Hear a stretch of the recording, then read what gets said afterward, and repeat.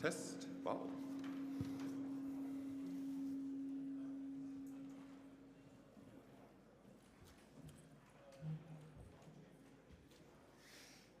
So, good morning.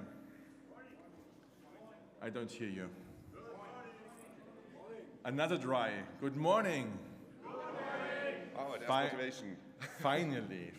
So, I'm pleased to welcome you all to the 2025 edition of the first CTI conference. I would like to introduce you to my co-chair, Patrick, and my name is Thomas, and we do that now for 2 years jointly together, and we are really happy to do it. So when I was going by train to Berlin yesterday, which was a nightmare thanks to Easter Monday, I thought about, we started this event several years ago, and I always envisioned that this event will make the tool developers and the analysts that we don't process IOCs via CSV files with PDFs. I hope that we don't look for IP addresses as indicators. I hope that we are looking for GTPs. We failed. In my opinion, we failed. And we still don't use sticks, which is for me the biggest problem. No, just kidding. So we are not there where I wanted to be. However, now we are in 2025, and I think even that we have evolved as a discipline. There's with great tools and great frameworks, etc. I think we are still not at the end, right?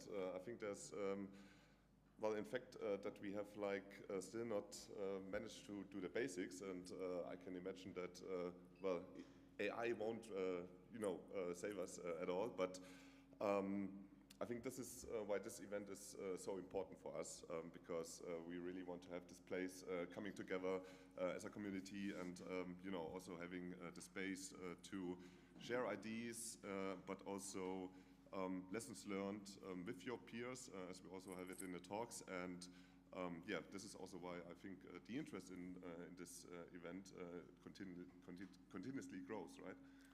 Right. So this event is a lot of work. So when this event stops, we still again start, or we even plan, or even next year, way before. It is a lot of hard work. Patrick and I stand here.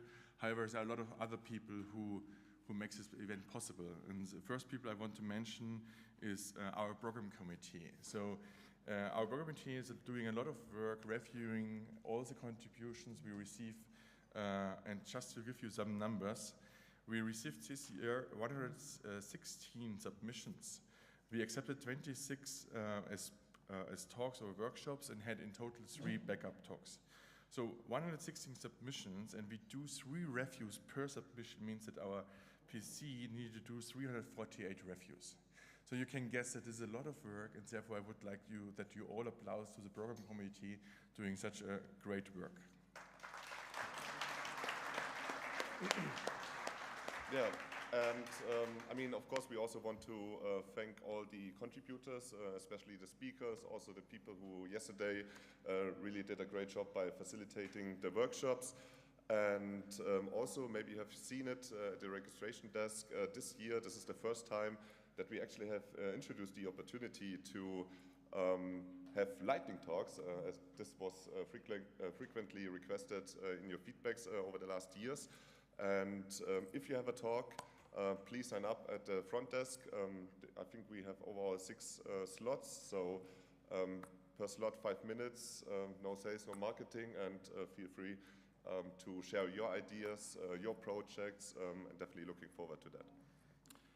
So this event is also only possible because we have such great sponsors every year, and we would like to thank our sponsors that they are continuously supporting this event. And now I would like to ask our Platinum sponsor, Silent Push, with David on this stage, and say some words about,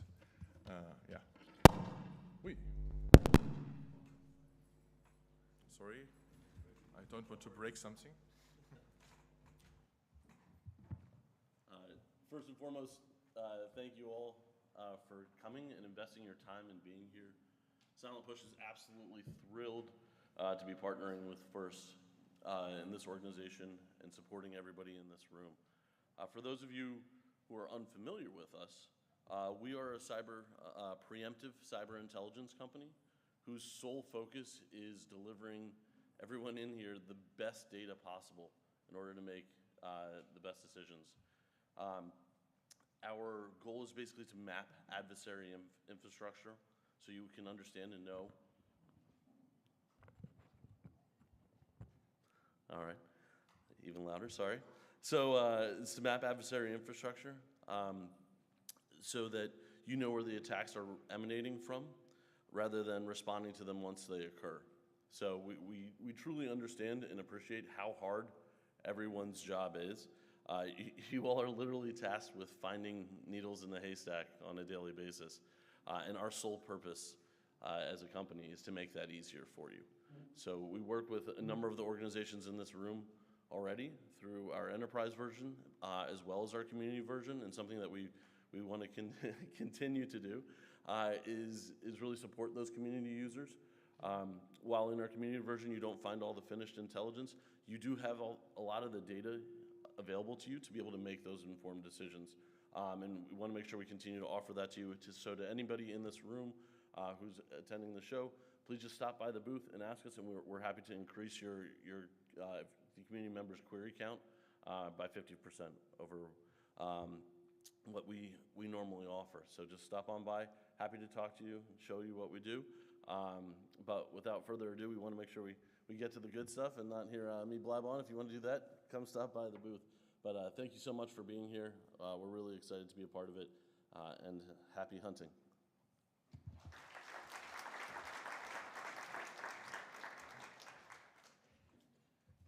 So this event became really important for FIRST. We started as a small group of people, with 100 people, almost 10 years back in Germany as a symposium. And now we grew to a conference, which is really, really great. And also this year, someone from the board, especially our board liaison, is here. And now I would like to welcome Mona to the stage to also say some welcome remarks.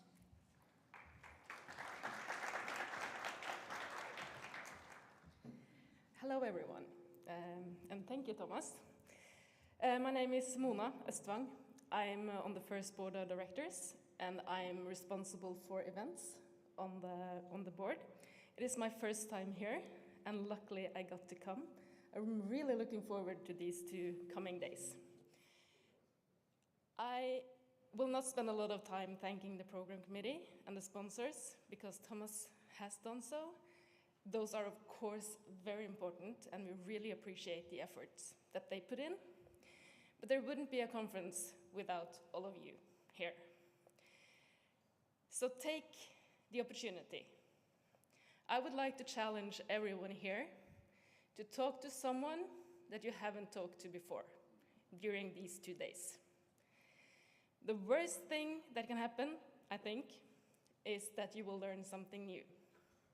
The best thing that can happen is that you make a new friend. So be curious, be respectful, be nice to each other, and be generous. And most of all, enjoy.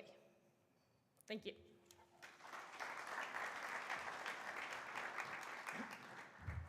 All right, so I think lastly, we also want to thank you. We just got the numbers. We are 363 participants here, so this is huge, definitely huge, and this I think is also worth applause, because without you, this won't be that kind of success. So thank you all. I also know that, speaking about countries, we are from 49 countries all over the world. So this, I think, really reflects how truly international we are. This is also, you probably see it in the agenda. I'm really proud to have so many CTI practitioners here. As I said, or as also Mona said, please take this opportunity to make connections, look left, look right to your neighbor. If this is an unknown person, get introduced to each other and really make the most out of it. And yeah, I mean, I think we are already, ready for the first talk, right? So then it's my pleasure to, I can think that you call her like a CTI veteran. So I really have the pleasure to announce Rebecca Brown. Well, if you ask me if there's one book which actually, fundamentally changed how I looked at things, it's definitely Intelligence-Driven Incident Response by Scott J. Roberts and Rebecca Brown. So I really have the honor to announce Rebecca Brown with Decoding a Decade, 10 Years of Applied CTI Discipline for this conference. Thank you, Rebecca.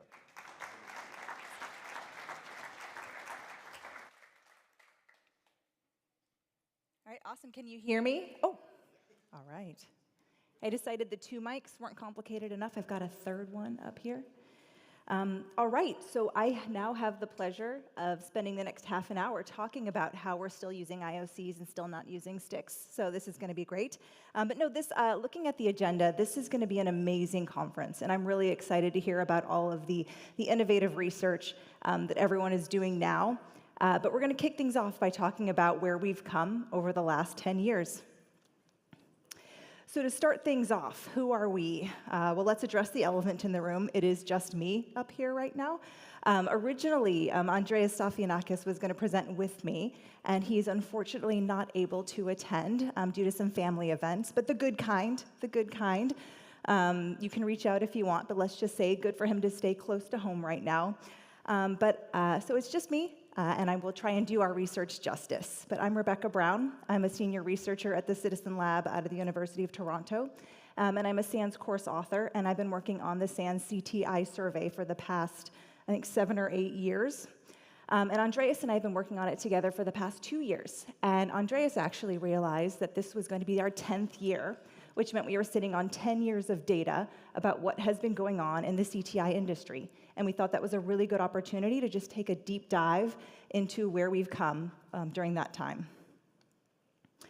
So we broke it into about 3 periods that we're going to talk about: the foundational years, the maturing stage, and the modern era.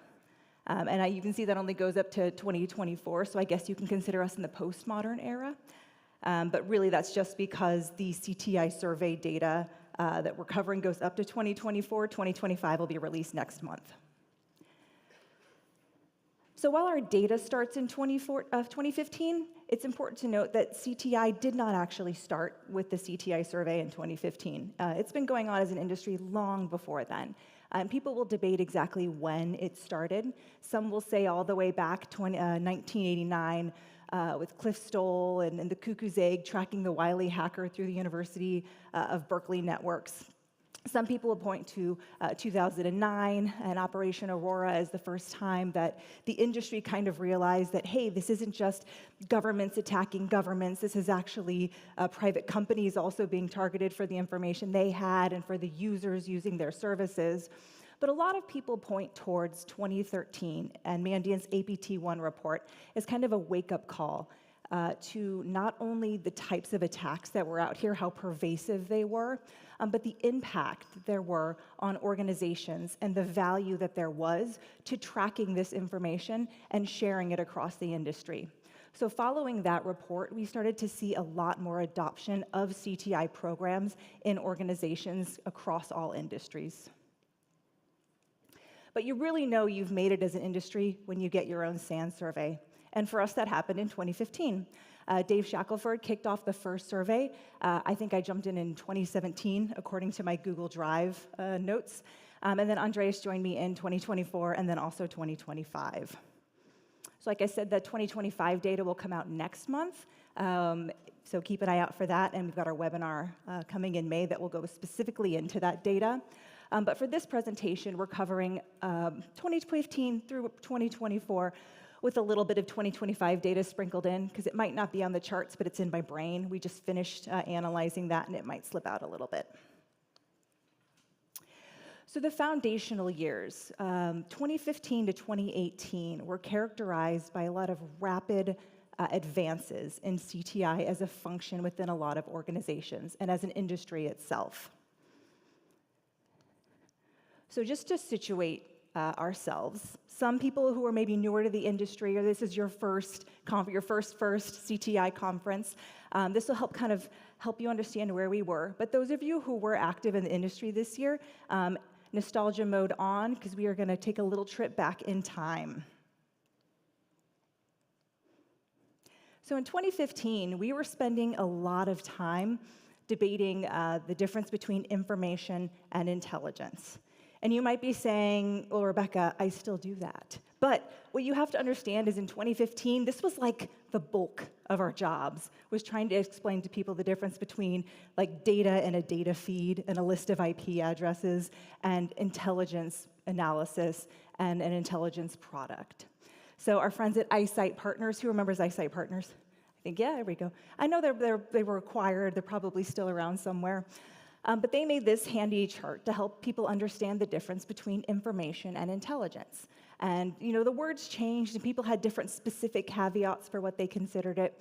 But the general gist of it was information was data that was out there. It could come from a lot of different sources. Some of it was verified, some of it was not. But it was basically, it is what you get. Whereas intelligence was coming from vetted sources. It was analyzed. It was assessed. It was the implications of it were included in those assessments.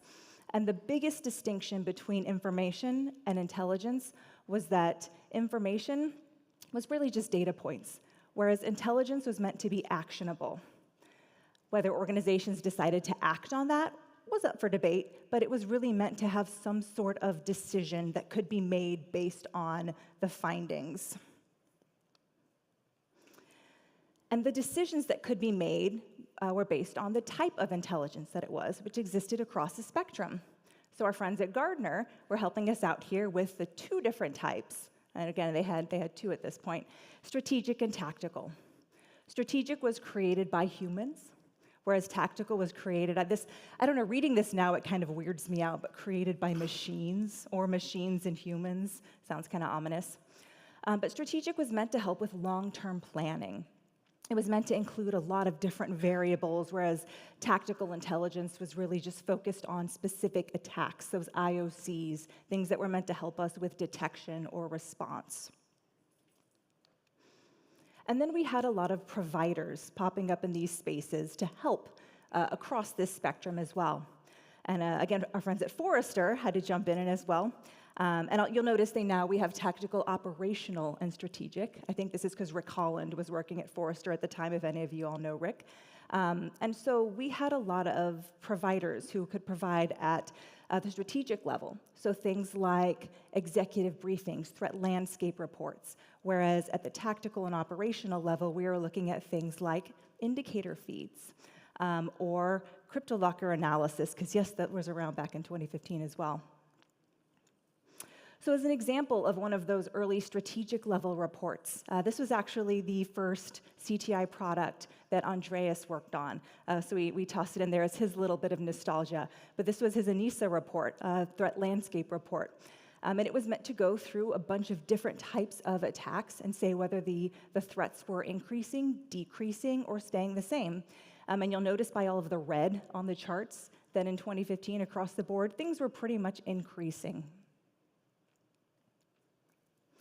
So providers were popping up in this space to help fill the need to address all of these increasing threats. And we had those both in the open source and in the commercial space. So in the open source space, we had a lot of threat feeds that jumped up.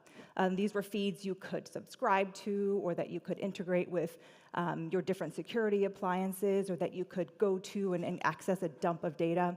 But it was more or less whatever was available. Whatever attack information people had, they wanted to make it available to share, which was great, very nice of them.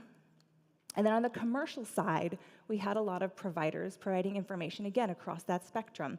Some were just meant to be more curated versions of those threat feeds, more vetted, more validated, whereas a lot of these providers were providing more on that strategic side, and some even were providing things like consulting services to help set up your own threat intelligence programs. And then a really big industry that was starting to pick up during this time was threat intelligence platforms. Because as the vendor ecosystem, whether it's open source or the commercial side, grew, analysts were trying to figure out how they're going to work with all of this data, especially because it was in different formats and different standards. And standards really didn't exist the way that we are fortunate enough to have them now. And integrating it was really, really difficult. And so we had this idea of a single pane of glass. Who's heard that term? Who still uses that term? Who's still waiting for our single pane of glass? Do I put a quarter in a jar somewhere? Yeah. So the idea was a threat intelligence platform would allow us to gather all of this different information that was being generated and curated, analyze it in a single place, and then get it to all of the different consumers. And so an entire industry popped up around this conceptual idea. All right, so let's jump into what the survey data told us from this time period. So in 2015, we had about 70% of organizations using CTI in some way.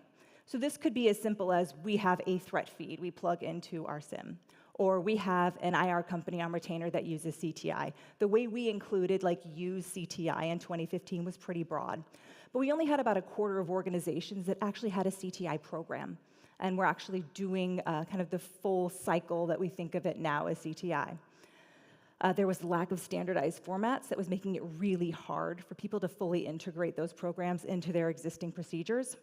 And then budget constraints and lack of skilled professionals were the main obstacles at that time.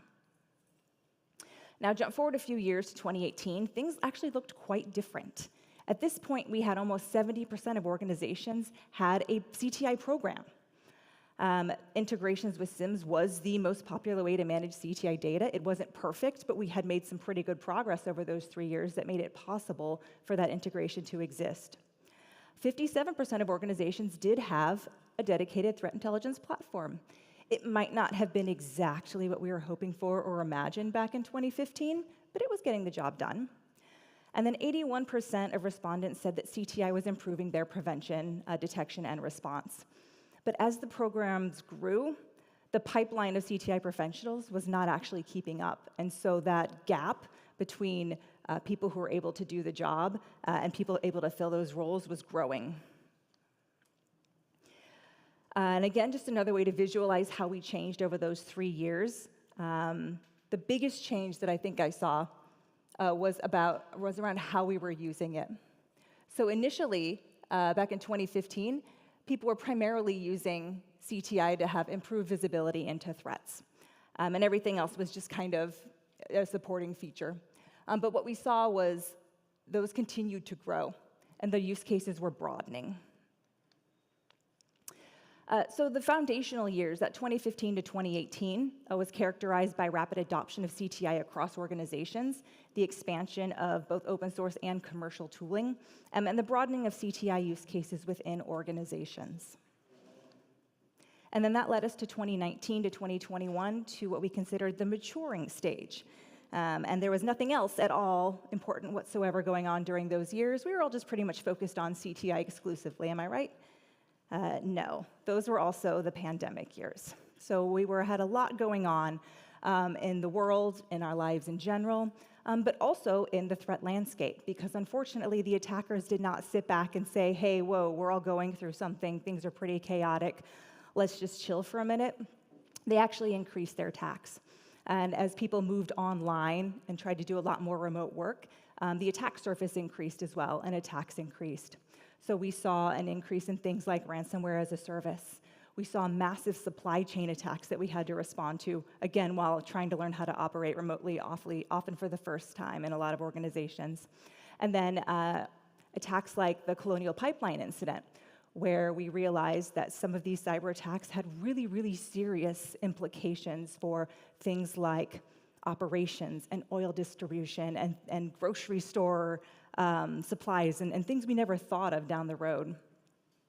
And so what this meant for the CTI industry is that if you think back to 2013 and kind of that APT1 report kicking off, organizations thinking, hey, maybe we need a CTI program, in the back of their minds, a lot of CEOs and CISOs and boards were thinking, okay, we need to protect ourselves from industrial espionage or that government hacking us threat. But all of a sudden now, in 2019, 2020, CTI was helping support from ransomware or from financially motivated attacks. And that became, again, the broadening use case of what CTI was important for and valuable for, and how it could support programs continued to grow. So CTI became seen not only as something for the 1%, but as a must-have. And we started asking more questions within the survey. We started formalizing, asking about intelligence requirements, and we began to measure CTI program success.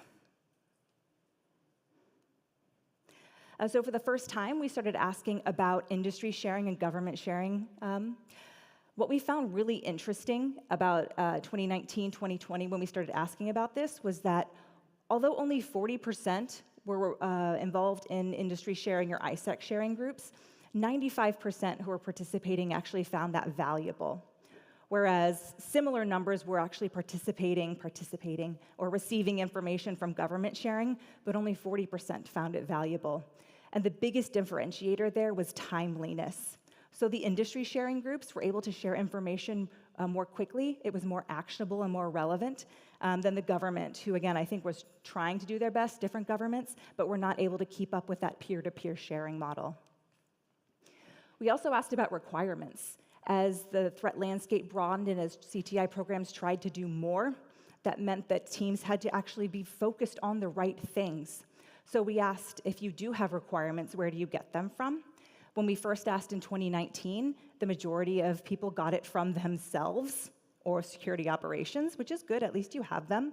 But there was not very much attention given to teams like vulnerability management or business partners. If you worked in an organization that was not a cybersecurity-focused organization and you were actually trying to enable the business, it's important to figure out what it is that they're doing and what's important to them so you can support that work. But luckily, by 2021, even though we were still asking ourselves and our friends a lot more, we were also asking other partners across the business, which again shows that growing maturity. We also started asking about effectiveness. Are you measuring effectiveness was the first question we asked. And I love that the first time we asked it in 2020, there was like 4% said like, yes, we're measuring effectiveness. The vast majority of people didn't say no. They said, I don't know. I think it was like 40%.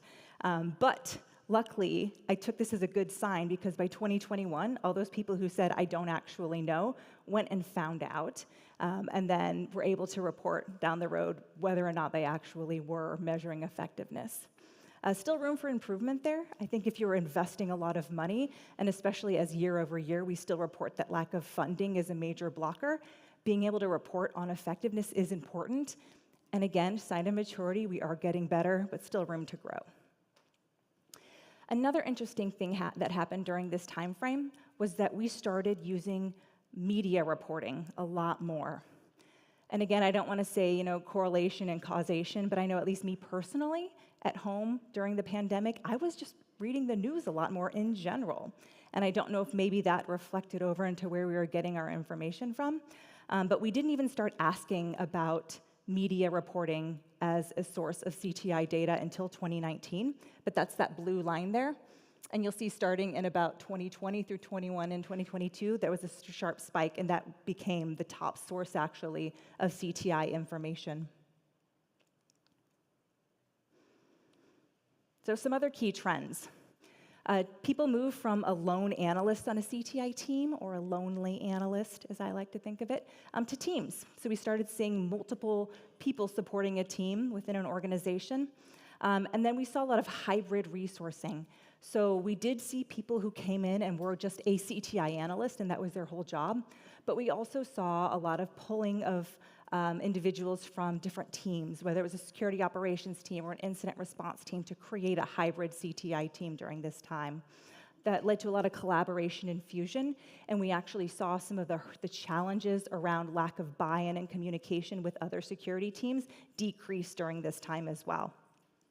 And then we saw the pandemic pivots and impacts on sharing. Not surprisingly, one of the biggest pandemic pivots that we saw was a change in how CTI was communicated. And you'll notice that in-person briefings dropped a lot during that time. 2021 was the first time we specifically asked about how things changed in relation to the COVID-19 pandemic. I'm surprised it didn't go down a lot more, but I'm guessing maybe people considered like video calls as in-person briefings, but that did decrease. But what I thought was interesting here was that, yes, email and reports did increase, but dashboards also increased a lot. And whether these dashboards were built into your threat intelligence platforms or things you built yourselves or used existing security tools, coming up with creative ways for real-time visualization of what was going on in your organization and how to show what that threat landscape was or how you were responding to it, I think was a pretty innovative impact of having to change our processes in response to something I think none of us really could have anticipated. I don't know where I'm meant to be pointing this, but clearly it's not the right place. So the maturing stage was really characterized, again, by, we had that initial boom, 2015 to 2018, and then it became refining our practices, building those requirements, zooming in on how we were sharing and where we were getting information from. The key challenges, again, remained those disruptions to our operations and how we adapted to them. The increased data volume, both from that external media news that we were reporting in on, but then also the information we were getting from sharing groups and from the government and figuring out what's relevant, what's not relevant, and then were we really focusing on the right places and on the right things? And that led us to the modern era. So some key observations during that time. The global instability actually causes more CTI work. During this time period, we had a couple pretty significant geopolitical events and conflicts that had direct CTI impacts that a lot of people had to respond to. In addition, we also had a lot of regulations pop up. So CTI became actually incorporated into a bunch of security regulations. And so now organizations are both required to have CTI functions, but that also means that they need to do CTI functions. So it's a double-edged sword that all of us need to be able to respond to if you are part of those regulations. And then we had what Andreas likes to call sharing is caring 2.0. Back in the early days, we would try and convince people to share what they knew because it was important to kind of that mutual protection and mutual defense. But now we have mandatory and compulsory reporting on things like data breaches or significant incidents, which can both increase sharing, but also can create some additional complications around how that information is shared and when. And I think that's something the industry is also trying to figure out. How do we continue to do that and follow all the regulations and be in compliance with laws while still trying to have that collective defense? So CTI personnel and teams, we did a deep dive into this last year as well to understand how those teams were structured. Again, as we continue to grow, we see that teams, the primary structure is organizations having their own CTI team with support from vendors, whereas in the past, vendors did a lot of the work themselves. And 1 in 4 teams continue to be that horizontal structure with teams and resources pulled from a lot of security teams across an organization. One of the biggest questions we get asked is, what is the ideal size of a CTI team? And I think we can all agree that the correct answer is it depends. But what we found from the data is that the majority of teams actually have 4 or fewer personnel. With, again, that big chunk of people here, 17%, who don't know how many people are in their CTI org, so maybe we should work on addressing that as well. But 2 to 4 seems to be a primary size. And then we have that big spike of about 15% who have more than 10. So our suspicion from looking through some of the write-in data is that might be either a very large organizations. We do have some organizations over 100,000 people responding to the survey. And then we also have a lot of cybersecurity vendors and companies who respond to the survey. So that might be where we see those large teams. So we're also seeing more utilization of CTI data as well. We have the classic areas that we ask about every year and that we've asked about every year throughout the survey: threat hunting, vulnerability management, incident response, and security operations. We've seen essentially all of those go up. 2024 was the first year that threat hunting became the primary use case, barely beating out incident response. That trend does continue in 2025, spoiler alert. But what we find more interesting is the write-in option, where you tell us what you're doing that isn't one of the 5 options that we give you. And we get a lot of really interesting data there. We have a lot of folks who are focused almost exclusively on ransomware tracking and prevention, threat actor profiling. There's a lot of brand protection and mitigation that has a CTI use case out there, supply chain threats. So the ways that we're using CTI as an industry continue to increase. And I think that it's really great that people don't feel like they have to do a cookie cutter, like I do one of these 4 things. You talk to your business units, you talk to your executives, and you define your requirements based on what is actually needed, and that you're able to pull in the CTI resources to do what you need to do. I don't know if this is good news or bad news, and we'll see how this trend continues, but it looks like CTI adoption might actually have peaked. I don't know, we'll see. But it looks like 2021 was the top year for us so far, and then we've seen just a slight, steady decrease ever since, again, continuing into 2025. There's been a lot going on in the world since then, a lot of budget cuts, a lot of funding and staffing issues, so that might be what we're seeing a reflection of. But the CTI work continues. We still see a lot of organizations reporting that they are using CTI and that they get a lot of value out of it. So I don't continue to see that number crash down the way the stock market is, but again, something to keep an eye on. And the CTI sources, like we mentioned, during that maturing stage in the pandemic years, we did see that open source and that media reporting jumping up. We do continue to see that, and in 2024, external sources such as media reports were the top source of information. And much higher than incident response and forensics data. And that might be availability bias. There is a lot more external information available, maybe than internal threat data. But what that can do is lead to prioritization changes as analysts spend more and more time in that open source space in trying to understand and sift through what can be a lot of potentially interesting open source information. It can make it harder for them to identify what actually needs their time and attention. And in fact, looking back at challenges and how those have changed, although that lack of funding, I feel like, will always be a challenge, things like lack of communication, lack of buy-in, those are going down, but things like lack of time, lack of interoperability, those remain issues that I think we're seeing and that are only exacerbated by the increase of information that we are trying to handle as CTI analysts. But luckily, we have AI to help us with all of that, for good or for worse. 2024 is the first year we asked about AI and the use of AI in CTI programs. So again, we've got that 17% who have no idea what's going on in their CTI programs. But we had about a quarter of respondents, even in 2024, who said, yes, we're using AI in our CTI program. And then we had almost 40% who said, no, but we plan to. And we actually did see quite a few of those people follow through and are now using CTI just 1 year later. When we asked how they're using CTI data, they said they're using it in the analysis phase, which almost made me have a heart attack. But then once we dove into the data and the write-in on how they were actually using it, they weren't just typing into ChatGPT, hey, who hacked us? What they were actually doing was using AI to help prioritize and refine and get summaries of news articles and things that might be relevant to try and handle that data overload and try and figure out with all of that information that's out there what was actually useful and important to them.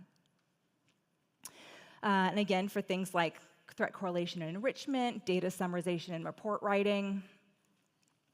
So again, just a quick where we're at now. We really went from what we call zero to hero. So we went from something where people were saying, I think my very first talk that I gave in 2014 was called What Would You Say You Do Here, as my role as a CTI analyst. to now I don't need to explain what CTI is as a job anymore. The community and collaboration is something I think that has gotten us to the point that we're at now, and that I hope continues. We're continually evolving, and we see that shift throughout the data in our ability to respond to changes to the threat ecosystem, changes to the situation around us, and we're seeing impact beyond just the cybersecurity realm. All right, so some closing thoughts. Back, I think, in the early days of CTI, it was really hard to explain what it is that we did.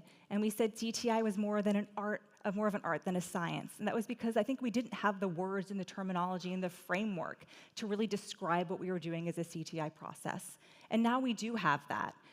We have standards. We're written into regulations. We have the data. We have a technology that supports all of these processes that we're doing. And so while there will always be some sort of an art, I think, to what it is that we do in CTI, it's not magic, and it's not indescribable, and it's not up to someone's whim. It really is data-driven and process-driven. But the important thing to remember is that we are still wizards. One of the ways we've overcome some of the workforce changes has been by realizing that part of the wonderful thing about CTI is that we can have people coming from all sorts of different backgrounds and specialties and skill sets who can make an absolutely amazing CTI team. So we've been able to pull people from journalism, law enforcement, healthcare, research, every single background you can think of, I've now seen on CTI teams making an absolutely amazing impact. So that I think that has been one of the differentiators of our industry, and again, something that I think will continue. And then finally, things are changing. The world has gotten a little weird recently, if anyone has noticed. And that will change actually how we do our job, because we will have to reevaluate the threat landscape yet again. How threat actors will operate, how governments will operate, all of these things are up in the air. But we don't have to start back at the beginning. We have all the tools, we have all the resources, we have the frameworks, we have the right people out there to say, okay, what does it look like? And when threats arise or when challenges arise, what do we need to do and what do our organizations need to do in order to respond to these things? So while it might seem a little crazy and a little daunting, I'm confident that over the last 10 years, as an industry, we are ready for this challenge. Even if we're still using IOCs, and even if we're not using sticks, I think we can handle it. All right, that's all I got.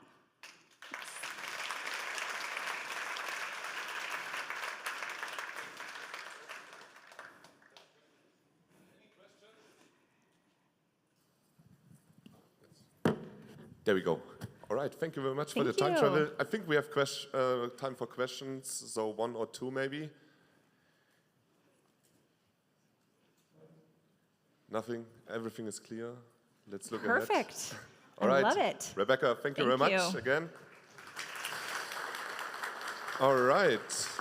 So, next up, a great speaker with a very great initiative. You know, if you start your CTI program, it's always good to have something, such as a framework and stuff like that. And thankfully, I think there's something outside. So now we have Gert-Jan, which doesn't need any introduction at all, I guess. But he will talk about immaturity can be fun, just not in a CTI program. So please join me in welcoming Gert-Jan. Please take it. Thank you. Thank you, Patrick. What's up, Berlin? How's it going? Great. Jesus, what is this? Good morning, Berlin. Good morning. Yes, good job. Welcome. My name is Gert-Jan Borgink. Very honored to be the second speaker of today, especially after the great Rebecca. Just amazing to see where this industry came from, going, and whatever has happened. Today, I'll be talking about diamonds. You might say diamonds, what does he mean? So who knows what it takes to make a diamond? Pressure, yes. Anything else? Carbon and time. And I think every one of you is a diamond. I know it's cliche. But what I also think is we try to be that diamond and we take a long time to evolve. And what we saw in the previous session as well is there's a lot of stuff you need to do, right? There's a lot of stuff you need to grow. And today I'm going to talk about something that perhaps reduces the time to become a diamond. We're going to do some audience interaction, so a little bit more enthusiasm. No, I'm joking. We're going to use Slido, and I'm not sure if it was explained to you, but I'm going to pose you a question. You're going to use your phone and do whatever it is, how this works. I don't know, just to be clear, we're experimenting. But I'd like to ask you a few questions, and this is the first one. How familiar are you in using a maturity framework for cyber threat intelligence? All right, AV guys, do the thing. Let's see if this works.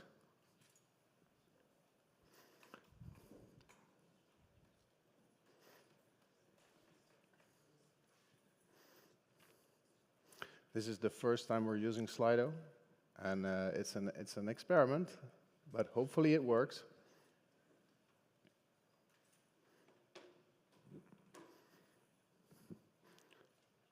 There you go. Please use your phone to scan the QR code on the left and reply on that. First option, I'm using one today. Second option, I'm familiar with one, a maturity framework in general, but haven't applied one. I know what they are. I'm not really interested. And finally, I'm not familiar, but I'm curious to learn. We're going to give it a couple more seconds for things to pop up.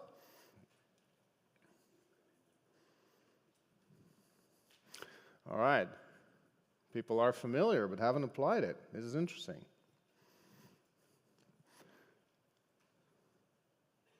All right. I think the trends are looking a certain way. So what I'm already seeing and what is interesting is every 2 years or so, even at this conference, we present a new maturity framework, right? We present a new framework to talk about maturity in CTI. And I think that is all truly valuable. And what is actually interesting right now is that most of the people apparently who replied in this room are not familiar with one. That's interesting to me. Also, the second one is I'm not familiar with it, but I'm familiar, but haven't applied one. We asked 2 years ago, actually 1 year ago, also at First and some of the major conferences, we saw people talking about frameworks and maybe a bit annoyed even, right? Think about why are there so many? You know, why in CTI? Why are there so many? What makes that? You know, what is the reason for that? And what we actually decided is then this is annoying. We need to call everybody who has a maturity framework, literally everybody across the world, and then ask them, can we contribute everything into one thing? And just bring that entire community together. Because this is something we need to fix. AV team, I'm trying to go to the next slide. I'm not sure how this will work. Do we need to swap it?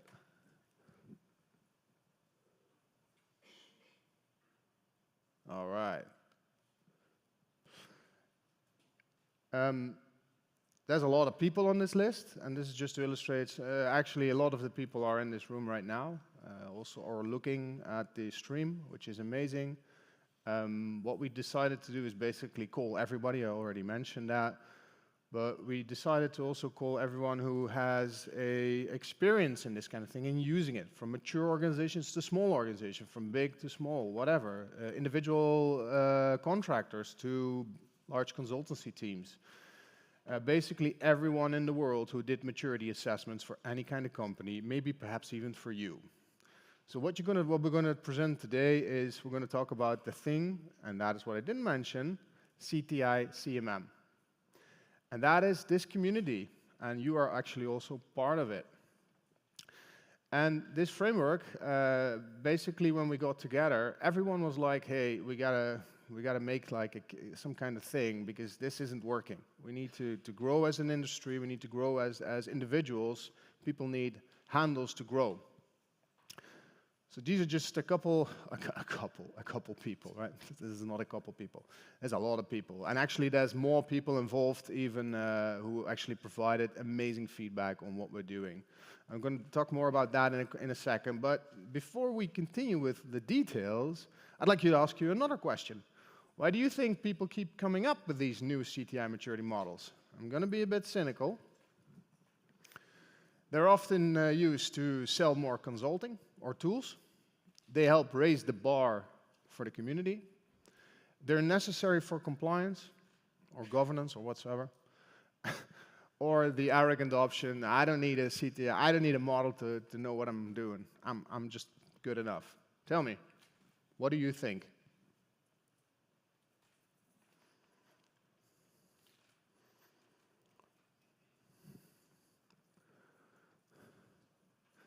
Nice. The trend is already in a certain space, right? So the funny thing is, if you Google CTI maturity frameworks, you get like 50 results. And I think that is exactly what happens. You know, and I think that is the perception right now as well. We think, or at least I personally think, because I'm not speaking on behalf of everyone, I'm speaking on behalf of myself. Most often you've seen people being enthusiastic. They want to create a maturity model to help structure how teams work. Unfortunately, when you have to launch these kind of things and you need some kind of marketing around it, it's usually perhaps tool-driven. And then you get into this marketing use case or consulting use case. That's unfortunately reality sometimes. I do think we can do better, and that's also why we did what we did. One thing is also interesting is the need for compliance. As Rebecca already mentioned, there is, especially in Europe, there's increased regulation around structuring and growing CTI teams. There is a need to do that. There isn't a clear guidance on what level of maturity CTI teams should be. Well, we think there should, but what exactly? That is the question. And this actually, what we think will help. This is already interesting. We're going to go to the next slide, please.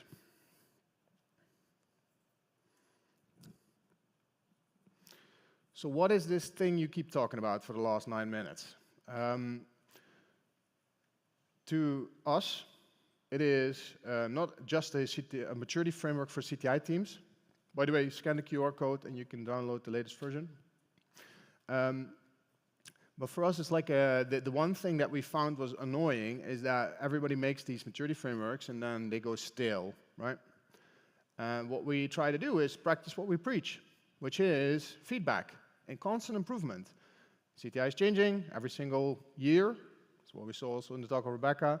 But what isn't changing is current frameworks, how they fit with reality, and that's what we're trying to fix. So we're trying to create like a bizarre feedback loop with the community, which is all of you, and then actually improve this framework by design. And that leads to some very interesting things that you wouldn't think are actually part of a maturity model. And I'll talk to that in a second. Also, we wanted to bring real-world use cases to everyone. Sometimes when you start as a lone ranger, it is sometimes difficult to figure out what you want to do, how you want to do, what is the thing you want to do. Well, I can tell you this. People often, they can't come up with how you use CTI, but they can tell you how they won't want to use CTI. So what I'm saying is sometimes you just need a couple of good examples to show people what they can do with it. And that's actually what works. We got some very positive feedback on this so far. We also want to focus on capability building, how you grow, stakeholders, all that stuff, but more giving people practical handles on how to grow, and we're still tweaking that. What we're also trying to do is not launch one framework. We actually launched the version 1 last year. We're constantly evolving, constantly improving. But the key thing is giving people, practitioners, practical things to work on, practical things to do. If it doesn't work, you tell us, right? You tell us, we'll improve it in the next version, and then we'll be on with it. That is exactly what we should be doing, I think. What is CTI maturity? A final question to the audience. What does maturity mean to you? A quick Slido 1. I'd love to hear it, what you think of that. Your options are it means meeting stakeholder needs effectively. Second option, it is about achieving a specific level or benchmark. Maturity is both of them, or neither. A bit more nuanced. Tell me, what do you think?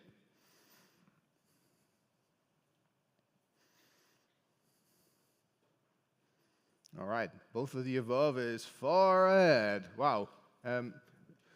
So let me tell you this. When people ask me personally, what is a mature company? For me, it's it depends. Obviously, that's the stupid answer. But to me, it's like, are people happy personally? Are stakeholders happy? People engaged? That will create positive results, and that will create, you know, stuff you can talk about positively, and then you can work on benchmarks and all that jazz. I think we're living in a day and age where everything needs to be, you know, put in boxes and numbers and all that stuff. It's like that is the logical thing to do. I'm not saying that that is the best thing to do, because we humans, we are inherently illogical, right? We are emotional creatures. So is achieving a specific benchmark because someone told you to a good idea? I don't know. Right? I'm not going to bias your own thinking, but I think you should make your own choice right now. Like, what does it mean for my team to be a mature team? You know, what is our definition on that? If you work in compliance or regulated environments, you might need to put a number on that, 1, 2, 3, 4, whatever. But as you can see, opinions differ. I'm going to swap to the other one, please.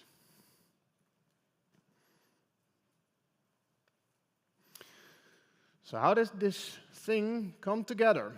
So in a long time ago, the cybersecurity capability model was introduced, which was a holistic, cybersecurity-oriented model.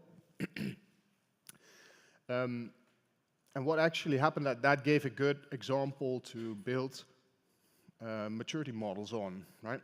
Maybe some of you have actually worked with that, or perhaps even used it. What we try to do is basically use the same logic and approach from C2M2 and apply that to CTI and see what happens, and basically throw all our experience into one puddle and see what happens.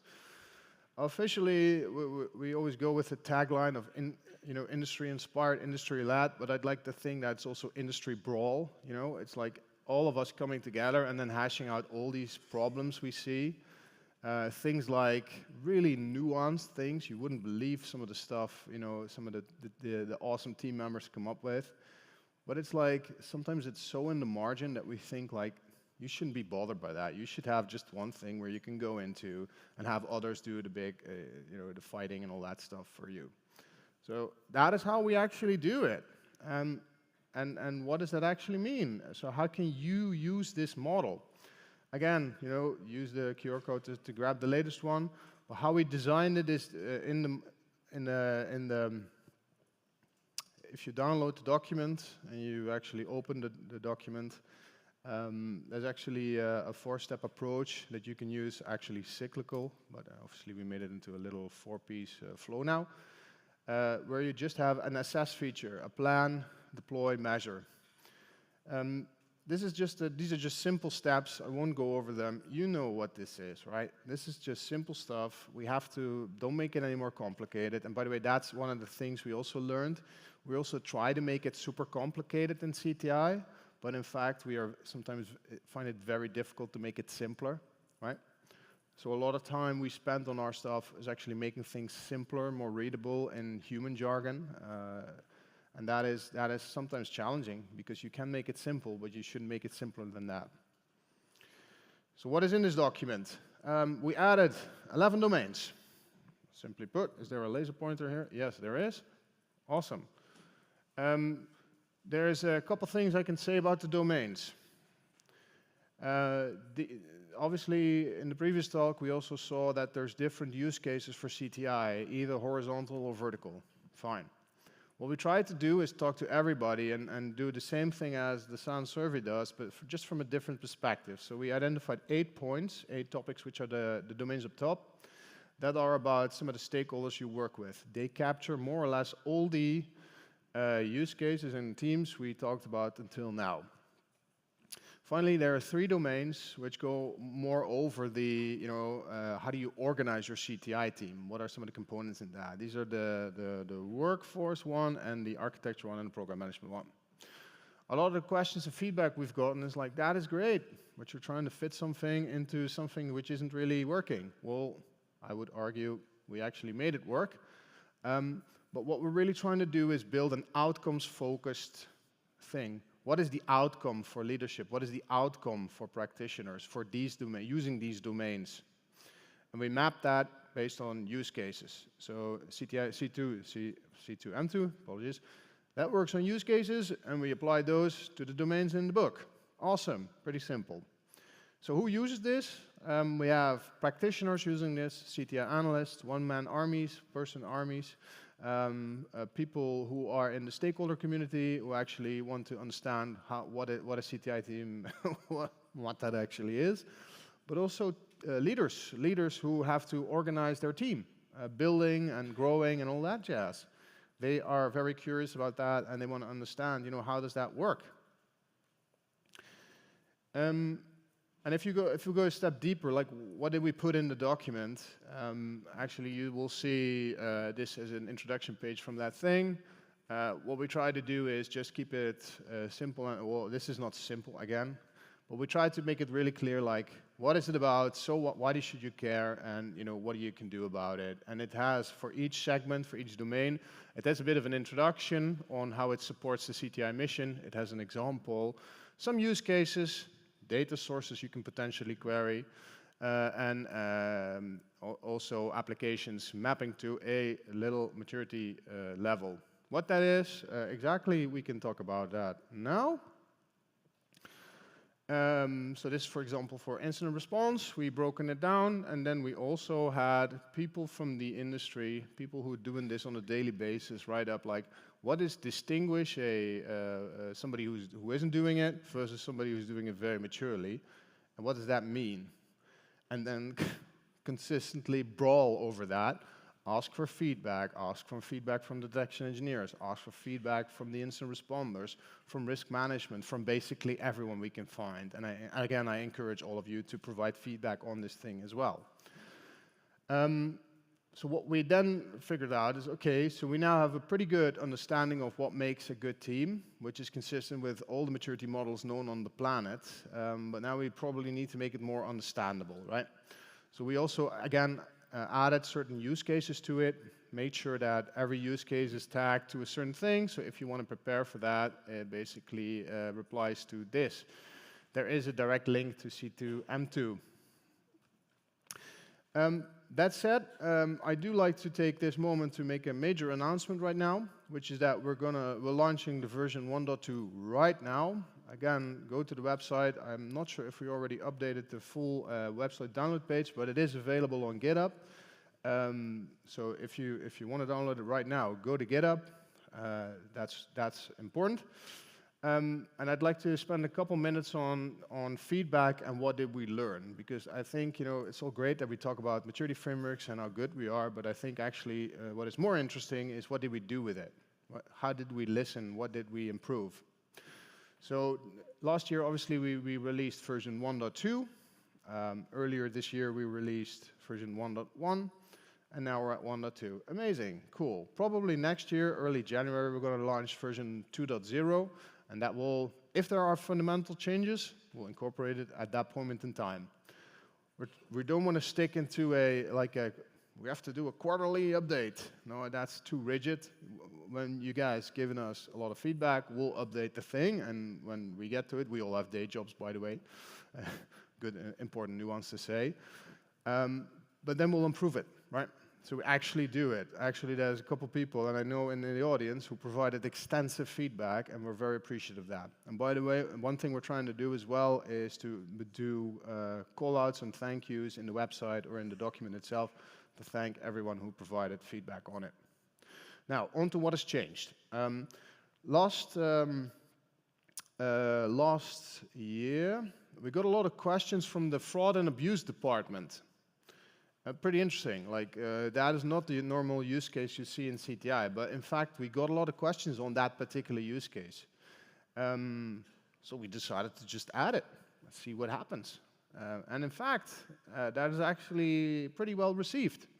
It created at least a discussion on, is this a thing that we should focus on? These are two apparent different worlds, right? But in fact, they are related. They do the same thing. I personally think that there is a bridge between the two of them, and we should collaborate on things. And actually, this is a first step on how we can figure out if we want to do that. So that was a good one that led to a completely new domain.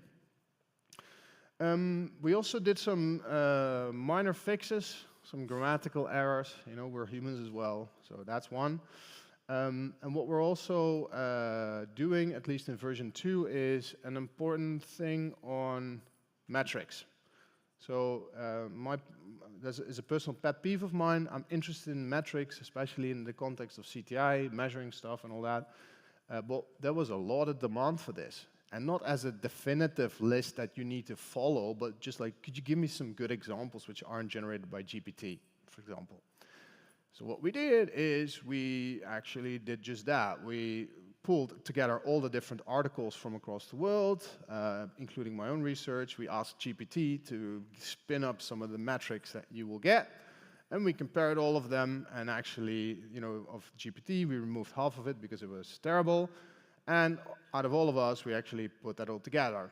And that now became a huge, huge annex in the document. It has, for each of the domains, it has extensive metrics, which I recommend all of you to explore. Again, this is not prescriptive, right? We don't think you should use all of that. By the way, we don't think you should use any of the things here. We think that you should use it as inspiration to build your team, right? And the metrics are one example. A lot of people talked about that. A lot of other feedback we've gotten was about CTI data sources and how we, what are some of the data sources, where you pull from, how is that? People just wanted to see like a mapping, you know, this comes from that. Very simple, not simple, but you know, that's something people wanted. So we made just that. And that's the best part of having like a 30-people community of people who do this every single day. We can pretty easily spin up these kind of updates if you like them to. And finally, there's the assessment tool. So I'm gonna go out on a limb here and say that Excel files are not tools. Everyone that says that, I think they're wrong. I think an Excel file is just a thing. I don't want to make a statement here, just to be clear. My point is, the first question we got when we launched was, where's the tool? But you know what's so difficult when you do these maturity models? It's like everybody asks you for an Excel file, and like, I don't want to make an Excel file. Okay, what is the alternative? The alternative is make a website. Yeah, okay, if you make a website, then it all of a sudden becomes like a vendor thing or whatever. Yeah, we don't want to do that. And we ended up with an Excel file. So that is where we are today. Beginning of the year, we launched the first version of that tool, to beta test it, to see what happens, basically. Turned out it was pretty well received. Some people actually got some very interesting findings. An interesting observation to share is a good friend of mine from the US who was testing his own personal maturity model thingy versus this thingy. And what basically happened is, because we're talking about use cases, the conversation becomes different. So you don't have just traditional, like, are you doing this specific thing in IOCs? No, it's like, are you figuring out this use case, and how are you figuring that out? The nuances were pretty interesting, and he was looking at different things than he was before. With this version 1.2 on GitHub, the assessor is now also available in a final version. You can use it any way you like. Tell me what you think, and that's where we are. Now, what does the future look like? Obviously, major fixes if needed. If there's things that we can improve, we'll improve it. Fine. But we also got a lot of questions on implementation guides. And what does that mean? It means, hey, Gachan, could you give me some examples on how to do domain X or Y or Z? And this is where it becomes pretty interesting, because that's usually the proprietary information of companies, right? So what we're trying to figure out is, how can we, give the community deliverables that people can use while still balancing out the commercial relationship, right? Everybody's got to make a living, and we can be open and honest about that. But the thing is, there are things that everybody does and everybody can benefit from. And we're trying to figure out what is the templates that we need from everybody that people need to make maximum impact. And we're going to launch those. We're going to launch those either way.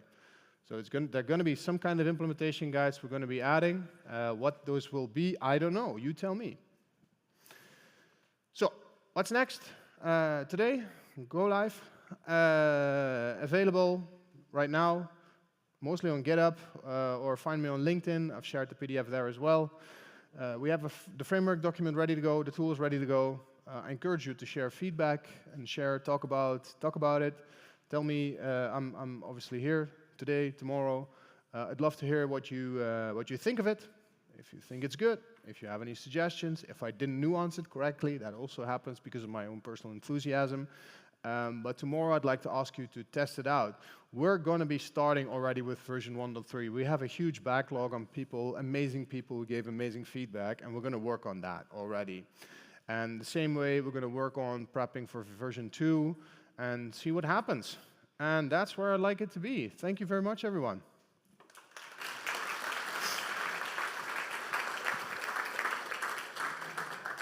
Great. Thank you very much. Are there any questions? We have microphones. You can line up or just raise your hand. Go on, people. Challenge him, please. I see no questions. In any case, I think you will be around, so please reach out to him. I think this is a very great initiative and really helps us as a community. I think that's the first session. So thanks again, Gert-Jan. And now we have a network break for 30 minutes. So take the opportunity to connect. See you in 10:45 in time. Thanks.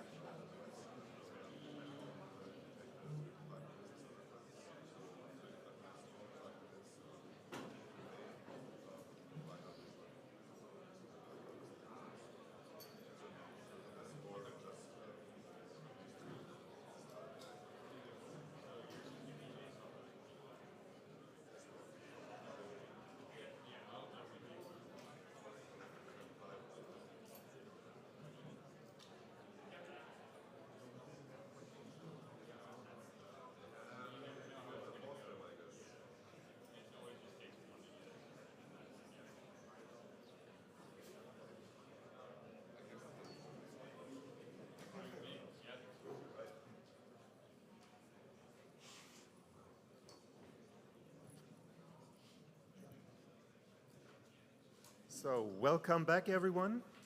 Next up, we have Scott Small. You might have spotted his name as one of the contributors to the CTI CMM maturity model. He will talk about the numbers game this morning, how quantification can help CTI practitioners prioritizing the threats. Scott, take it away. Awesome. Thank you so much. I'm going to jump right in. I'm really passionate about the subject that I'm speaking about today, which is quantifying cyber threats. We're going to speak about why threat quantification matters, and I'll show you some tools and steps you can use to get started. But most of all today, I want to offer encouragement to CTI teams who might be starting to try to quantify the threats that they're tracking. And we'll do this through a case study that I think proves that even the most complex topics can be decomposed to better analyze and more repeatably analyze them. So as mentioned, my name is Scott Small. I'm currently Director of Cyber Threat Intelligence at Tidal Cyber. We're a US-based technology company that builds a threat-informed defense platform. And I've spent my entire career in intelligence, research, and analysis. But one thing you might not know about me is that I started my career actually in the physical security space, analyzing threats to the physical international supply chain. So think about things like maritime shipping and cargo trucks. And this experience actually taught me a couple things that have really stuck with me throughout the rest of my career. One of which is just the importance of tuning your defenses to the local threat environment. And that's kind of inherent when we talk about what we call threat-informed defense. But the other thing is the importance and some methodologies for starting to try to quantify complex security topics.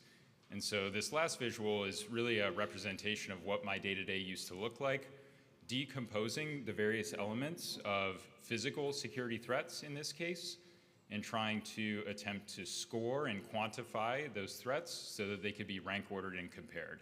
And I'll give some more details about this process when we get to our case study.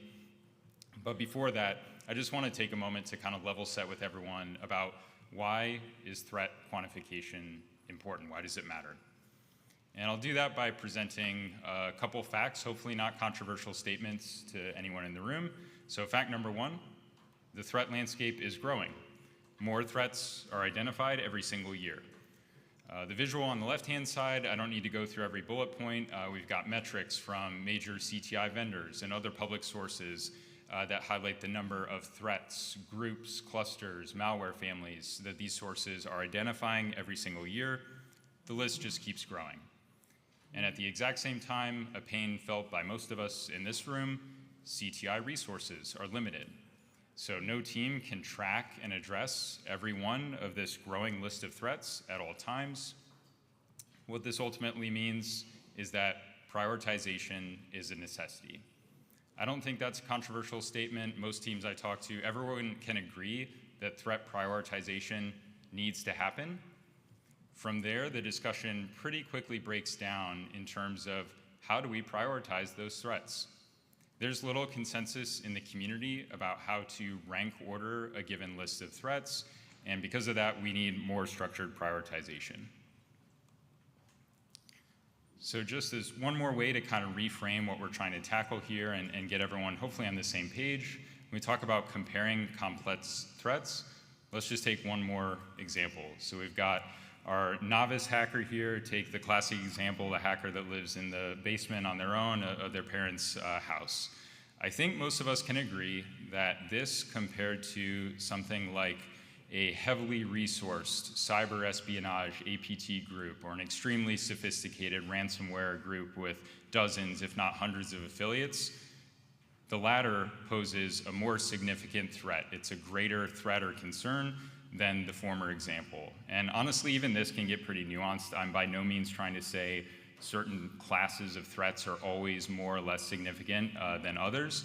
But when we look at the two extreme ends of this spectrum, again, I think most of us can agree that one is a greater threat than the other. But from here, I'll be the first to acknowledge that this is very much a complex problem that we're dealing with. And because of that, I've highlighted just a few of the elements that can go into threat analysis, of course.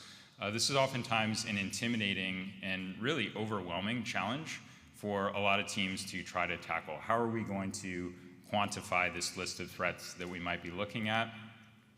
In order to do this, and again, provide some encouragement that it can be done, I want to actually go back to one of my past lives looking at in the physical security space and talk about how threat quantification has successfully been done at scale in that realm.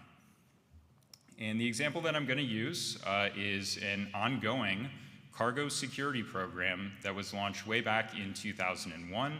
This was launched by the US Department of Homeland Security. The program is called the Customs Trade Partnership Against Terrorism, or CTPAT by the acronym.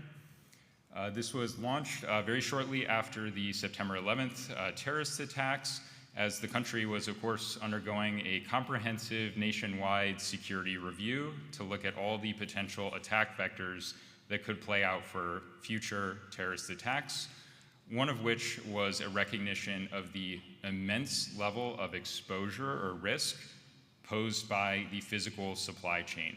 Cargo shipments coming into the country, the big concern was that terrorists could smuggle arms, introduce arms into these containers, or in the worst scenarios, actual bombs or explosives into incoming cargo shipments.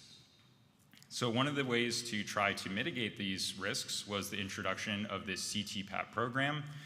Pretty interesting program, gives us actually quite a few lessons for cybersecurity in general, I think. I won't be able to go through all of them here today, but what it involved is participants in the program would sign up and provide evidence, information about their security posture across their entire international supply chain. And as part of this, they would volunteer to undergo actual physical on-site security inspections at places like cargo staging areas, or even all the way down to the actual factory itself. What they got in exchange for volunteering to go through this laborious process was they would get incentives for inbound cargo, maybe reduced fees or expedited processing times.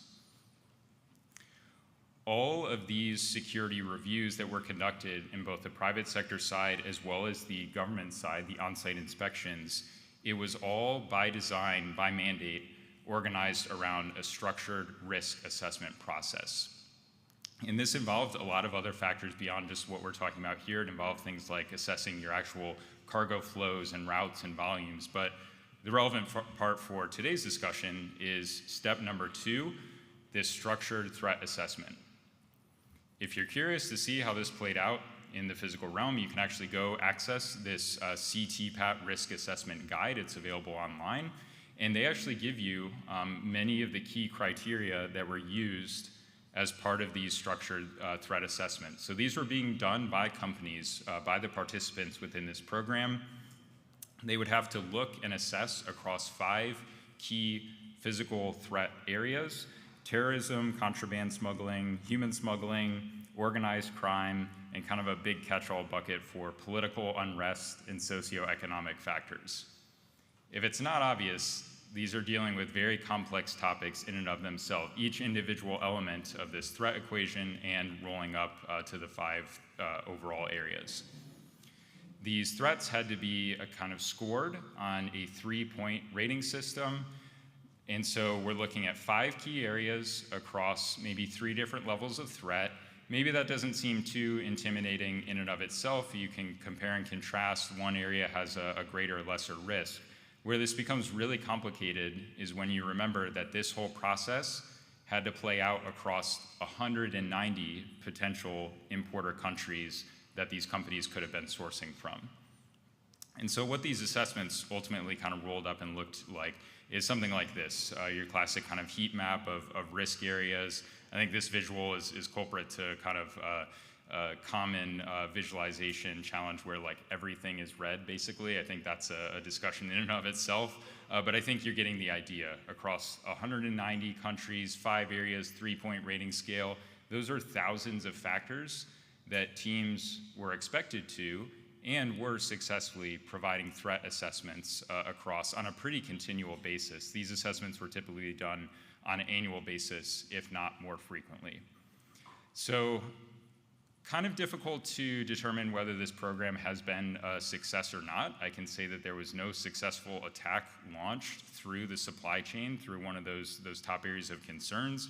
That's not necessarily to say that it didn't happen or it couldn't have happened, but we never saw that actually playing out. And I think the biggest factor is just knowing that 10,000 private sector companies participated in this program and were therefore conducting these threat assessments at a very large scale over, again, the program's been going on for well over 20 years at this point. So very complex challenge looking at national level threats of terrorism and contraband smuggling risks, but it was being accomplished by teams at a very large scale and with quite a bit of frequency. So let's obviously start to transition over to how can this structured threat quantification, threat assessment play out in the cybersecurity realm. Again, we're dealing with very complex topics here. If I had to kind of condense down what we're trying to accomplish with the actual workflows, we're trying to normalize data, normalize threat information so that we can make fair comparisons between one threat and another threat, or a list of a top 10, a top 100 of the relevant cyber threats to your team, your organization. I really see this process as like a very core intelligence workflow. Trying to score and quantify threats is going to allow us to check assumptions in our intelligence analysis. It's all ultimately designed to limit bias, and we have actual evidence that we can point back to say, here is why we're calling one threat a greater concern over another. And then from a very practical standpoint, this structure for threat quantification introduces consistency and repeatability to the process. So different members of different teams, people roll on and roll off of the CTI team, are hopefully able to conduct a similar, if not nearly identical, threat assessment in the future over time, looking at whatever the latest threats are at that given point in time. Structure, consistency, and repeatability. That's what really a lot of this is all about. This is something I continue to kind of keep iterating on, but I almost look at this entire process as like structured analytic techniques, which most of us are familiar with as an intelligence concept as a whole, but for tactical level intelligence. And I think you'll see what I mean, but looking at the elements that are going into my threat equation, we're doing this structured analysis at a very deep and specific level for threats. I don't think too many teams are at least thinking along those lines. We're starting to see a lot more of it, but traditionally we haven't seen that as much. So this is just a call out, something that I'm trying to keep iterating on. If you like the idea, I'd love to hear some feedback because it's something I'd like to kind of continue to play out in a little bit more detail. So let's move into how can you actually make this threat quantification start to happen. I think the best way to start thinking about this challenge is by how can we decompose what a threat actually is. And quite honestly, this raises one of the initial challenges of this entire exercise, that there's a lack of a consistently adopted definition of what a threat is. But I think most times when you look it up, do some research online, you'll find it falling into a couple key subcomponents. And I would say most often what I've typically seen is the academic definition: threat equals intent times capability times opportunity, or maybe something along the lines of likelihood times impact. I think at the end of the day, it's up to whatever your team decides in terms of the specific subcomponents that want to go into it. It's your decision as long as the team consistently refers back to the same things, or even at least tries to do that. I'll go ahead and call out a practical aspect of this. In my experience, just due to the definition and what it's kind of trying to keep track of, myself and my team, we primarily look at open source intelligence reporting. The opportunity aspect of the threat equation is pretty difficult for me to be able to assess on behalf of like a client organization. So that one I do tend to put a little bit less emphasis on. But to get more specific, let's start to now break down the subcomponents of both the intent and capability components of threat in and of themselves.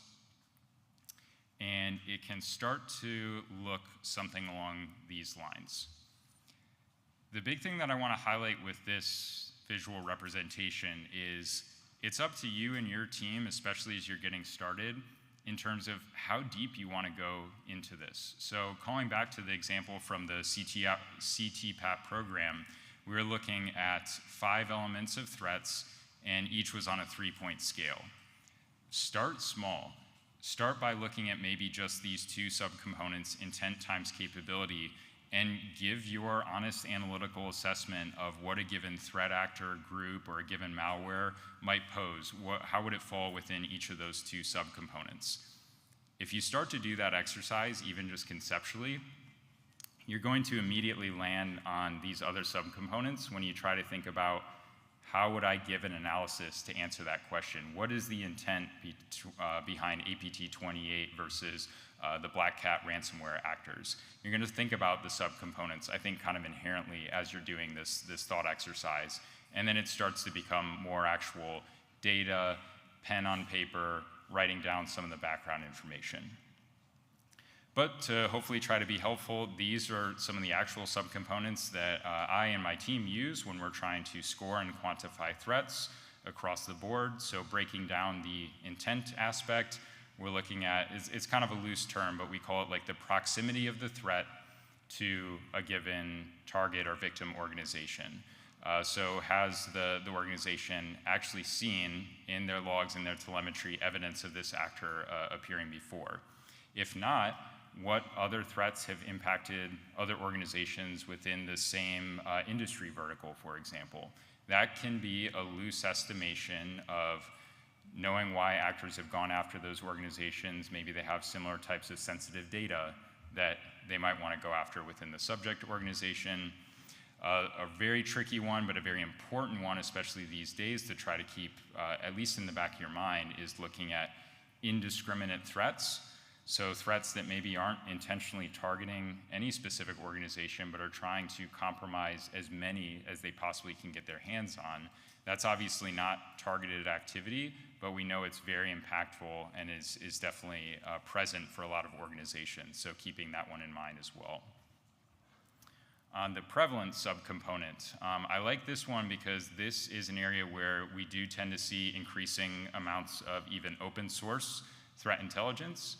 So looking at the volume of attacks, very, very difficult to assess if you're only looking at open source. That's an area that I think is really best served by organizations with telemetry. But I'll highlight a few good sources where you can start to look at and even compare relative threat volumes between one threat actor group and another. And then let's shift over into the second big subcomponent, so capability or sophistication or capacity. These are probably the most intensely debated parts of the overall threat equation. Sophistication is such a loaded word in and of itself. I think it often will kind of roadblock a lot of these discussions. So what we're trying to capture here are what are the actual abilities that a group is able to use, put into practice as they're going about attacking an organization. One source that you can use to look at a large scale for classifying threat actors is, are they associated with a nation state to begin with? This could be one indication of the level of resources that they have access to if they're actually backed by a nation state. Have they developed their own exploits potentially, or if they've even just purchased something like a 0-day, those are very expensive. And that in and of itself could be an indication of, again, the resourcing level that a given group might have access to. And then on the tools and TTPs front, lots of different factors that can go into this, of course. We focus very heavily on MITRE ATT&CK knowledge base, but even with that, if you look, there's nearly 700 techniques and sub-techniques as part of that knowledge base right now, so a lot of potential factors that come into play, but you could look at the number and variety of tools that groups have been associated with in the past. Are they using custom developed malware and tooling, or are they leaning on open source projects that might be available on GitHub? Does that even really matter? Because even if they're just leveraging open source tools, if they're using them very effectively, it may or may not be an indication of capability or sophistication level, and they might even intentionally be doing that to try to blend in with other actors, with red teams that might be utilizing those tools as well. So just a lot of different factors that you could even potentially consider as part of this analysis. I definitely didn't want to just throw out all those factors and leave everyone hanging here. So this is hyperlinked whenever we're able to share out the slides. These are definitely some of the sources that I use most commonly to try to assess some of those various components and subcomponents of the threat equation when we're doing these threat assessments. So in that intent or proximity column, we're trying to leverage a lot of threat knowledge bases and repositories that are focusing on named threat actor groups and the tools and malware that they're leveraging, but especially these repositories that have indications of victimology associated with them. So have we seen certain groups going after certain industry verticals or targeting certain geographies? You get a lot of the big APT groups that have actually, at this point over time, targeted practically every vertical and almost all major geographic regions. So that comes into play. Is this an indiscriminate group? Probably not, but they have a massively wide victimology, just something else to kind of consider as you're making those assessments. Definitely not endorsements, but these are just ones that have commonly used and have come up as part of the research. Shifting over to the right-hand side, we're trying to look at capability and capacity. I'll talk in a moment on MITRE ATT&CK more. When we are looking at prevalence and volumes of attacks, there are a lot of caveats and a lot of nuance to be had here, but when we look at some of the publicly available ransomware data, for a lot of operational defender teams that I work with, I actually think the ransomware victim claims data is a really, really good, quick hit assessment of how active is a group in today's landscape. Now, acknowledging a lot of these groups have started to just recycle a lot of old data, and that's one more element that you'll need to take into your analysis. But if you want to quickly see over a given 6-month period which groups have claimed the most victims as a potential indicator of their actual attack activity, it's a really good and freely available source that you could leverage. You can enrich the victim claims with things like geography and industry data. It's just a really deep well that you could keep pointing back to.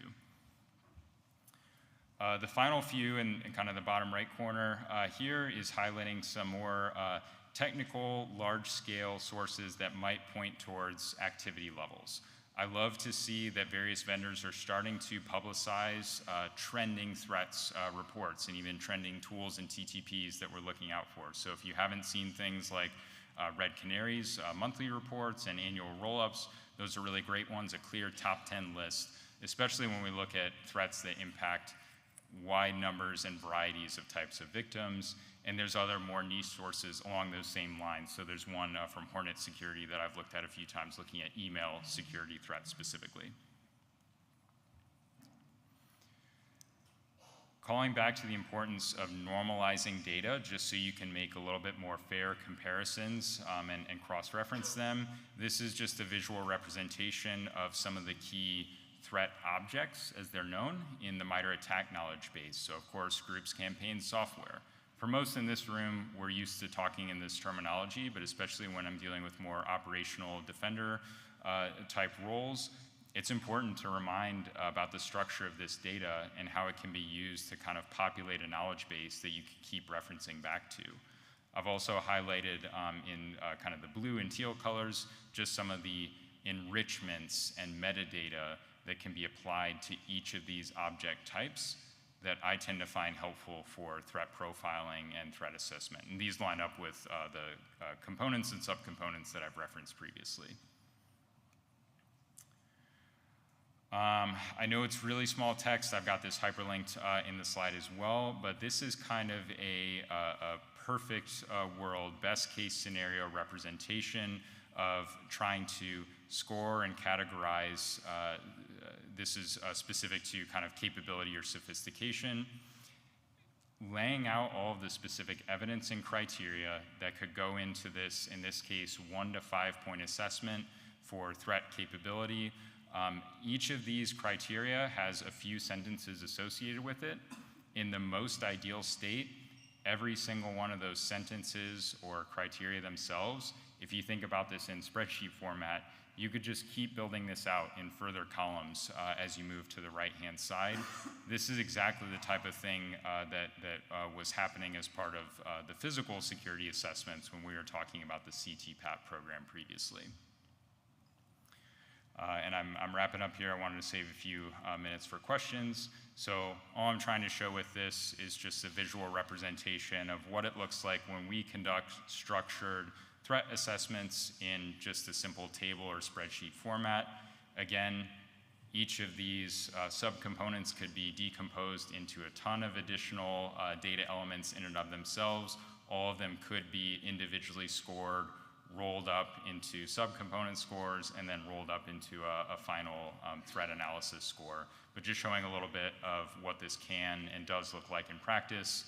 Super excited to see more and more teams starting to adopt this approach. We're interacting and engaging with more and more teams who've built out extremely robust assessments along these lines. So it can be done, and happy to answer any questions to talk about my experience and what I've seen in practice. So I'll pause there for some questions. Thank you very much, Scott. Do we have questions for him?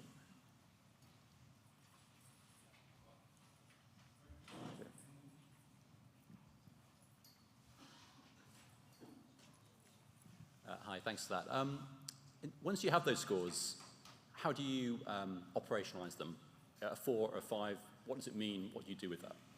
Awesome question. So in our realm, we focus very heavily on the MITRE ATT&CK knowledge base, and really what that means most directly is the techniques and sub-techniques associated with that.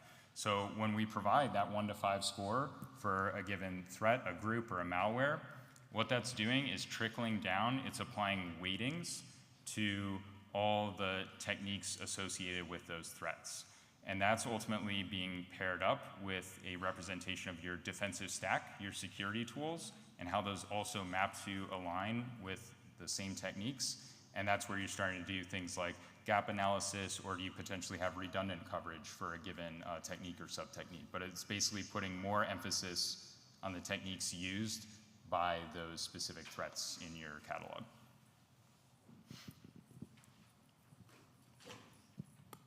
And do people respond to that kind of communication, or have you seen feedback that was just, actually, we don't really care about the 1s, 2s, 3s, just tell us what the 5s are and send us whatever the IOCs around those? Yeah, for sure. Awesome question. I skipped over right at the end. I had a slide kind of acknowledging that. I definitely encourage teams to think about the 1s and the 2s on the list. As you're going about scoring things, it is okay to put something at a lower number, even though we're all kind of trained as CTI analysts to think about things as threats and inherently as significant threats. But do that analysis, and it's going to be really helpful. If you're a little bit lost in the overall exercise, again, because it's overwhelming, do one-to-one comparisons. I made that silly example in the beginning with the baby hacker and the APT group, but do a one-to-one comparison. Is this thing a bigger or more significant threat than another one? And that's where you're going to start to see some things ending up on the bottom of the list. But then you have the evidence to say why you placed it there, and it wasn't just a pure gut assessment.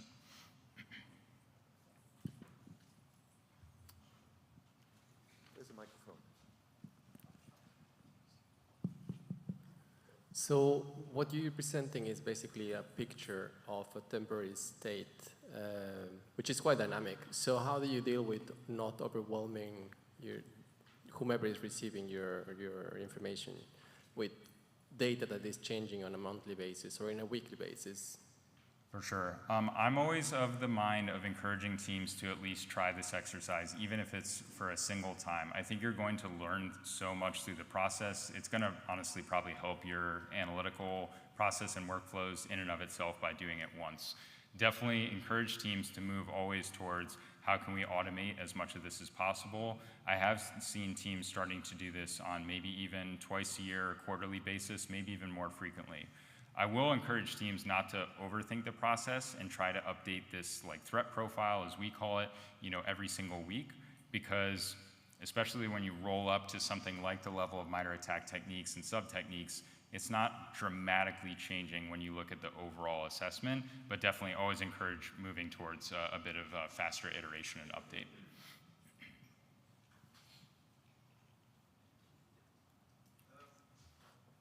Is it on? Yeah. Yep. So when you already assessed technique and you have your controls in place, does that influence the prioritization of threat profiles down the road? Yes, exactly. I would say that's kind of the main approach I would recommend for this and taking it in. And it's not just the threat profiles themselves, it's the overall like gap assessment. So when you line up the techniques associated with the threats, compare that against your defensive stack, it's going to reveal, where you have the greatest exposures, as well as potential, redundancies, defense in depth as well. All right. Thank you very much again, Scott.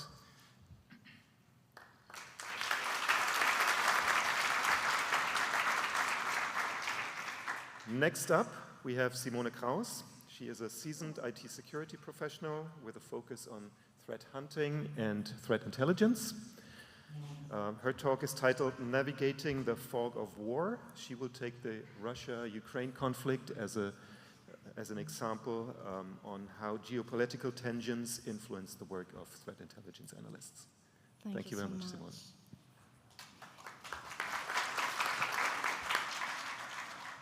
Hi everyone. Unfortunately, John couldn't come, but I will try to represent him as good as I can.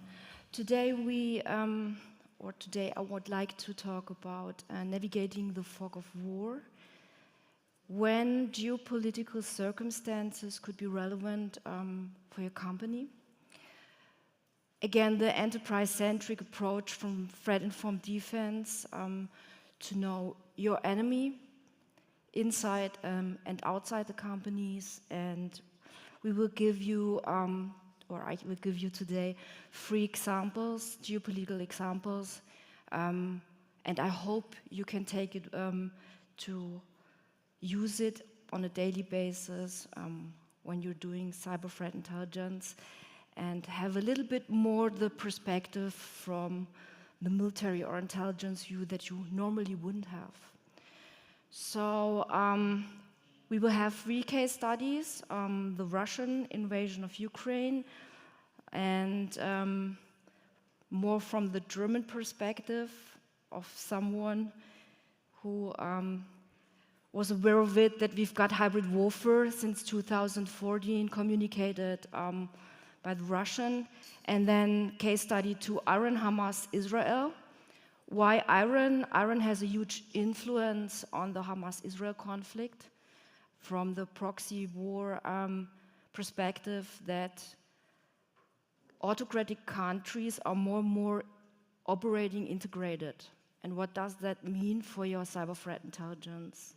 Case study 3 is China, Taiwan, and again also times of competition and times of conflict. What can we learn from these case studies? So this talk will not be to win your hearts and minds, but to raise awareness that times have changed, that the complexity has changed, tensions are rising, not only in the Middle East. We see the Ukrainian war is not a 3-day operation, that it's still ongoing conflict. And maybe we can give you some recommendation to learn and how to translate it into your own environment. So when we speak about CTI teams, we have 3 lines. We have the strategic, the operational and tactical view. And I think geopolitical issues are very often discussed on the strategical line, but less on the operational and tactical one. but it can still be very relevant also for the tactical one and operational.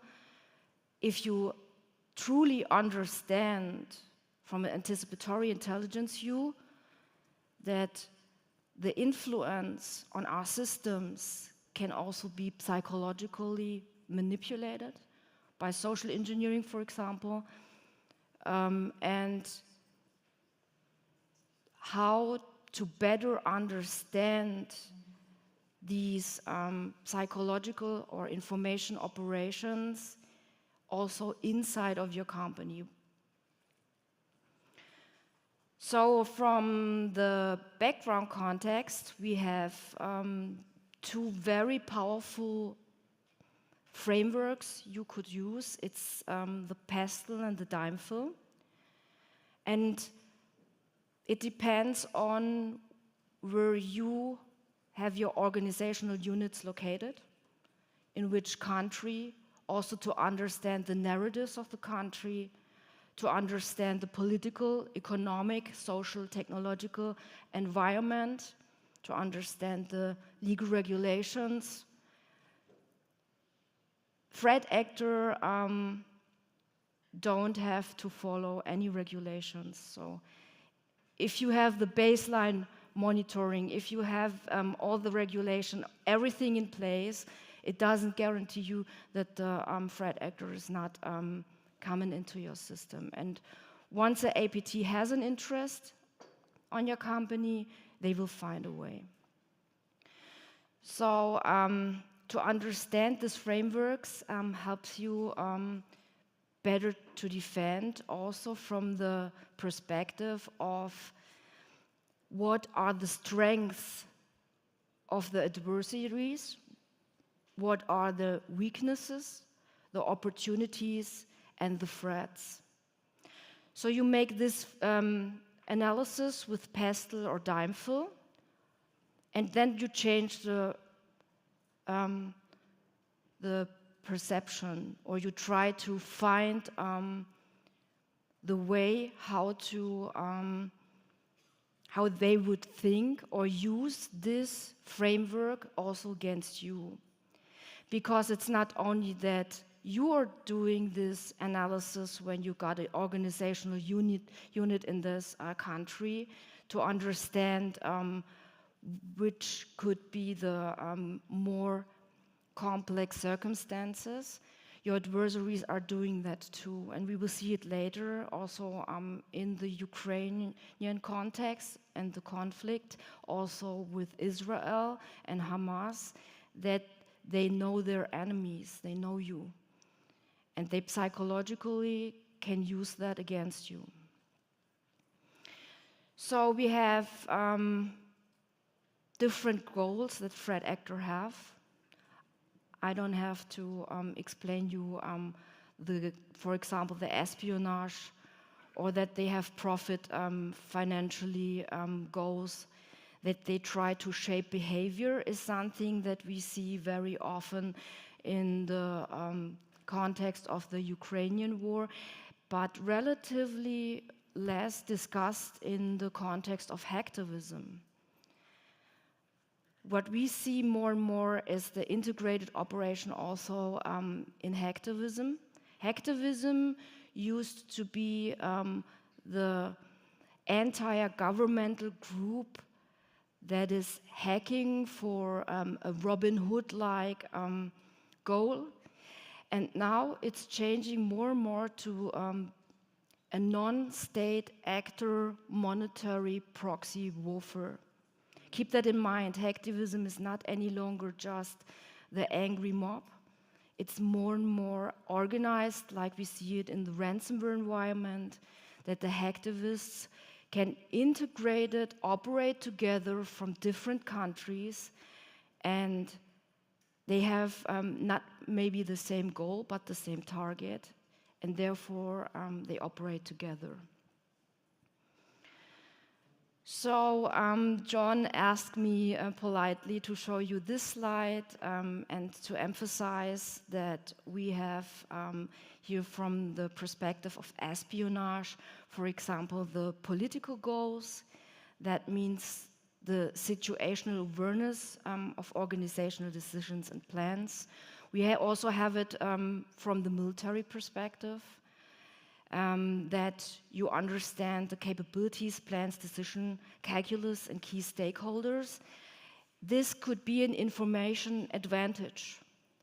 But I think it's not only interesting for the military environment to understand with pestle and dime fill what's going on, but also for companies, what is the information advantage? The more I know about adversaries, in and outside, the better I can defend.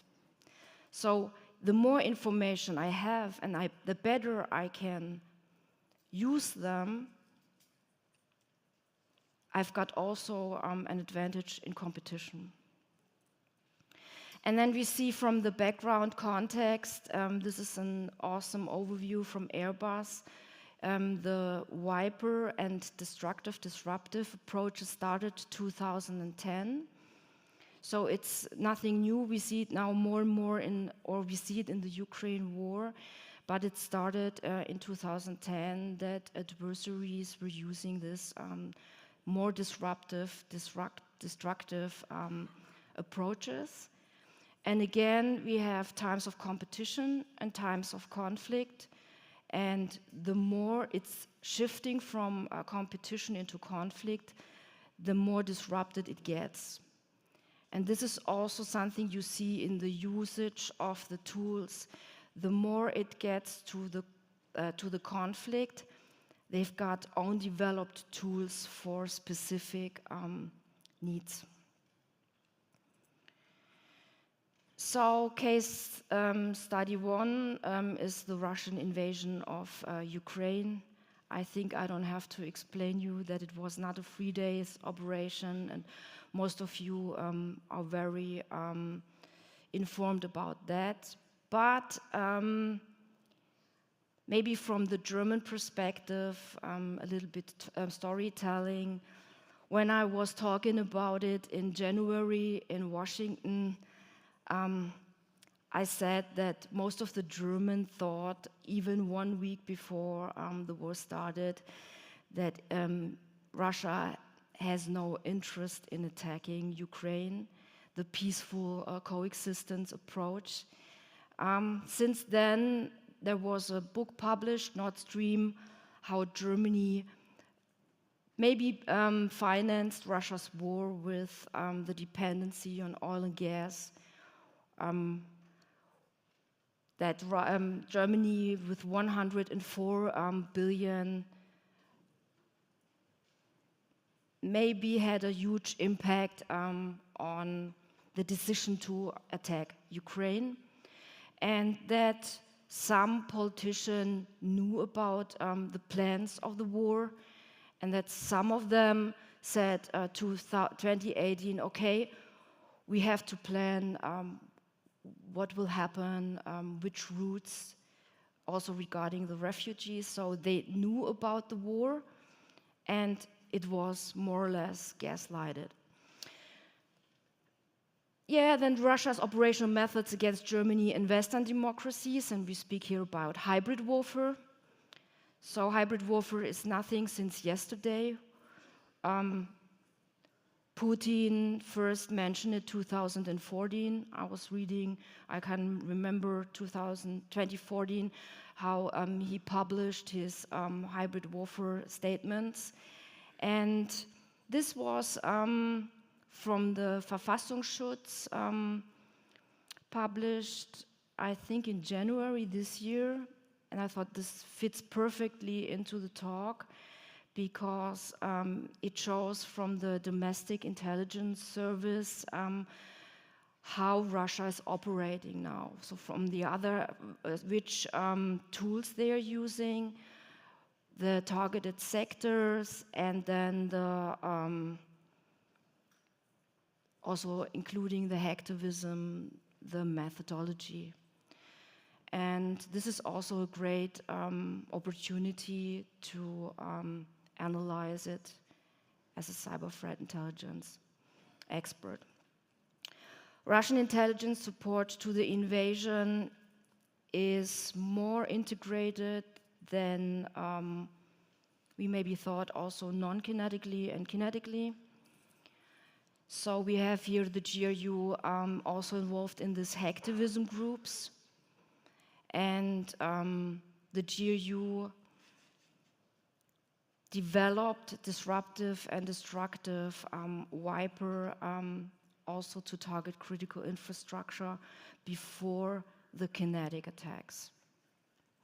There are many more things to say, especially for the unit 29155. I've written an article about that.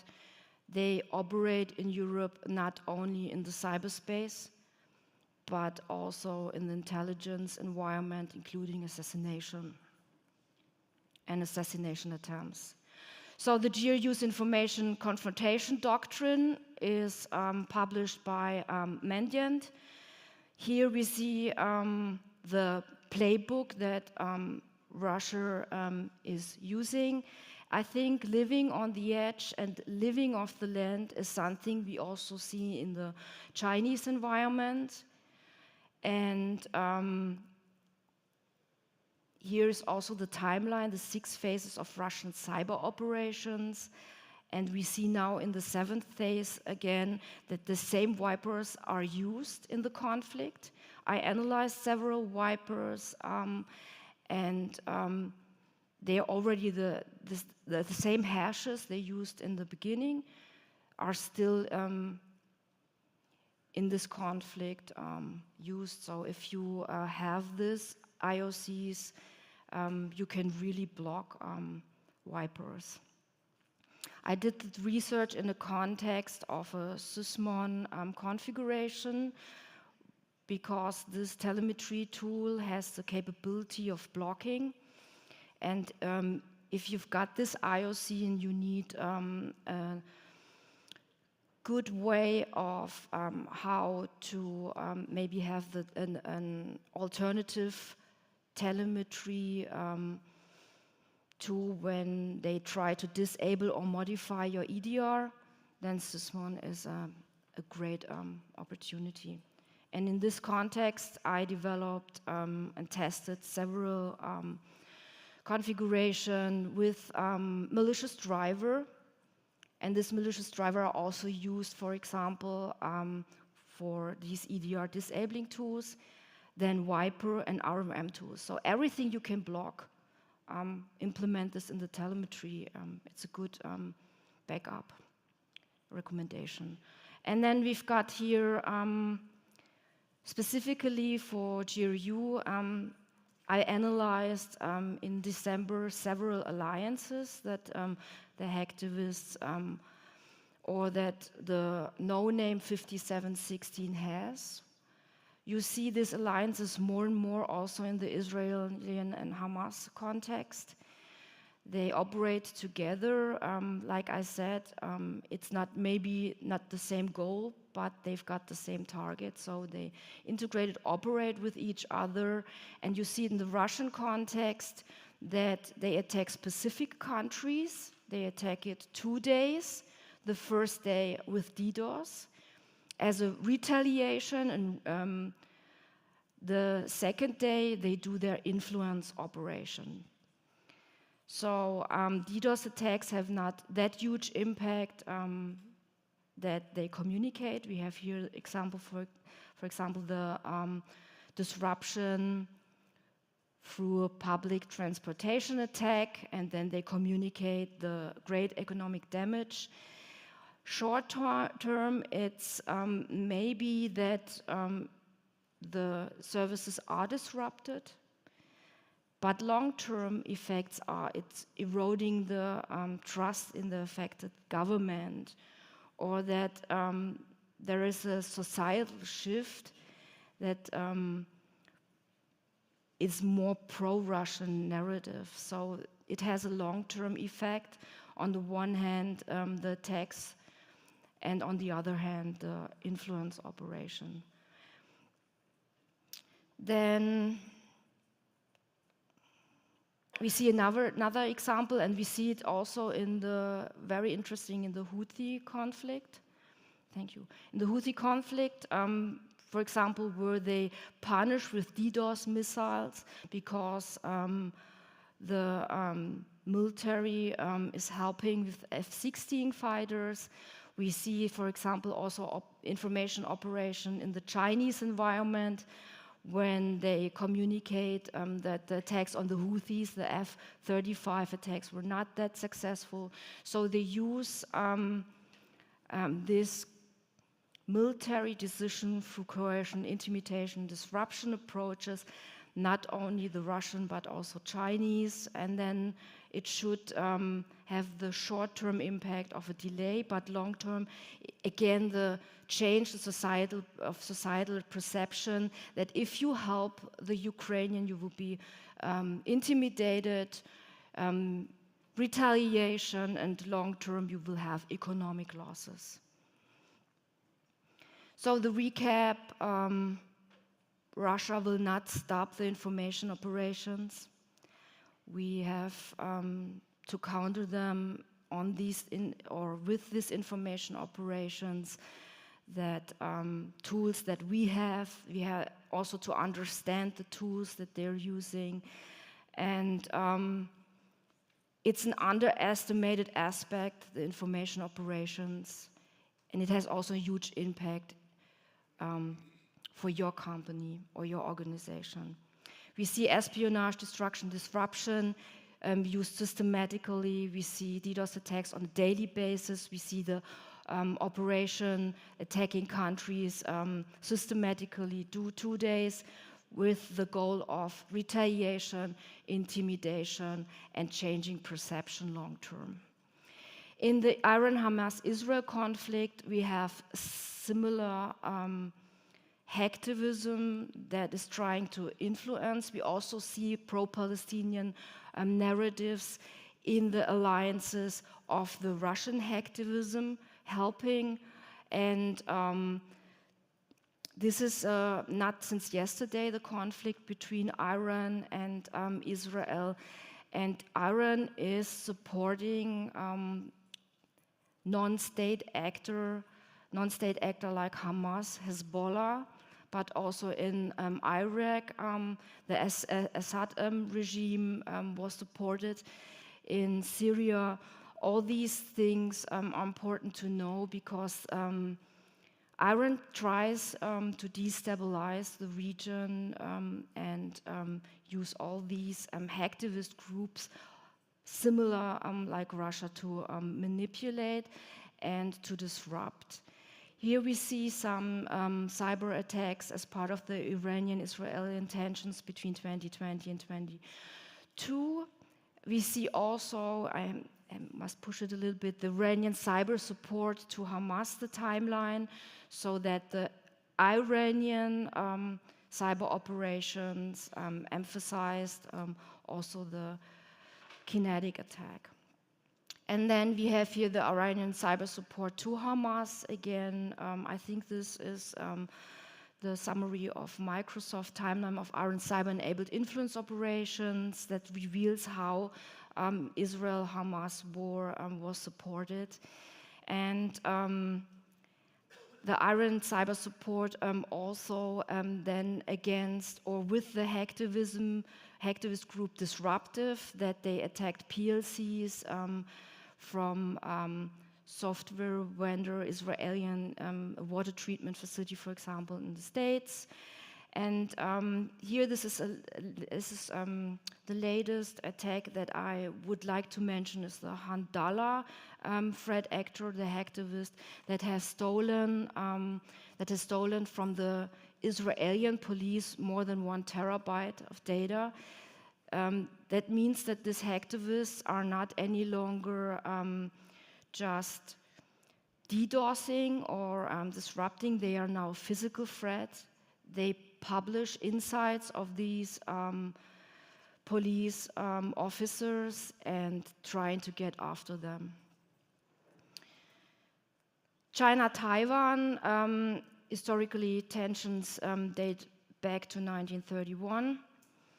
China, again, times of competition, times of conflict, is also using psychological warfare. psychological operations, and legal warfare to put pressure and to gain the economic dominance. And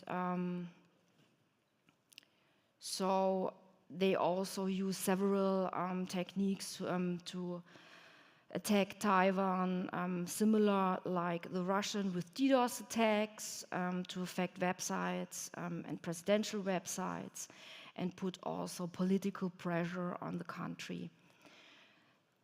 Okay, what and when to warn? This is not only for China, but for every autocratic country that is maybe relevant to your organization or company. If you have the industry in this country or industry that is selling there, or have supply chain there, to understand. So is this a high-risk industry? Telecommunication, defense, high-tech. We see wall typhoon, Seoul typhoon attacks on VPN and telecommunication. I've written several articles about that, also about cognitive warfare, and a playbook, Seoul typhoon, wall typhoon. Please visit my Medium blog where you can read all these things. Then the data transit dependency, the risk level increase, espionage, the brand reputation. And what is very important is always to understand where are the thresholds between competition and conflict. So is there an increasing from the communication? How's the communication? Is there more aggressive communication increasing? Are there more operations in hacktivism? Are there more DDoS attacks? Are they trying to influence more and more? So you have several thresholds. Their attacks maybe, are they more disruptive? Do you see more different tools that the threat actor are using? All these things are thresholds between competition and conflict. Yes, so any questions? Thank you very much, Simone. Thank you.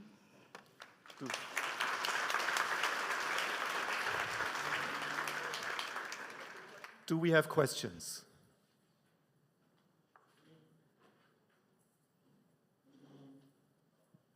There's one.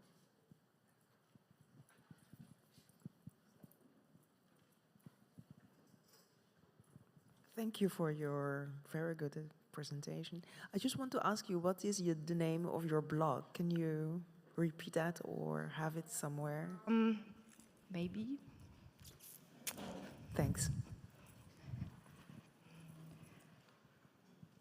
So it's the Medium blog, just medium.com, and then Simone Kraus. Thank you. One more question is possible.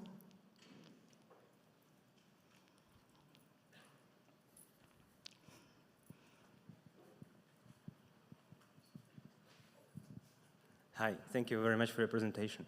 My name is Stan from Osawol Company. Can you please tell me what can we do right now in order to prevent such attacks, or like better investigate the possibility of them happening? How can we be more proactive in terms of what can we do? Yeah. Great question. Thank you. What you can do is really prioritize what are your threat actor, and then you start from a threat-informed defense approach, not only to know, but to technically understand how the adversary are operating. And I think a great opportunity is to use also the SWOT analysis from the technical perspective. So what are their strengths technically? What are the strengths of China? What are the strengths of Russia? And then to take their weaknesses. And these are the choke points you can set. The better you understand them, so what are your opportunities? If you know technically how they attack, you can set choke points. And the better you technically understand how to, the better you can defend and prevent such disruptive operations. And on the other hand, you've got the information operations, just to be aware that such threat actor will try to get into your companies as insider threat and will try to manipulate you with social engineering. Thanks again, Simone. You're welcome. Next up, we have a team of international experts from Silobreaker, Brian, David, and Lucas. We will continue with the theme of geopolitical conflicts. This time, you took a survey with international members on geopolitical tensions, and the three will present what we can learn from this study, what are the best practices that we can derive. Let's go. Go ahead. Awesome. Thanks, everyone. And wow, 9 years. Who was at the first CTI in Munich? Can I get some more hands? Do you all remember that we drank Siemens out of beer in their own campus?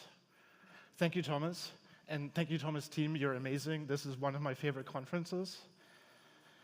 How the industry changed and adapted. We went from basic IOCs and completely separate tradecraft in the attribution space that sometimes had a kinetic impact. And we've seen great technologies. Who remembers Siemens Mantis, Threat Central, or Soltra? We've all either loved or hated at least one. Most of us learned very, very hard lessons with those three technologies. The MISP team remained, and thank you, MISP team, you're freaking amazing. Some of us have gone through events like Shell Shock, Heartbleed, and others. Some of us joined us on our journey later.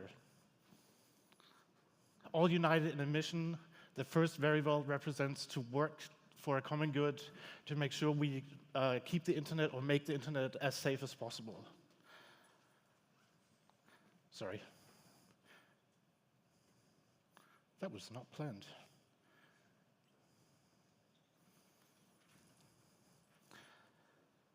There are trust groups that I really, really admire and like, and some of them got some exposure that was not necessarily warranted. Hey, CTI Leak, if you were in the room, what we did mattered. And what we do every day matters because we keep people safe on the internet. One thing remains, the intelligence that we provide has to be actionable and valuable to our stakeholders. About 9 years ago, I coined the term business risk intelligence. It was an interesting idea. It failed for various reasons. But the biggest lesson is we did not dream vivid enough, looking at how we can apply CTI and threat intelligence to all sorts of risks and the business. I would have never expected to walk into a pandemic. I thought, yeah, we have the cure, and we managed it together. Seeing one nation invade another in Europe and responding to it, and I think overall communities did really, really well. And now we have this current uncertainty where I can just say, I have very, very strong opinions, but this uncertainty is driving a lot of people to do their very best, and some people show their very worst, particularly in certain social media services. But I've also seen great collaboration across different groups, people trading rare baseball cards, having an absolute impact on threat actors, their activities, nation states, where daily, weekly, some of you with me on conference calls, some of you at conferences or in very, very small events, work on applying intelligence and applying tradecraft to have a huge impact. Looking back and looking forward, I'm excited of what we've built, and I'm super optimistic that we will get more done and keep the world a lot safer. Being the tech partner of choice of some very, very large Intel teams, we at Silobreaker pride ourselves to be the tool maker that constantly work with our clients, with people in the industry, to refine what we do to supercharge CTI teams. The royal we, in fact, Lucas and David, did massive amounts of work working with partners, customers, doing stakeholder interviews, understanding of, hey, how does CTI fit in Geopol and other risk topics? And I'm going to hand over the speaker badge for the moment. Thanks, team. You're amazing. Thanks, Go Brian. on. David and I, we're not just fashionable brands bodyguards. We have some after-school activities, and we'd like to talk a little bit about those today. This particular one was an interview, 15 separate ones, with stakeholders from various CTI teams in North America, Europe, Japan, from a whole host of industries in the private sector. What influenced us to do this was that you may have heard this today and previously from the news. Past few years have been somewhat unstable in the geopolitical sector. And despite some promises made, it looks like some of these issues will not be solved in a day. So onwards we struggle, trying to understand how geopolitics is going to influence CTI as a job. And instead of trying to come up with a platonic ideal of what people ought to do or a maturity model, we decided to talk to them about what they're actually doing at the moment, how they're coping, what kind of requests they're seeing, and if they feel like they are in an adequate position to actually tackle the influence that geopolitics has had on CTI in the industry. And then ultimately, I feel that we are basically falling back on the perennial LinkedIn question of what does C in CTI even mean? Does it mean anything? Should we call it something else? And what is that threat intelligence beast that everyone has a job in, but no one can adequately describe to their partner or parents? And so to begin that, we would like to take a temperature of the room here and ask everyone the question on Slido, how do you relate to geopolitical topics in your everyday role? And we've got answers coming in already. It ranges from I don't do intelligence at all, minimal geopolitics, moderate geopolitics, significant geopolitics, and primarily geopolitics. And bear in mind, there we go, it's coming in. It's battling it out.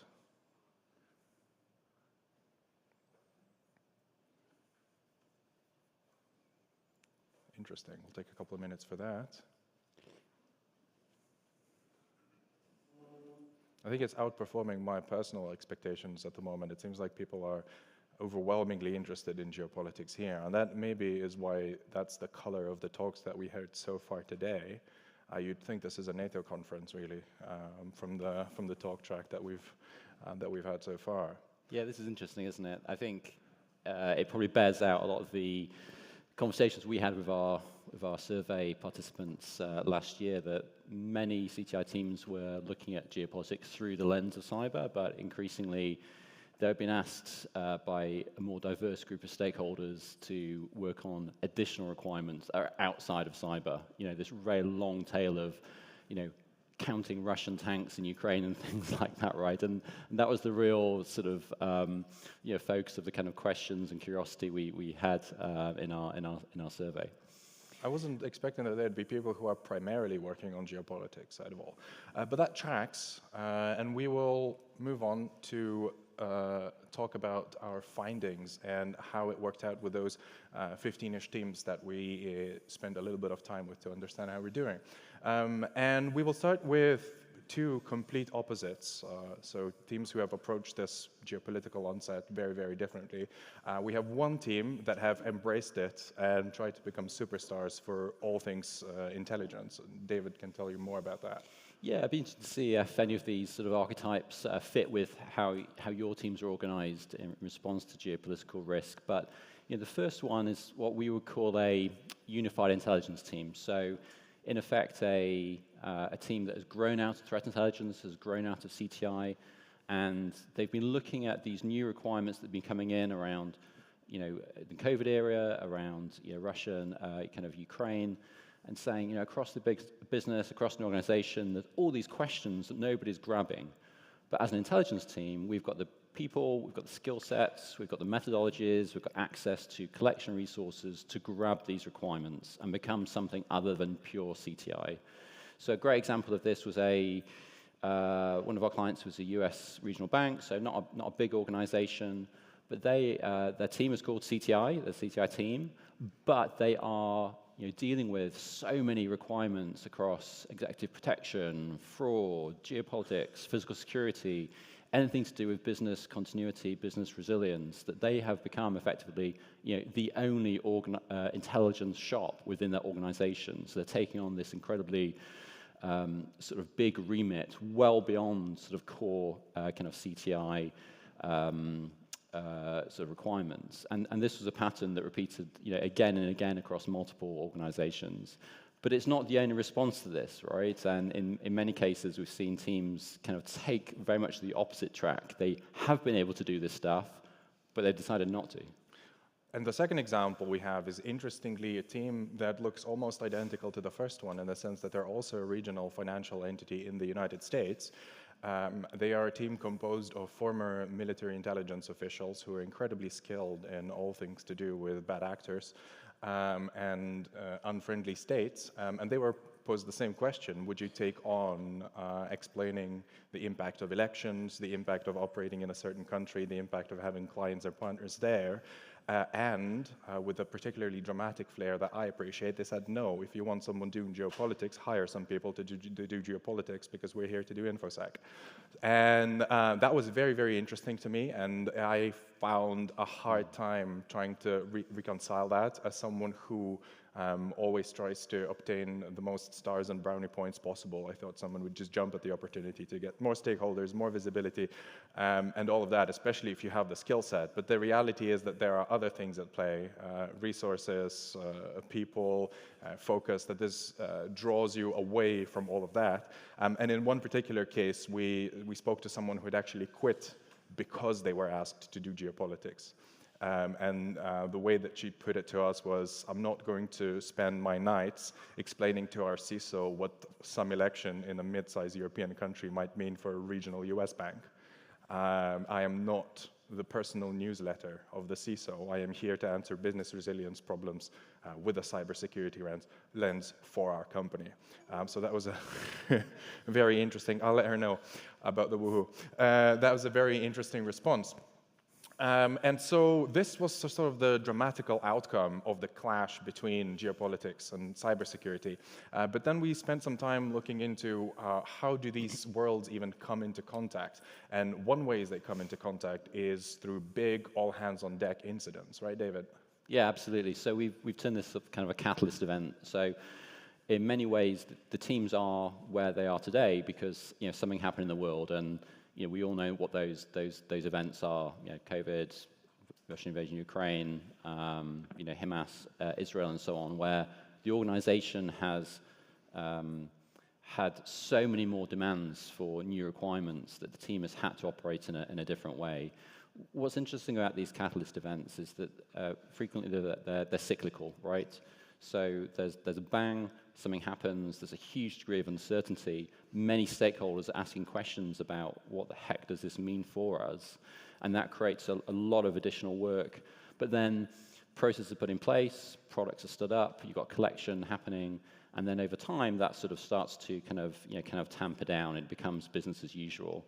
But then, given the world and what it is, there's something else that happens, right? There's another election, protests break out in a country where you have major operations, and the whole process starts again.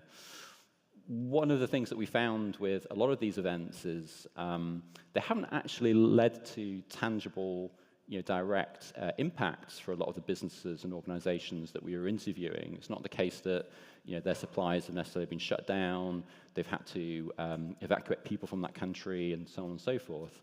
The impact on them has been more about shifting of resources, increased planning, time and resources and money spent on improved controls and anticipation of what this might mean for the business. And many of the threat intelligence teams that are operating on these questions, a lot of the value that they're adding is actually trying to figure out with the stakeholders, what does this actually mean for us? What are the transmission mechanisms between this thing that we've read about in the headlines and the way that our business operates? And in many cases, the requirements that are coming in and the questions that are coming in from stakeholders aren't particularly well qualified. So a lot of the analysts that we've been speaking to are actually helping stakeholders work through those problems, work through those scenarios to really qualify and add rigor to that question. Does this really matter for us, right? And that's where they're spending a lot of their time, actually. Yeah, absolutely. And once you had that critical event, you move to the next stage, which is trying to create a playbook out of it. Playbooks are familiar to us in the traditional CTI sense, but creating playbooks in confluence with geopolitics has become a sort of an increasing trend. There is step one, which we called farming OSINT, which means that stakeholders find out that there's a team that can do cool stuff, drawing data from the internet. Anything can be an RSS feed. If it can be, it can probably be scraped.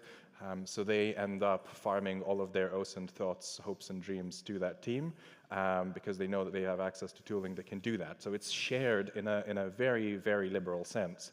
But the next step is then for that team to try and offload some of that work to the actual people that ask the question. So you bring them in and you're like, okay, is there an easy tool that the entire team can use that can do the scraping and the collecting, and that actually people with a humanitarian background who do the risk assessments for us, who work in a sort of a strategic sense, can actually make those queries and read that data, or have an LLM help them eat those queries up and spit out some answers instead of me trying to do that at 11 p.m. on a Saturday. So that kind of then moves on into that next stage where the tools are properly shared, and hopefully the original CTI team and the geopolitics strategic team live in the same space and share coffees in the same tool, but actually each have their own time, their own skills, their own ability to work in there, as opposed to farming stuff to the people who know how to do the OSINT. And that leads us to two structures of a team. First one is the sort of the CTI as we know it, dividing their time between tactical and strategic CTI, and that was the vast majority of the teams that we have seen in our conversations. So you have CTI through a strategic lens, and then CTI that communicates more with stakeholders like the SOC by finding a really cool IOC. And then the next up, we only really saw a couple examples of this strategic intelligence shop. So a completely separate team that has nothing to do at all with integrating things into security posture. There's a separate tactical CTI team that does all that, seeks out IOCs and threat-informed defense. The strategic intelligence just looks at countries and provides information across all of the different criteria for how's China behaving, how's Russia behaving from cybersecurity perspective, but also from all of the other possible election, politics, economics, regulatory, So this is normally, there's a massive budgetary threshold between these two, like magnitudes. This could be anybody. This is a massive, massive, well-funded team. The really interesting thing about that latter team was that they predicted the Russian invasion months in advance. So that was a very, very curious moment for us where, okay, there is a benefit there, but how much do you have to spend? You have to get your own Pentagon inside your company before you get there. And then we started with organizations, but then we kind of ended up talking about people in the end, because what we're doing is we're trying to empathize and understand how the CTI professionals find themselves in this unfortunate time. And in those conversations, we asked them, well, how come you're doing this? Like, why are you writing these political briefings? What's going on? And then it came out like, well, I did international relations. I speak Mandarin. I speak Russian. I worked for military intelligence. It's always I. The approach is very, very little structure to it. It doesn't seem very sustainable if someone decides to have a different job at some point and leaves the team. And it's also incredibly dependent on the talent of the people who are doing it. And that talent is incredibly versatile. We have a quote here, a unicorn-type role that people want, a coder with the presentation skills of a journalist. That is incredibly hard to find, but apparently people have actually started looking for job descriptions for people to fill the roles that come in to do CTI, but also how good are you at journalism, and give me an essay on something. So that's a very, very versatile skill set that I don't know that anyone gets paid enough for. And the questions that we asked then, who are the people you report to, these high talented individuals, who are their stakeholders? Yeah, absolutely. So I think one of the things that we were pleasantly surprised about was many of the teams that we were speaking to have incredible access to senior leadership, whether it's C-level, via the CISO, whether it's the ELT, the executive leadership team, but both in small organizations and larger ones, on geopolitical matters, threat intelligence analysts are really having an impact in terms of decision making and feeding intelligence through to senior decision makers. So that feels really good as a as an industry, that people feel that they're making an impact in some very, very big decisions, like should we be ripping a certain sort of Chinese manufacturer's kit out of our tech stack? We got a lot of feedback to say that they felt that they were having really good conversations at that senior level where they could make a difference to those questions. What's interesting from an intelligence perspective is that many of these more senior stakeholders are much more comfortable with intelligence products. And by that, what we found was that many more senior decision makers are comfortable with a bit more ambiguity, right? This idea that as a decision maker, I don't want to be told my decision from the Intel team. I want to be told what you know, what you think, and what you don't know. Don't confuse the three, I'll make a decision. And we found that a lot of analysts coming out of government circles, where this was the norm, right, for decision makers, we're finding it a little bit more challenging when you get to the private sector, where, in particular with peer-level colleagues and teams, it wasn't sufficient to do that, right? But there's a real demand to say, yeah, tell me the answer. What do I do, right? Which is not where they came from. This is, easier in core CTI. If you're thinking about, looking at, for example, the kind of content that we saw in the previous presentation around APTs and threat actors associated with nation states, and what are the TTPs? What should we be prioritizing? That's comfortable ground for teams to be making recommendations, and they feel they've got the competence and the authority to say this is what we think we should do to defend against that, right? The further you get out from CTI into, I suppose, more macro, geopolitical questions, what is going to happen with tariffs? What is Russia going to do next? This is where you start to get into some real complexity, and it's not as simple as having a simple set of recommendations or a simple set of decisions where the threat intelligence team says do X, Y, and Z, right? It starts to become much more about a conversation, a dialogue around really challenging questions. Should we be ripping that tech out of our stack? Should we be thinking about diversifying from a particular supplier that might be affected by, let's say, a Taiwan scenario?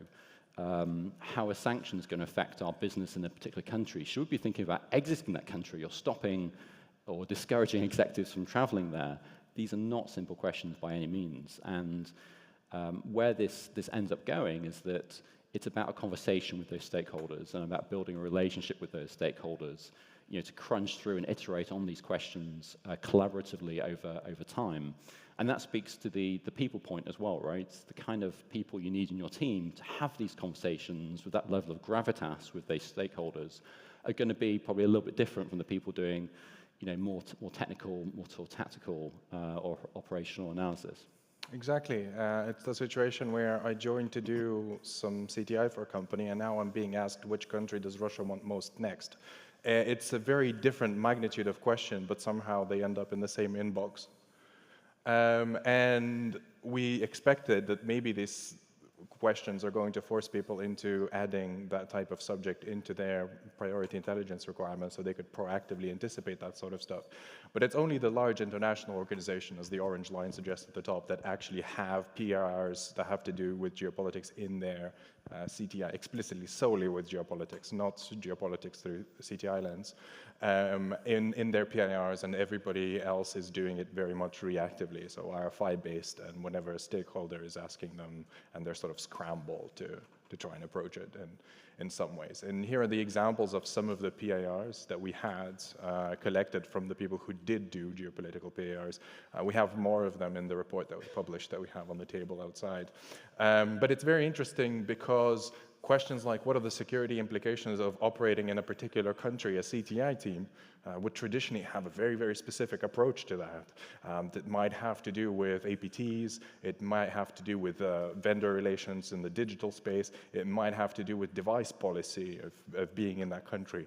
But now we see that that is literally the question. So yeah, there's that, but also tell me everything else. So like protests, economic instability, how frequently do we get crime on the street? Absolutely questions from any source of the security landscape, because come on, you can scrape some tweets, let me know. So that's the progress that we're seeing. in that particular arena. And we collected some information about the methods that the teams are using to try and tackle this mess. Yeah, I think diverse sets of information. We heard about increased interest from the SAN survey in terms of use of media and news, open source. That's certainly something we've seen very much for teams working on geopolitical kind of issues, but also combining that with more trusted information from NGOs, from think tanks, from high-quality government sources. There's definitely use of social media, but I think the big use case around that is just speed, knowing something's happened. Had a great quote from one of the participants that says, you can read the news all day long, but unless you kind of can contextualize it and understand what it means for your organization, it's not intelligence. So being overloaded with tweets is definitely not the way forward for good geopolitical risk assessment. I'm sure most people wouldn't disagree with that. One thing to talk about in terms of methodologies and approaches, very little in the way of risk quantification going on for geopolitical purposes. That's very much a nascent area. I've got some thoughts on that. We'll talk about another time. Scenarios analysis and forecasting, trying to get increasingly left of bang, so trying to look forward, trying to understand what's going to happen next so we can shape our responses to that is something that most teams want to do more of, but just don't have the resources, they don't have the analytical bench with 2 analysts or 3 analysts or 1 analyst to be able to do this well. So very much reliant on external vendors and trust networks to try and develop more of that. I mean, in terms of some of the sort of best practice, and if you're sitting there in a team and you're thinking this kind of looks a bit like us, how can we maybe move forward a little bit? Some of the things that we highly recommend that came out from these discussions with customers was around setting boundaries. So PIRs, we always talk about PIRs. In this case, they're an amazing tool because formalizing those requirements that you as a team are taking on. So you're not just taking on all these random RFIs that come into your inbox and you're a million places at once, but you're actually working with stakeholders to qualify the requirements and then bring in the appropriate people and resources to commit to them, incredibly important. We've talked a lot about people, diversity of skill, so maybe we don't need to go into that too much, but having the people that can build these relationships, can work with vendors on things like scenarios analysis or work with trust networks to say, okay, collectively, how are we looking at these scenarios for Russia or Ukraine or something? That's important. Are there tools out there that, in a larger organization, you as a smaller team can use to get access to some new data sources, a new collection, or collaborate more effectively? Bridging that strategic and tactical divide, incredibly important. When you're looking at a team that does geopolitics, you might be in a situation where you come into work and China's started blockading sort of Taiwan, but it's also Patch Tuesday, right? So all these things, you've got requirements that you need to deliver on. How you're organized, how you resource to do that as a team. Developing products, again, trying to get off the RFI treadmill. So not just being reactive and responsive to questions from executives and stakeholders, but getting ahead of that curve and putting intelligence products out there, flash reports, situation reports, or standard products to say, when something hits the news, your stakeholders have already seen your view on it, right? Rather than it being this kind of viral kind of question.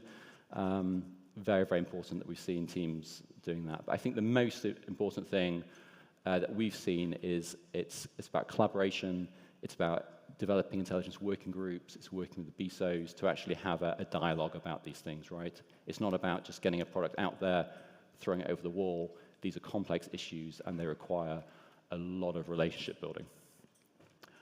Brian's back. Hello. We're in trouble. Not at all.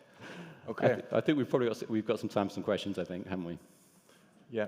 The full report is available just outside that door. And if you want in 5 years to have a look at what your colleagues' feelings, emotions, and practice was in 2025, you can grab one, put it in your desk, and then you'll accidentally find it when moving, and I think it'll be very interesting. Are there any questions? Thank you very much, Lucas, David, and Brian. Do we have questions?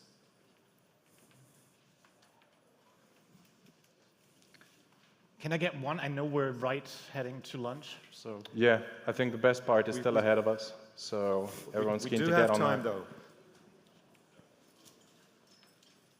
Okay. Well, doesn't seem to be the case. We've got to move. You know, we're happy to chat later. Thank you.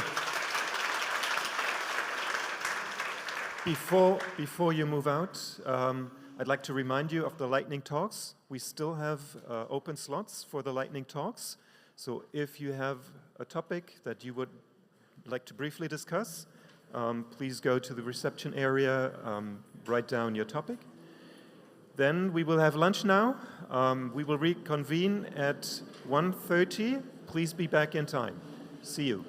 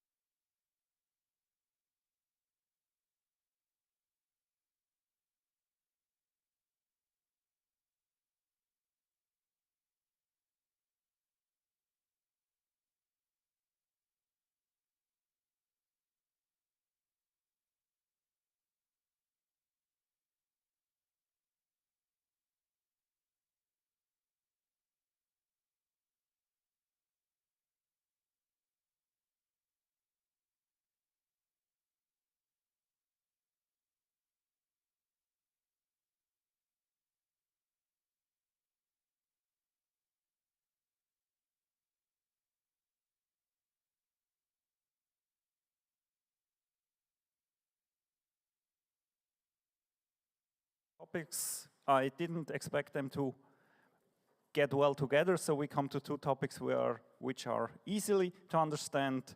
Bianca will talk about being a SOC analyst during the day and a CTI developer during the night. So this talk is for all the night owls out there.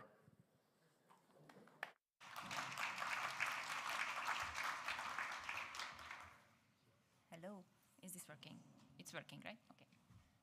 So I'm Bianca Barint, I'm from Hungary, and the title is basically my life. So a few words about me. I'm working currently for DECRA. DECRA is this year a 100 years old German company, so it's super interesting to work for them. And I'm, as you can see, an advanced security operation expert. What does that mean? So I'm basically sitting in the SOC. I'm doing level 3 analysis that basically translates into writing, reviewing playbooks, doing forensic analysis, also helping level 1 and level 2 understanding the detections, and also doing CTI. At the end of the day, I hope, like, I really love to start my day with CTI, but sometimes then I end up doing incident response at the night. And that's also something fun, but I wouldn't do it all the time. And previously, I used to work for a global bank, doing tactical CTI analysis and also platform development. And I also used to develop innovation culture, coordinate projects, and run escape rooms. And also I was a consultant for a Big Four. And currently I'm also a happy owner of a vineyard. So when I'm not reacting to incidents, I'm trying to garden as much as I can. And winemaking also makes me not want to leave it all behind because it's expensive. So. The agenda for today is I'm going to discuss CTI program development approaches, compared to approaches, and also show you a model for internal threat intelligence processes. And I'm also going to wrap this up, the presentation, with an imaginary ransomware attack scenario.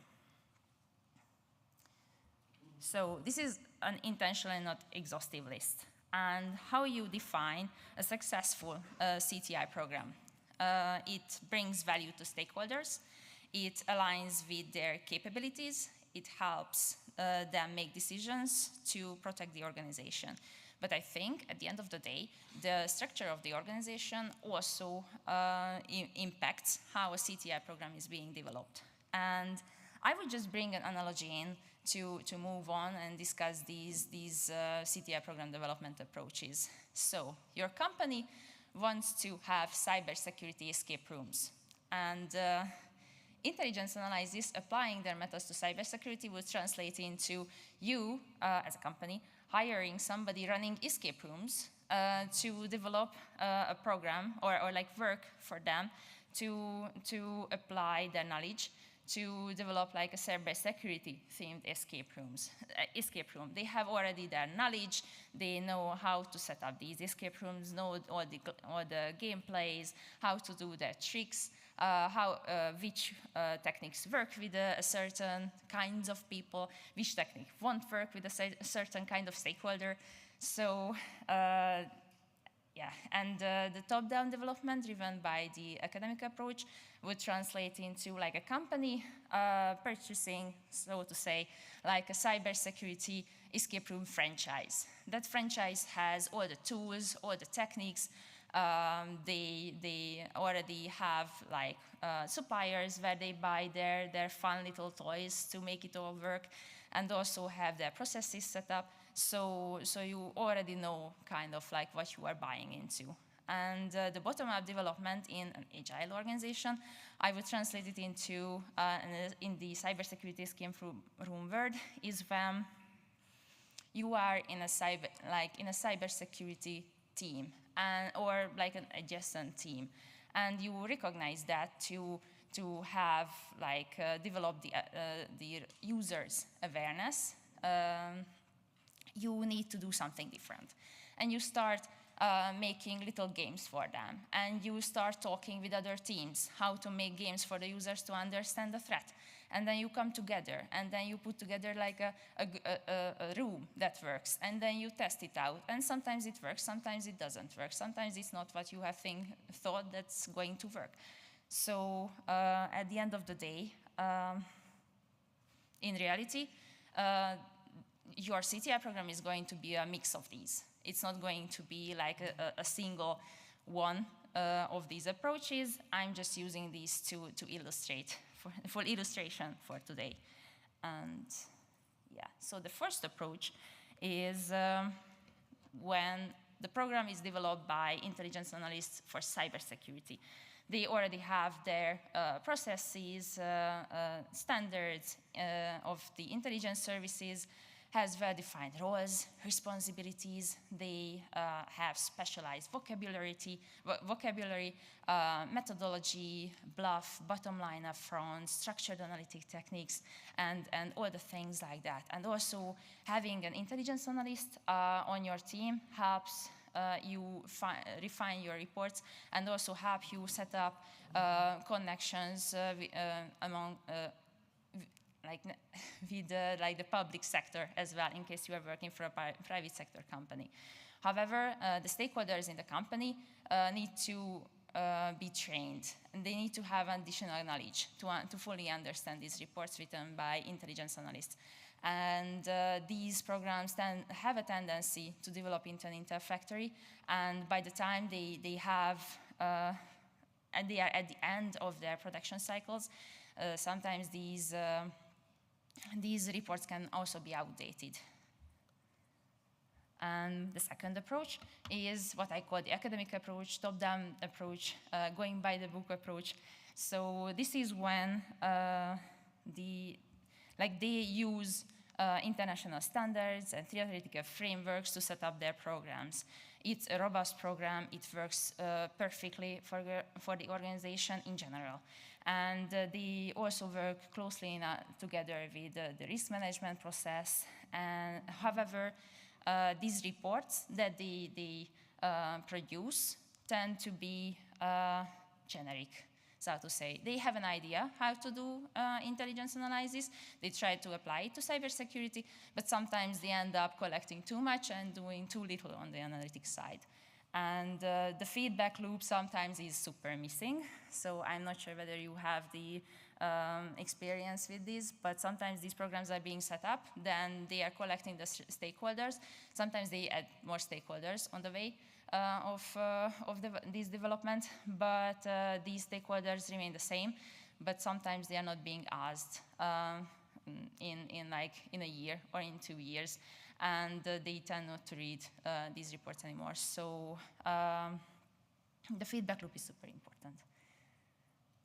And before moving to the third approach, I just wanted to take a little bit of a turn to discuss what Agile is about, because I think the self-built programs are more beneficial in an Agile organization setting. It can work in any other organization setting.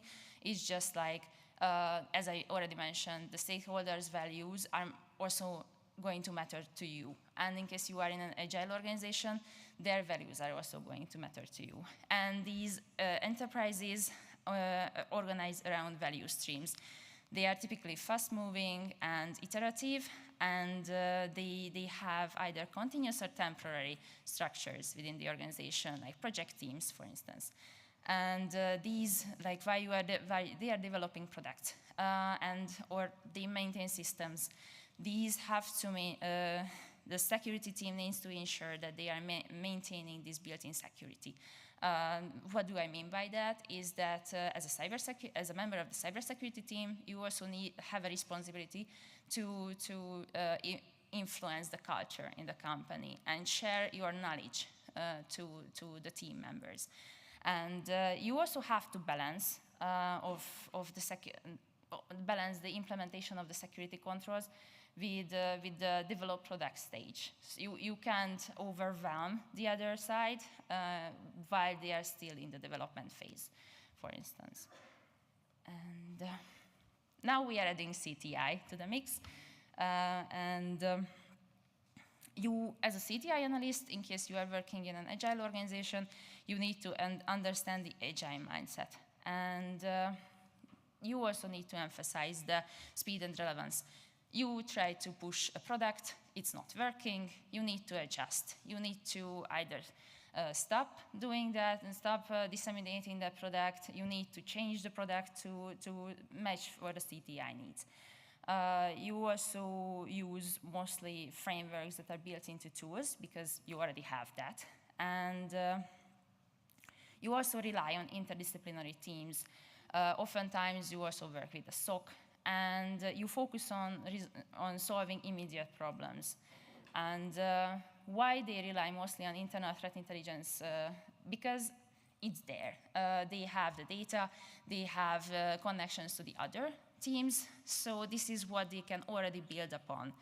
And but as you can imagine, in case you are providing your services on demand, it's also not going to be super scalable without automation. And buy-in from other teams is dependent on the quality. They can also be not ready for you to tell them what to do because they are not mature enough to accept it. But you also need to keep in mind, like in case one of your product is failing, it does not necessarily mean that it's faulty or you shouldn't do that anymore. It also can mean that they are not at the stage to accept it, or you need to add something more to make them buy in to that. So now I'm comparing approaches. What I call the academic approach and the agile approach. These what I compare here are like imaginary organizations, and one of them has the academic approach, the other has the agile approach. And I'm super happy that Gertjan already mentioned CTI CMM, because CTI 3 means that they have a leading CTI program. And the CTI CMM CTI 1 means that the agile organization has just a foundational level basic CTI program. And the first one, the academic approach, has dedicated strategic, operational, and tactical teams. Meanwhile, the other one has one team delivering reports on demand. It's a hard word. So, comparison to intelligence standards. Intelligence analysis is a profession, basically. It tends to be, and it tends to be mostly applied by the public sector. When you apply it in the private sector, they tend to be super surprised that you are trying to do these structured analytic techniques. And in the academic approach, they may be super developed and leading, but and also already they adopted certain methodologies and vocabulary, but they also rarely offer alternative hypotheses, for instance, or independent structured assessment. And as they have multiple sources that they can already use, they have the ability to cross-check details. And sometimes they can get away with not producing their own analysis by reading reports from multiple sources.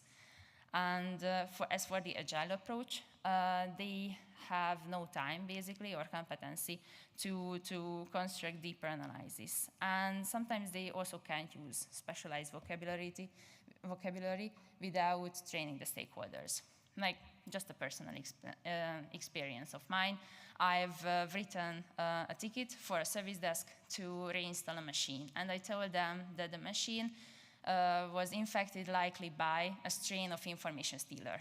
And they wrote back to me like, hey, this is not okay, they are not going to reinstall the machine, just because I think that the machine is likely compromised, so this is baseless. So they didn't understand that I meant that I'm not 100% sure that it's that type of information steal and malware, but they thought that the machine is not infected. So there was a miscommunication there, and sometimes it can be as basic as a likely.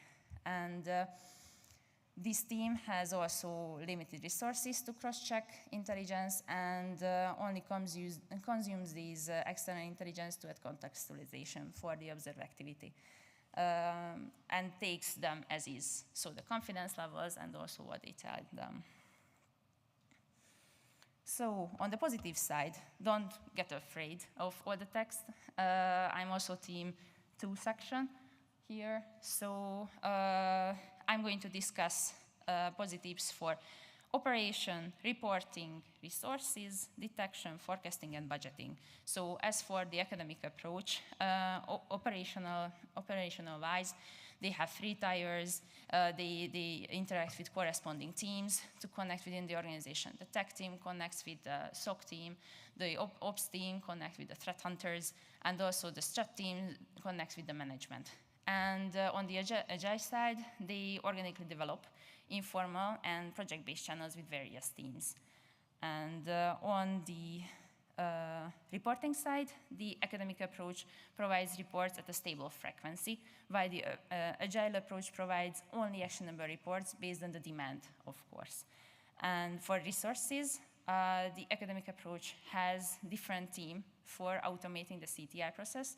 Also, they produce vetted and regulatory feeds as well. And on the agile side, however, the team automates and changes their own processes as needed. This means that they also have an advantage when it comes to somebody needing another type of report or another type of, or they need to change their processes because now they have to use something else, a new vendor, for instance. And they also consume varied feeds based on their needs, their needs and their informational requests coming from the business. And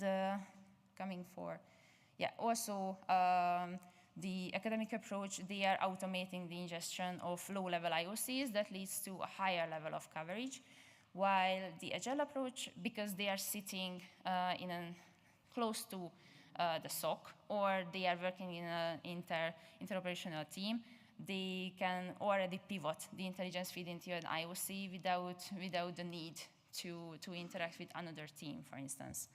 And for forecasting, the first approach organization can forecast based on vulnerability intelligence and previous trends they observed in their intelligence reports. And the agile approach, they can support the product development with threat modeling and also the vulnerability management with the risk-based approach. And based on like what they observed being exploited daily, or whether it's a vulnerability that the systems have that a certain ransomware actor tends to exploit. And within the academic approach, the CTI has a place and budget in the organization.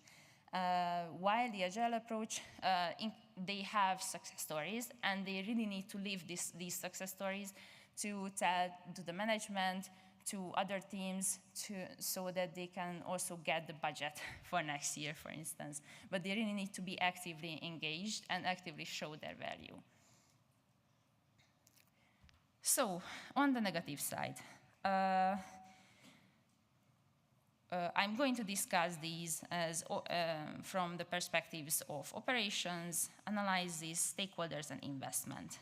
And on the operations side, the academic approach has 3 tiers.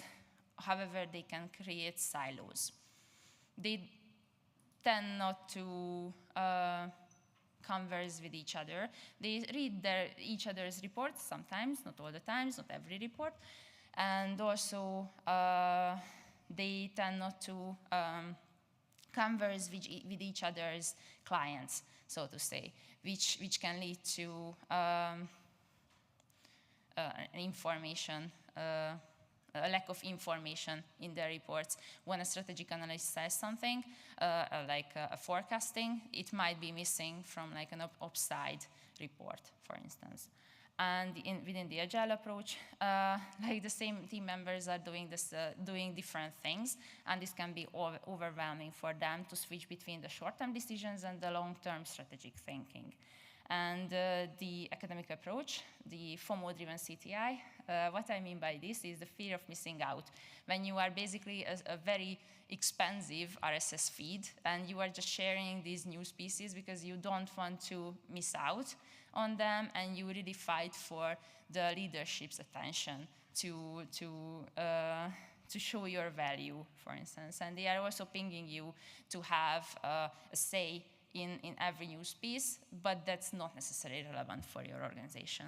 Garbage in, garbage out.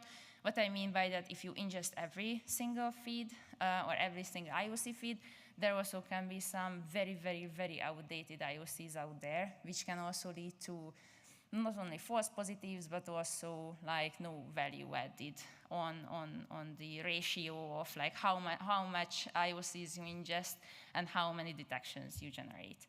And you can also lose track of threat actors because your vendor has also lost track of those threat actors because like the coverage leads to the illusion of the knowledge and also the illusion of proactive defenses. And on the other side, the chicken or the egg dilemma. What I mean by this is that what comes first? The organization wanting to buy a credential leak feed from a vendor, or the business need to buy a credential leak feed from a vendor. It's actually a problem. How can you say that there are many credentials leaked unless you have access to the feed and you can collect all those leaked credentials? And they also have surface level or no understanding of the campaigns not affecting the organization. Because they are working heavily with internal threat intelligence. And also they have access to some open source reports, but those are not the most up-to-date ones. And they also can provide fewer strategic level threat reporting, and the faulty intelligence can super misdirect the already limited resources that they have. On the stakeholder side, the academic approach, the stakeholders don't actively consume threat intel, and unless you really speak with them and connect with them, it can really cause issues down the line. And for the agile approach, sometimes it's a bit problematic to actually find your right stakeholders within the company, and also you have to align with their capabilities and their maturity. You can't really make them be able to detect against something unless they invest in like a new tool or a new product, and you really need to be able to meet them there and give them the right advice for the right time. And for the academic approach, when you have like a fully developed program and you have a lot of organizational processes that already connect to your program, when you want to develop something, it can cause issues for them, or it can be expensive to test it out and make sure that everything still works, also for auditing purposes. And for the agile approach, it can be an issue that the CTI team is not formally close to the leadership, as the CTI program is built by experts from the bottom to the top. And yeah, so as from the SOC perspective, I always find an issue when I see internal threat intelligence data, because to me it doesn't really make any sense. For me, internal data are the logs, indicators, stuff that were not analyzed yet. And the internal threat intelligence is the analyzed data, and this data got already context. And I think when these are the questions that to check whether you work with internal threat intelligence or just data. So do you assess the big picture trends in incident response? Do you use the internal reports to contextualize what you see in open source reporting? Do you follow up with your detections? So you see, so your SOC team saw an alert, and after 2 weeks, have you checked back on that? Because that may be something super new, like a new campaign that's targeting the organization, and it can be targeting only your organization, so you won't be able to see it from the outside. And moving on, so to me, like, how can a less mature organization be sometimes more efficient or successful than a more mature organization? This is the model that I found working for me. And in the middle, there is the raw data and data engineering. What I mean by this is, do you know like what your data sources are? Do you know what the retention time is for those data? And what types of data you have? It's, for instance, you are ingesting your threat intelligence report. You read Intel reports, and have you wondered where the data is coming from, which systems? And on your side, how long do you have that data that you can search against? And how you are using data engineering so that it's going to be available for you when you want to query. And on the gray area, multiple teams analyze this data. So they produce internal threat reports, basically. And are you collecting this report? Are you tagging it? Are you managing it in a structural way so you can actually work together and understand what the other teams are seeing? And on the outer circle, I'm using the F3 AAD intelligence cycle. I'm sure like most of you have heard about this. I'm only using this because it brings more out of the limited resources. But it can be also changed, of course. So the find is basically you find the threat, and then with fix you assess whether or not it's affecting your organization. And with finish, you respond to that threat, either vulnerability management or incident response, and then with exploit you collect the data, and then you analyze it and you disseminate. And what I mean by the externals and organizational lines is that, for instance, with externals, a vendor of yours or like the vendor of a system that you use changes a log type, for instance. Are you being notified? Have you noticed that your detections are not working anymore, for instance?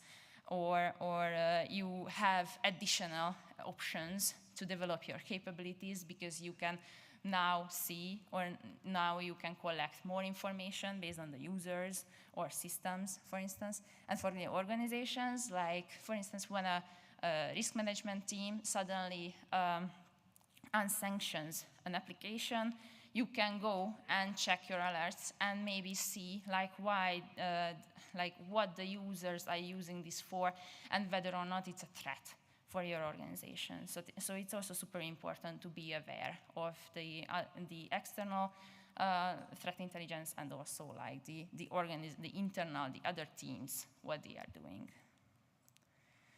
So I'm also going to test this theory by a ransomware scenario. And you are being woken up by a message from your manager that the organization was targeted by a ransomware.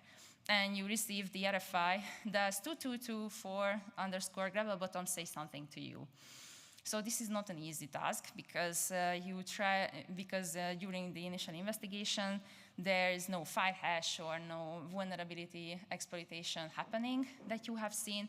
And your vendor, the intelligence vendors that you have, comes up with nothing. And at this point, and also the OSINT results that you have found for the TTPs that you have observed have contradicting attackers and are not super useful to your exact case.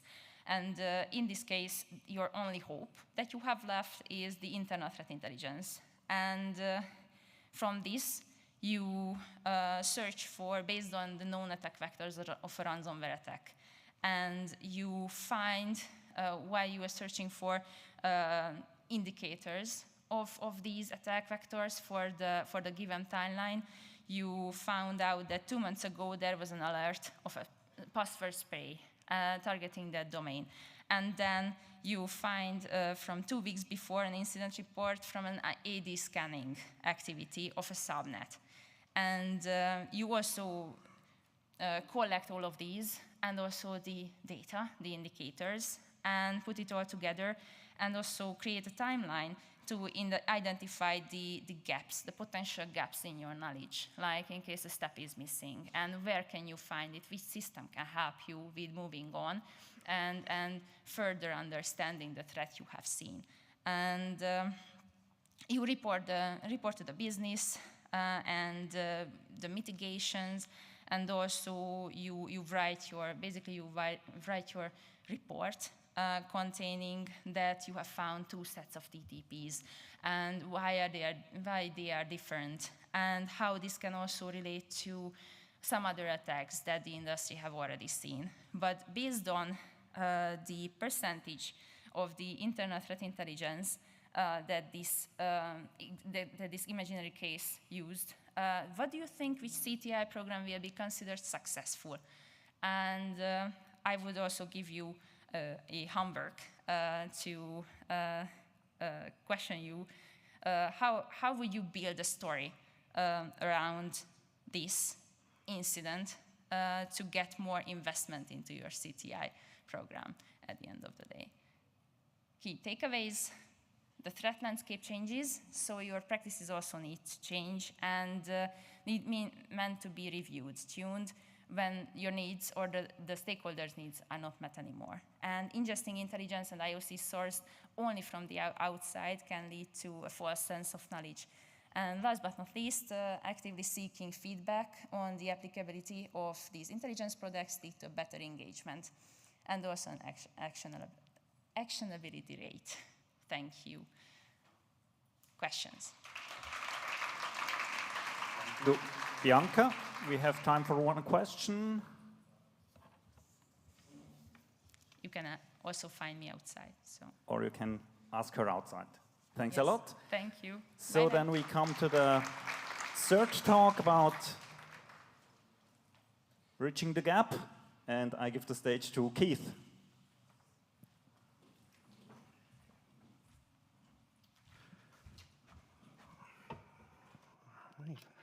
Hello, everyone. I think you can hear me now, it sounds like. Thanks for coming.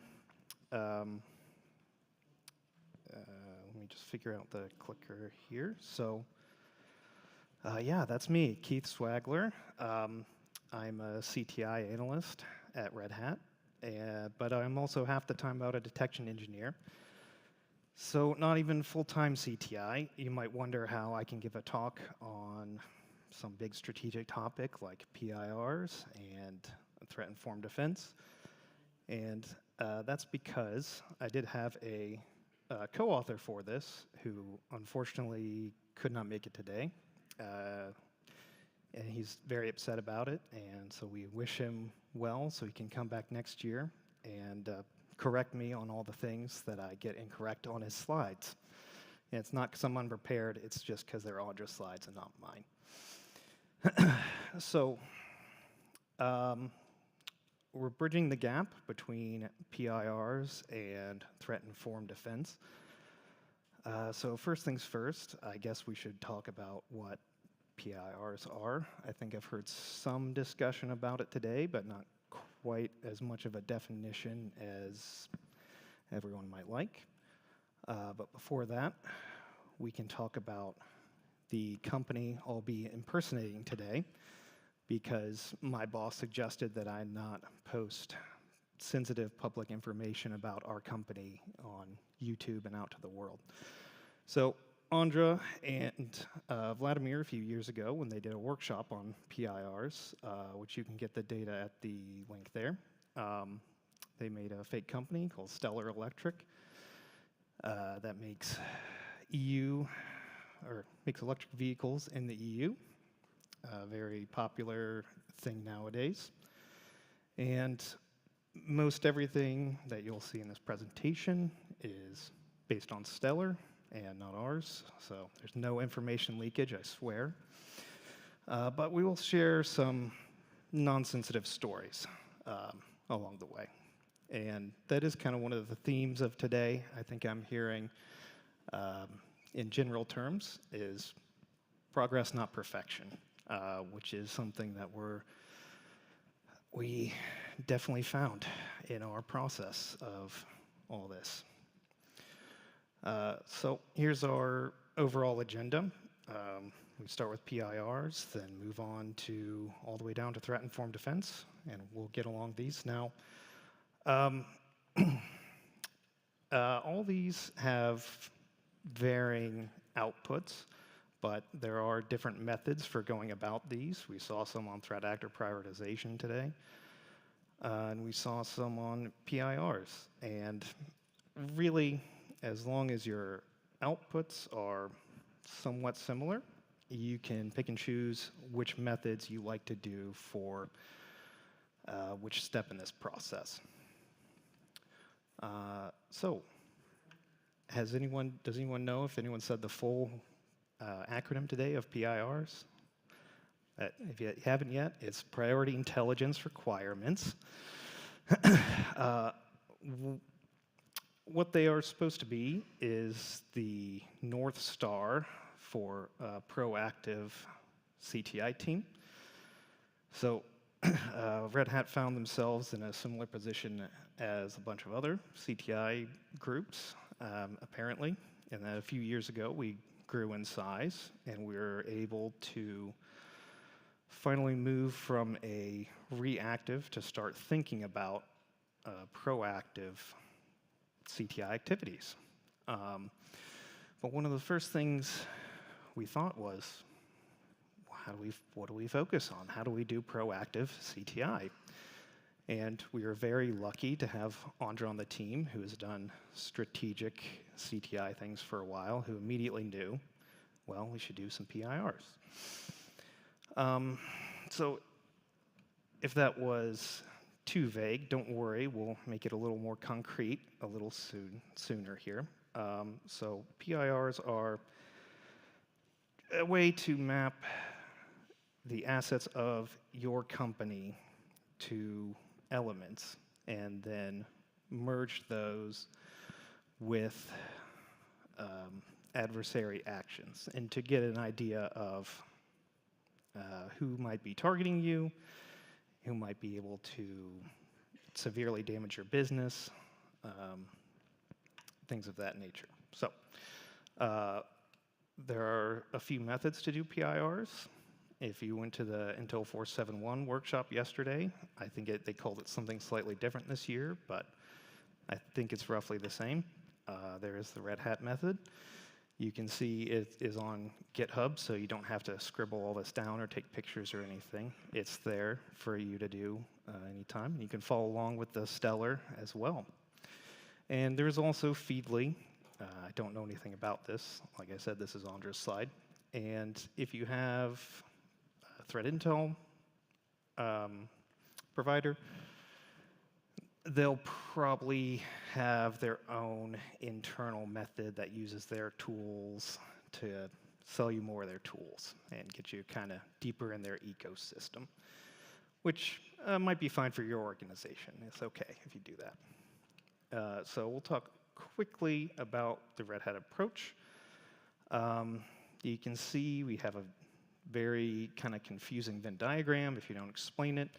So the short version is you map internal assets and elements, which could be processes, people, technologies, some other buzzwords probably, and then you look externally to see what kind of adversaries might be interested in targeting an organization such as yours for one reason or another.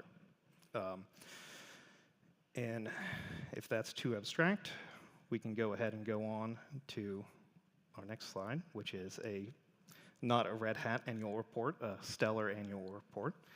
You can see here we've broken down some elements from the report.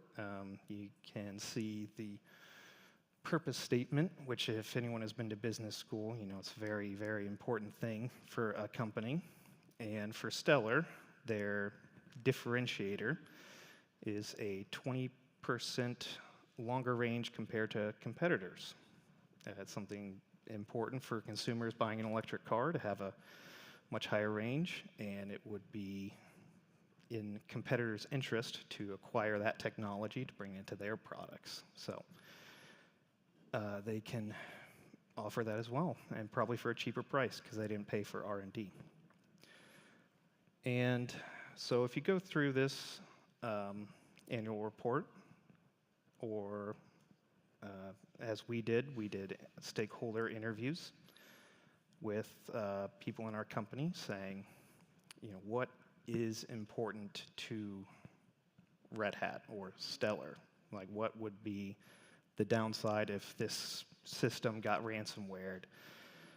And those all combine into the PIRs themselves, which are nice little keywords that you can then focus all your CTI efforts in. And something we did nice to operationalize is put out some keywords. You can kind of see here, it's a little small, but Stellar's number 5 PIR is car production. And so keyword for that is operational technology, ICS. So we had these keywords. We put them in our threat intel platform to generate alerts for us daily on the latest attacks on OT and ICS systems. And we started to break out the champagne because we did PIRs and we're, you know, a nice proactive threat intel team. Except when we were getting ready to do that, our manager, in the nicest way, kind of came in and said, so what? We have PIRs, but what are we going to do with these? And he was not quite satisfied with the daily alerts we were getting. He said, can't we do, I don't know, something a little more proactive about this? We don't. So after putting the champagne away and switching to beer, we went back to our smoke-filled layer for a bit and came out with a plan to prioritize our threat actors based on our PIRs. Because I've also heard today a few times, you know who's interested in targeting you, but I don't think anyone's quite said how to do that yet. So with our PIRs, we have these nice keywords. We can find threat actors that are out there that are interested in targeting your organization. And I won't go over this too much because we did see a pretty good presentation earlier today from Scott about this. And we also used our vendors process for this. So I don't need to go over them. If you're a vendor of the same company that we are, this will probably look familiar to you. And the author is actually here today as well, so probably look pretty familiar to them as well. And if you don't happen to have a vendor that'll do this, there was also a workshop at a CTI conference here in Berlin a few years ago that you could go through and build a prioritized threat actor list.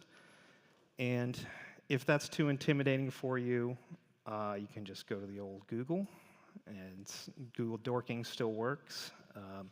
No, there's a lot of complaints about AI searches in Google, and I see them it can be pretty bad, but using it, not in this case, it's not the best results anyway, but just to give you an example.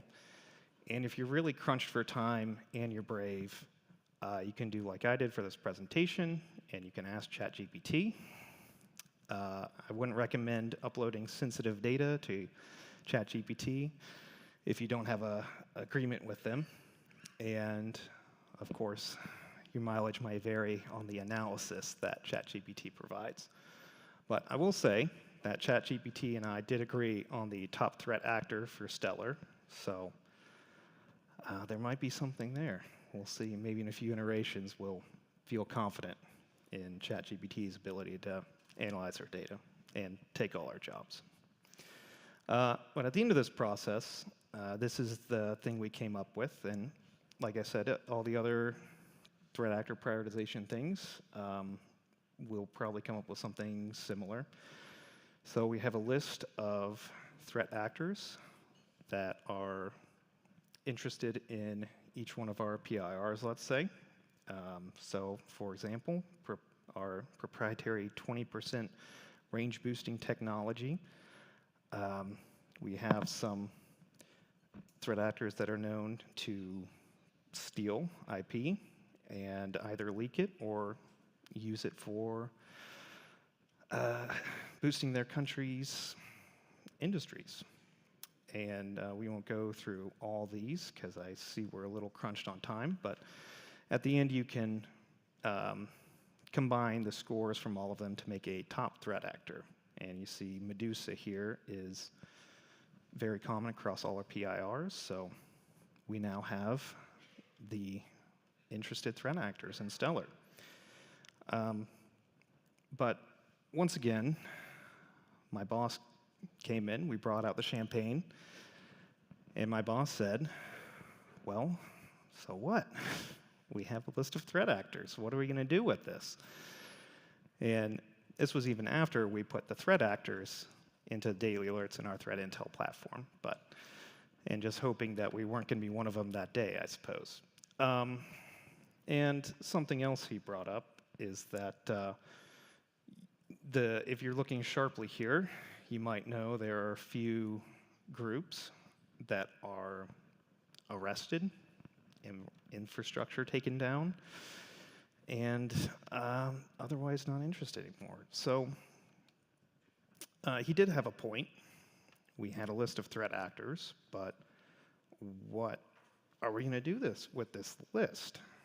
And it had just so happened that we finished this up right when I was completing some MITRE Attack Navigator training, which if you haven't done it, I recommend. And so we were able to move ahead into prioritizing TTPs per threat actor. So this is the MITRE Attack Navigator. I'm sure you're all familiar with it. But what you might not be familiar with is the included TTPs of APT groups built right in to the Attack Navigator. They're pre-filled for you. And you can see we have a good assortment of Stellar's prioritized threat actors in here. And you can see they're varying.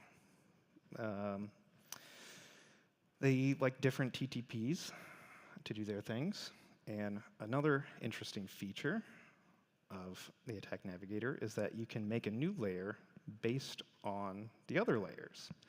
So if you want to get a holistic view of all the TTPs that your priority threat actors can do, you can add each layer together for a score and make that into one big layer.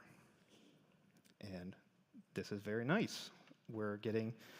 I think we're finally approaching something that'll make my boss happy in a report. So, however, we did have some other discussion on the relevance of TTPs in MITRE. He looked at some of the threat actors, and he's like, wow, this report's from like 2013. Do they even do that anymore? Like, are we sure this person's still around? So eventually, we agreed to select the top 10 threat actors and pick 5 relevant campaigns from those top 10 threat actors and go through the reports for those manually and extract the TTPs from those and compare that to the results we already had from the, clicking a few clicks in MITRE ATT&CK and adding those together. And what we found was that there was about an 85% match between reading 50 analyst reports, extracting all the TTPs, and clicking around in MITRE ATT&CK and generating a new layer from it. So if you're wondering, I would just go with MITRE ATT&CK. So, but after that, we also thought, well, we're getting back into this mix of internal and external things. When we can't control what the threat actors do, but we can control how we respond to them. And hopefully everyone here has some kind of detection program. I say that as the detection person. And hopefully you also have some preventative measures that will stop some of these TTPs. So we thought, well, we don't want to waste a lot of time trying to detect and prevent all these controls that we're already doing. So you can find our actual flow diagram here, which is why it's only okay. We created a list of priority TTPs, and then we got a list of our current detections, which I could do easily because I'm the detection guy. And then we got a list of our defensive preventative measures, which was a little bit harder considering the scope of all the things that we have. And we subtracted those scores from what the threat actors do. And at the end, we come up with a list of 10 priority TTPs. These are things that our threat actors do that we are not very good preventing or detecting. And now we're closing in here to threat-informed defense, I promise. So after comparing this, I think this is what Scott called earlier gap analysis. You can see here, this is another attack navigator layer. I'm a big fan of it, if you couldn't tell. The red is techniques that our threat actors use, and there is no detection for, at Stellar, remember.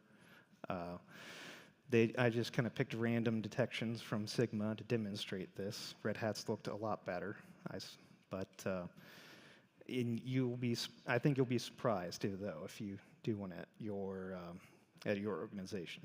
So, and also, if we're prioritizing our focus efforts, let's say the green might be nice, that we're detecting something that our threat actors aren't doing, but really, if you used a bunch of time and energy to try and detect something that your threat actors aren't doing, then from a threat intel perspective, it sounds like you're wasting your time.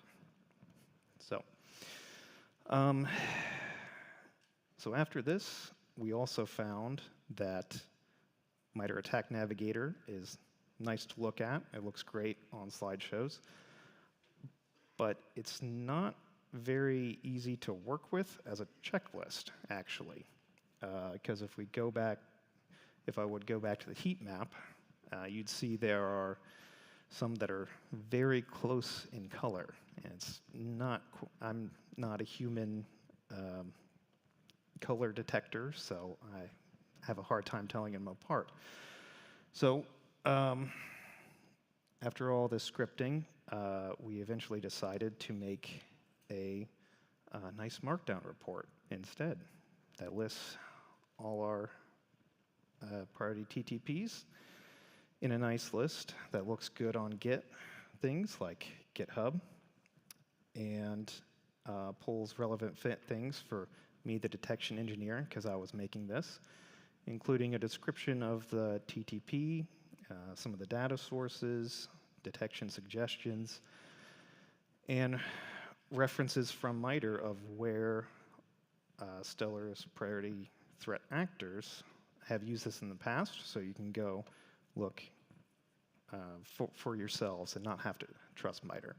And a little section for your CTI analysts to use themselves. And this is now available on GitHub as well. Like a lot of good open source projects, it works pretty well, but the documentation is very bad, and I apologize for that. It'll get better pretty soon. And as also with open source, patches are accepted. So, so what's next? Well, I think we finally got that champagne from my boss. He finally approved of our intelligence product. But now we have to do the detection engineering part. And for my part, we're focusing all our not reactive efforts on detecting priority TTPs. Our threat hunting team has, I think, the easiest hypothesis pre-built that there could be. And we are in the process of discussing with our other stakeholders, like the incident response team, the GRC team, and the red team on implementing these suggestions in their workflows. And what else is next is contributing to MITRE ATT&CK. So I don't know if anyone noticed, and if you did, you're a very sharp eye. The top threat actor for Stellar was Medusa, but that was also one of the only ones that was not available on MITRE ATT&CK Navigator. And I think the reason is just because MITRE ATT&CK depends on us, CTI professionals, contributing. So here's the contribute page. It's not quite as fancy as you might think. It just sends an email to MITRE, but if we all take a little bit of time to contribute some of our threat reports that we're working on, we'll have a lot better data for next year and have a lot more full attack navigator. So that's the story of Red Hat's journey from PIRs to threat-informed defense. And does anyone have any questions, I guess?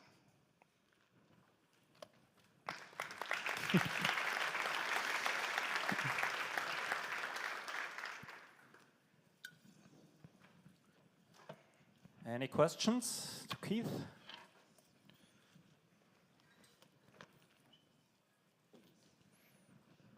So then one question from my side. These PIRs, or the way you handle them, how was the acceptance within the company? Was it something that everyone was embracing, or was it something like, here is our new way, and the question was, what are you doing? Yeah, I think mostly it was the CTI team who was the producer and consumer of that one. You know, we released it to the rest of the InfoSec team, and they were kind of somewhat indifferent, I suppose. You know, they were saying, so what, as well, like, you know, give us the next product that we can work with a little bit. Okay, yeah. Thank you.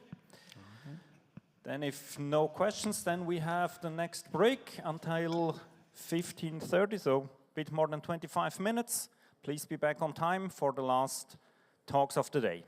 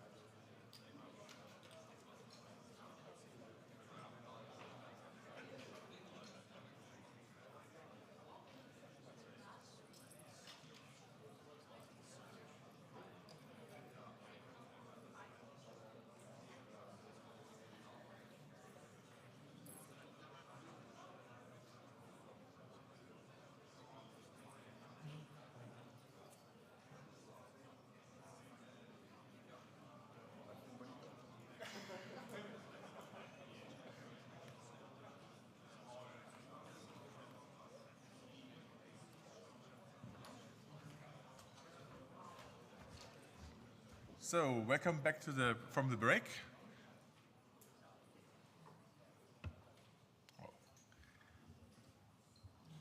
So, the last session for today, before we have a networking reception outside here. And the first talk will be by our friends from Circle, and they will talk about scoring vulnerabilities by leveraging activity data from Fediverse. Cedric, Alexandre, the stage is yours.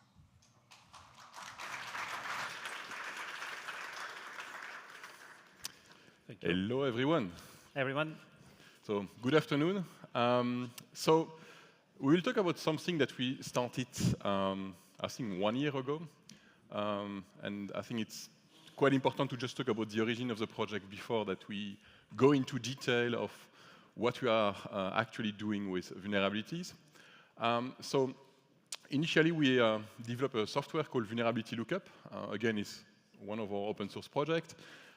This one is co-funded through the European Union too. It's part of the NIS2 directive.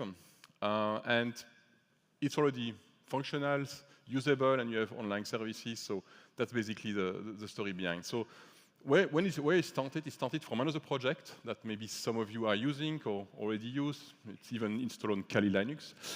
So it's CV Search. It's basically a tool for having a local database of CV on your system, and usually it's used by pen testers, people doing blue team, things like that. So it's usually used as an internal tool. The thing is, we were operating an instance, a public instance, for I think more than 5 years. The problem that we had was, due to its success, we were hitting some hard limits. Especially, we were, for example, hitting like around 20,000 queries per second. So the design of the software was not really well, I would say, designed on the long term for fast lookup. But the major issue that we were facing, and I think this one is maybe familiar to some of you doing vulnerability research and vulnerability threat management, we discovered that the source of vulnerabilities became much more larger than initially where NVD was the sole source of CVE. And this one is quite interesting because we have seen over the time that when we were collecting those CVE, we see that those sources were popping up left and right. And I think it's basically a thing that is interesting. Things that are interesting for the design of the software is actually the number of security advisories. So if you look at the global set of security advisories, it's quite large. So it's more than 1 million security advisories. Obviously, if you look at just NVD, you basically have a subset of it. But you have other sources like, for example, GSD, which is the main source for Linux kernel, for example, which is quite big. And for us, it was quite I would say, a discovery that when we started to work on the project, that the security advisory were becoming bigger and bigger. And from the early beginning of the project, we decided to do citing, so we were able to add on vulnerabilities themselves the reference to people, organizations talking about vulnerabilities. And we will come back, and Cedric will come back on the citing aspect, what we do with the citings and why it's useful for security researcher. Another thing that we wanted to, when we designed the software, is to be flexible. The reality of vulnerability management is a chaos. If you look carefully, you'll see that the vulnerabilities themselves and the format, even for the standard NVD format, you basically have different formats with metadata, extensions, things like that. If you look at other sources, you might have different sources. You have CSAF, for example, which is a different format, and so on. So it's complex, and it might become more complex. If, for example, you have more CNA, more distribution of those vulnerabilities, then you have to design the system for that. Another thing that is important for us, it's we want to be robust. So that means if you use the API, get the JSON data out of our systems, we want it to be stable and fixed. So that's quite important for us. And the most important, and that was really why we redesigned it, it's fast lookup. So we operate an instance which is like heavily used, but we want to correlate with different sources. So the software is designed to allow fast lookup. We have additional problems that are interesting to solve, and maybe some of you are already familiar with those one. The CP fragmentations. So if you are doing threat intelligence, looking at vulnerabilities on a day-to-day basis, you might discover that the CP, so the common platform enumeration, so how you basically name the CV for the different product, it's a complete mess. You might have, for example, Oracle mentioned in different names. You might have organizations like Microsoft having 25 different names for the Microsoft corporations, and so on. So we decided to try to solve that problem. So now we have what we call unified container, which are basically organizations, where you can combine multiple CPE together. It's part of the software, the dataset is available, but you can run on your own and benefit from that dataset. Another thing too that is maybe interesting for some of you, the software itself contains what we call a CVD process, so a coordinated vulnerability disclosure process.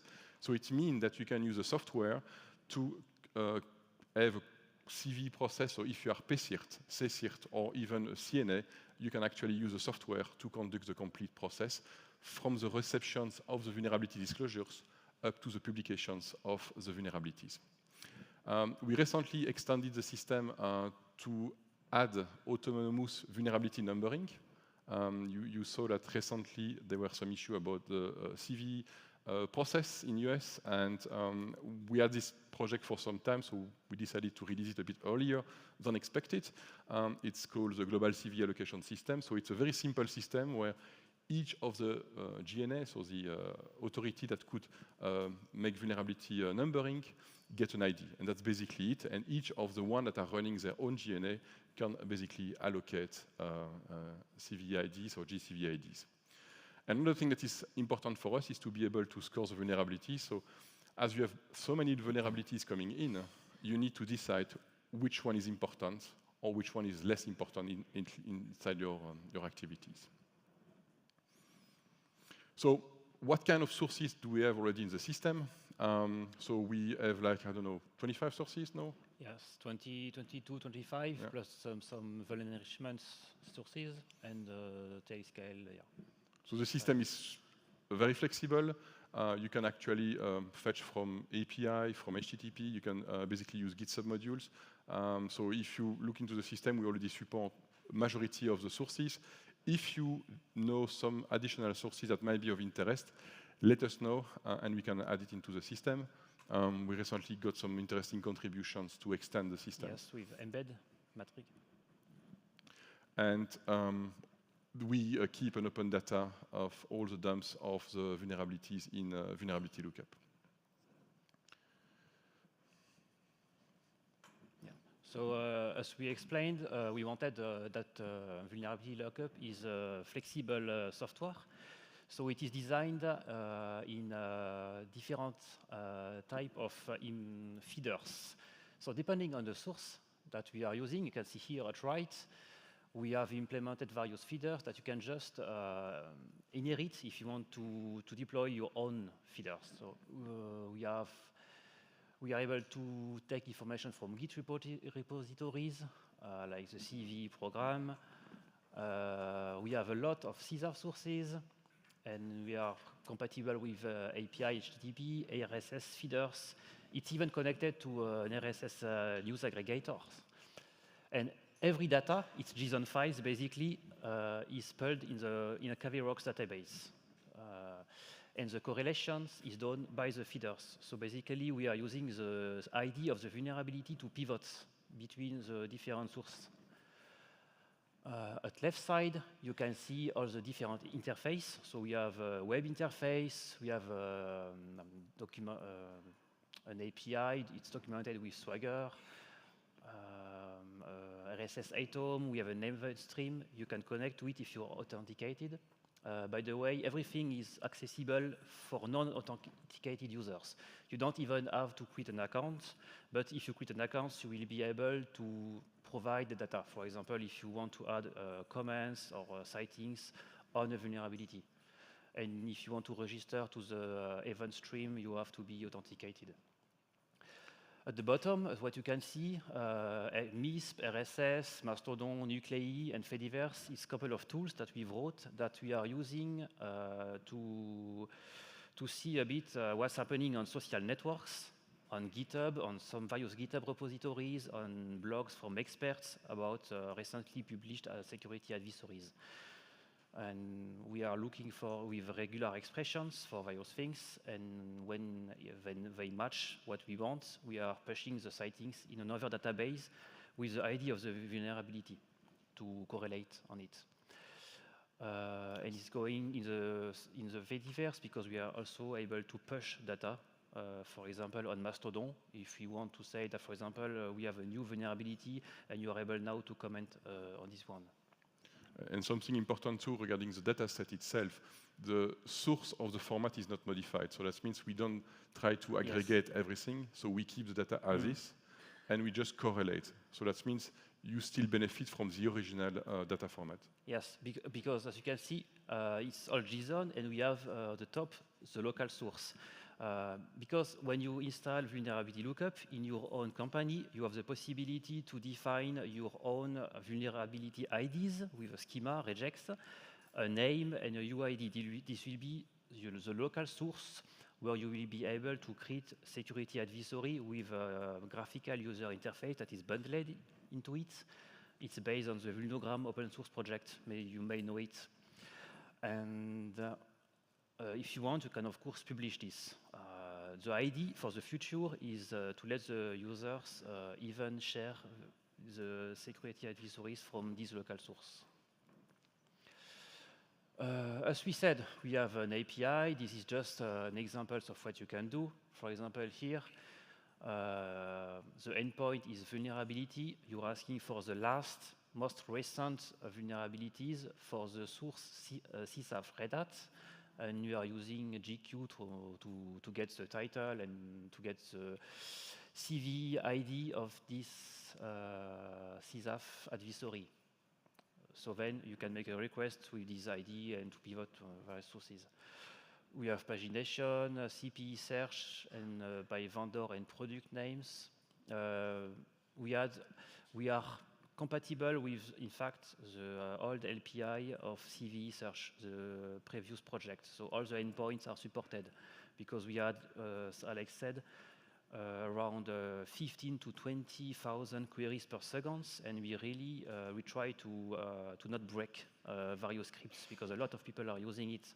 It was quite interesting when we migrated our main instance, cv.circle.lu, to this software because we were able to see if there are some errors, internal server error due to some changes. We had to adapt a bit to really to take care to not break everything. And then we have added a lot of new endpoints, not only for vulnerability. Yeah, especially, for example, RSS and Atom. So if you have RSS reader, you use, for example, Feedly, whatever, for your threat intelligence process. CV search was read-only. You can just, it was pulling data, only JSON data from NVD, and then you were able to get the data. So here it's read and written. Yeah, so those endpoints are openly public and accessible. You don't need an account, you don't need an API key, you can basically use those automatically. Now, what we wanted to do is to extend this. And that's where we were going to this thing that we were thinking that we need to have community-based information. And I think we think that it was a good idea because we discovered that some limitation in traditional vulnerability management to have a kind of crowdsourced threat intelligence. And we came with 4 different ideas where we extended the vulnerability lookup systems to do various things. For example, one of the things that we introduced from the early beginning was bundles. Bundle is great because you can group similar vulnerabilities. So for example, you have the monthly patch from Oracle. You want to have everything in a bundle, so you can just automatically put it there. The nice thing there, you can see if the CV is already published or not, if there are already activities from the social networks and so on. And the bundles is basically a way to group semantically a set of vulnerabilities together. And we have a simple markdown editor where we can even automatically extract CV and so on from... aggregation of sightings as well is really interesting because you will get the sightings of each vulnerability linked to this bundle. And you can follow, for example, for the next days or weeks, what's happening in the news about this vulnerability. And for example, sightings is, I think, one of the most interesting features, I would say, for threat intelligence at large. It's we actually get information like Cedric was mentioning about social networks, so Fediverse, Blue Sky, whatever. We get it from trade intelligence platforms like MISP and others, where we actually get the sightings from those platforms and cite the CVE, which really it's really helpful. We'll see some use case afterwards, but technically each sightings is an observations, and each observations give you, or at least give us some metrics to improve the scoring of that vulnerabilities.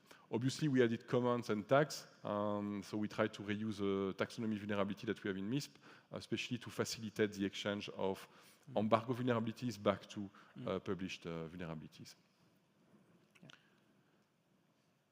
So there are different types of sightings. So when we design it, I remember we go in different things, but the first one that we really was really, I think, for us important is seen. So that means if you have a vulnerability, we need to tell everyone, oh, we have seen that vulnerability, which makes a lot of sense. I mean, if you discuss about the vulnerabilities in a forums, if you discuss the vulnerabilities in a specific MISP event, for example, it's a type seen, and that makes sense. But later on, we extended that to 3 different types, where it's, I would say, a bit more advanced. So if you're an analyst, when you review a vulnerability, you want to confirm it. And if you have like 10 analysts confirming that this vulnerability is seen and verified, so that means it's not like, for example, a fake or incorrect vulnerabilities, you can basically do that. And in the model that we have the opposite too. So something that is confirmed or unconfirmed by an analyst. So which could happen. Sometimes you have vulnerability that is mentioned by a researcher, but the vendor says, no, this one is not confirmed and not actually used. And then we go even a bit further. For example, we have a partnership with Shadow Server. We collect their result from scanning, and especially for their honeypots. And we can, for example, see if a specific vulnerability is currently exploited, and we have a sighting for that. So which is, I think, an interesting aspect too. If it's actually exploited and you didn't patch it, that's another thing. Another thing that is interesting too, and we added this one later, sometimes you have vulnerabilities that are actually exploited, but it's not possible to patch. So we want to be able that users can tell us, we patch and it works. So that's why we extended the sightings to that kind of type. We might, in the future, extend the sighting types, but that's already covering, I would say, I think 95% of the use case that we have seen. So automated sightings. In the diagram that Cedric showed, it showed that basically on the bottom of the diagrams, you have all those kind of connections. So all the code for the tooling for the sighting is public too. So we automatically get from the Fediverse. So we subscribe to a set of accounts, and we look for regular expression, as was mentioned, for the CVE, for example. And we do the same with Blue Skies, where they have the ad protocol stream where we can basically get the data. We do that for some other platforms where we have access to, some community that are on MISP. For example, we can even feed from Nuclei. So maybe some of you are familiar with Nuclei, which is actually a set of templates for scanning and so on. And each time that we see a Nuclei template matching the CVE, then we can cite into the system. Yes. It depends as well really on the source of the sighting. We noticed that, for example, on Fediverse and Blue Sky, we have a lot of sightings depending as well on the vendors. For example, if it's a vendor like Ivanti, Palo Alto, every month you have at least one vulnerability, and then you will have a lot of sightings. Most of the time, these people complaining about it, so it doesn't really make a lot of sense, but you see that there is something happening, and you can get a lot of sightings in a couple of hours or in the first days. But you have more interesting sightings maybe on GitHub Gist. Here we can find a lot of proof of concepts for vulnerabilities. Yes, shadow site, and especially shadow site and exploit-DB sighting. The sighting from this source, it's automatically in exploit or confirmed if it's come from Nuclei, because every 4 hours we are updating our repository with against the one of Nuclei, and we are looking if there is a new template to detect a specific CVE. And if it matches, it means that the type of the sighting will be confirmed because we have a tool to detect this vulnerability. It's more rare, but it will give us a stronger indicator. And then you have all the community contributions coming from the platform itself, yes. when users are actually commenting and so on. That's what we wanted to do in the early beginning, actually, to let users create sightings, comment, etc. But it always takes a bit of time to have contribution from users, as Alex said. And that's why we do that. Yes, and we did the automatic way. We have now 400 users, something like that, and it starts to have more contributions. Okay, now we can go into the core topic of the vulnerability. So you basically have the software, you have the data sets, you have community contributions and so on. So you want to go in the scoring aspect. So things that are interesting there, when you basically do sightings, you are able to get a lot of information about the different sightings. And something that is really, really interesting that we discover, there is a lot of reference of CVE or ID that are for unpublished advisory.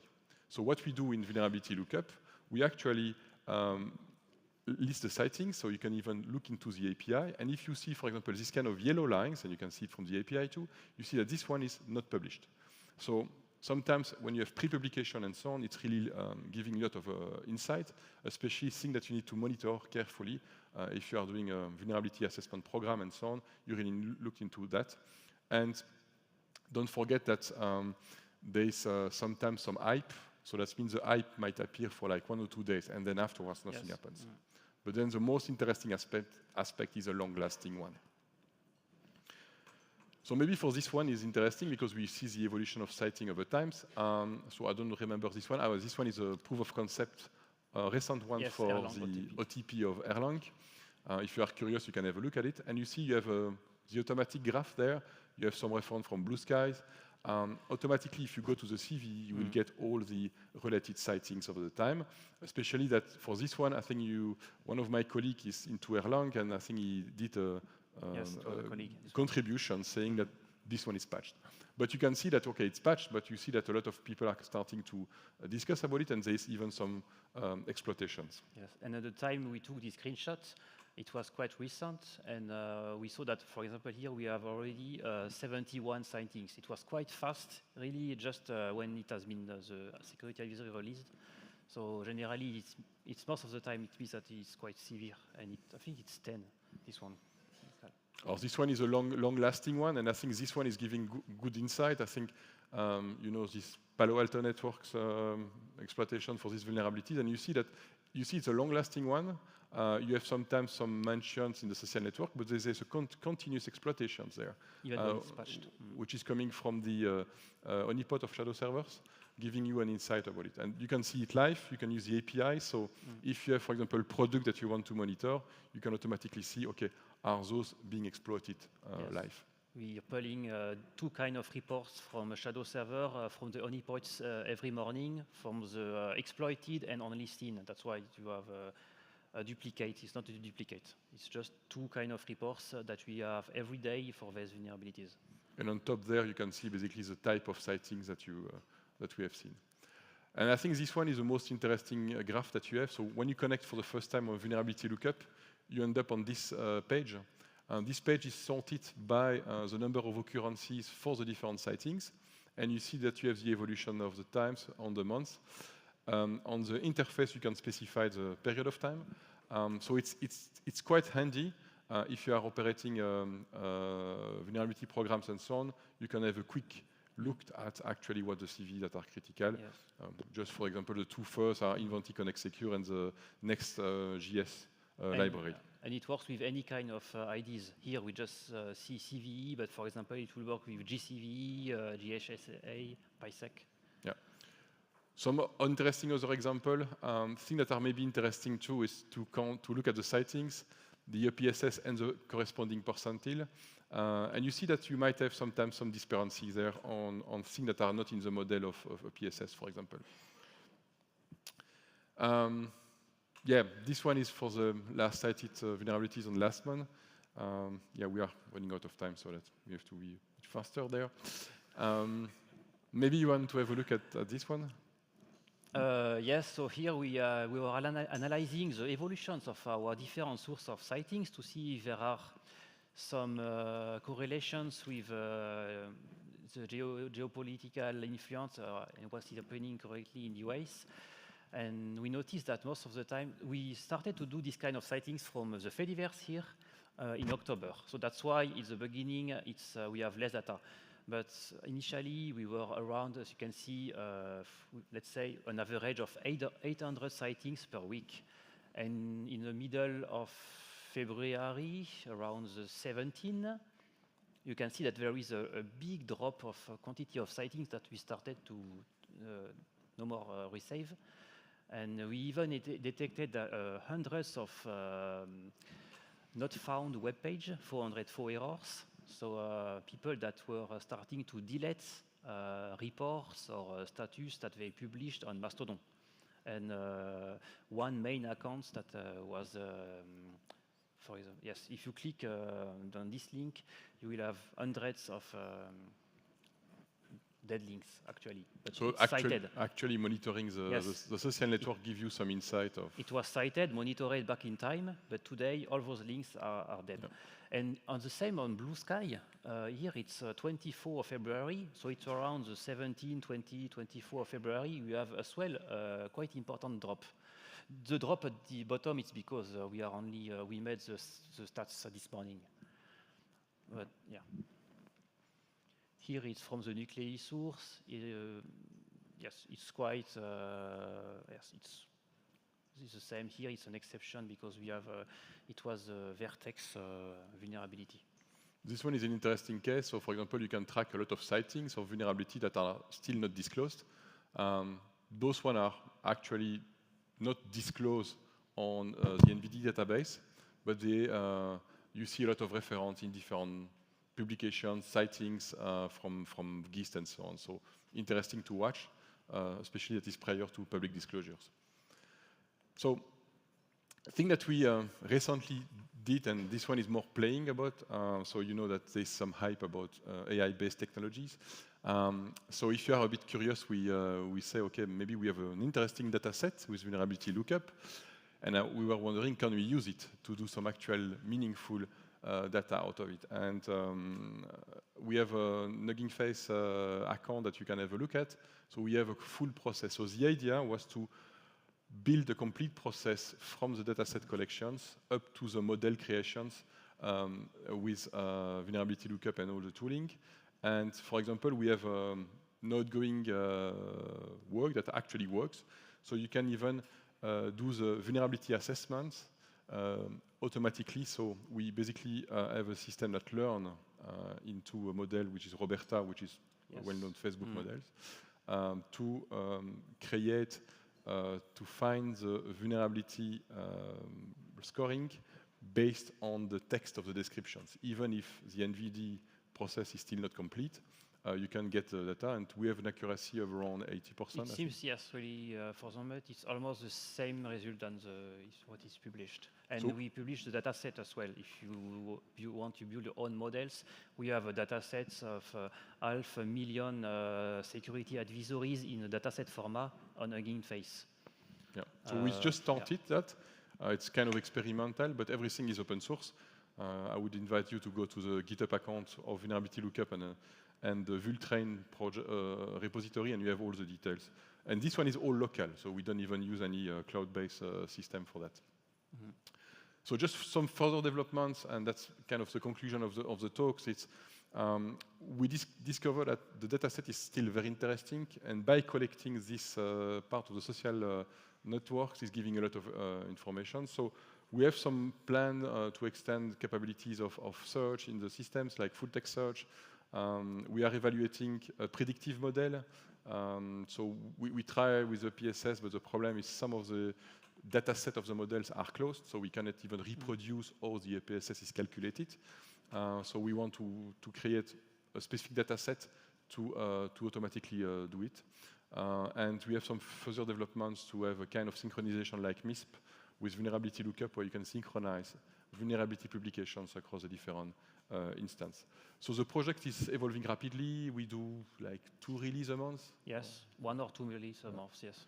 So which is quite interesting. The project itself is on vulnerability lookup. If you want to see a running instance, the vulnerability.circle will tell you is the running instance. All the, see that's a P is missing there. You just add the P there. So the vulnerability lookup is on GitHub, and all the repository, we have already like 20 repositories. If you want to track what we are doing on social networks, you can go on the Mastodon account of Circle. And again, we have this mistake. So don't hesitate if you have any source that you want to see in vulnerability lookup and so on. Don't hesitate. Thank you very much.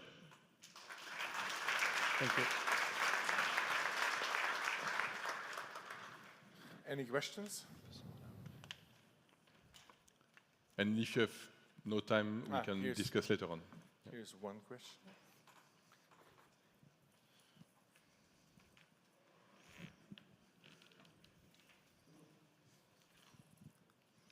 Thank you. Just a quick one.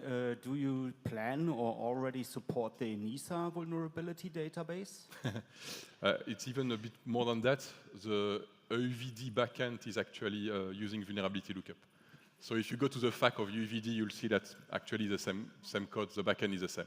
So we developed that project within the European project, and it was coordinated for the CCIRT network at the same time. So when you go to the EUVD, in the backend is the data from vulnerability lookup.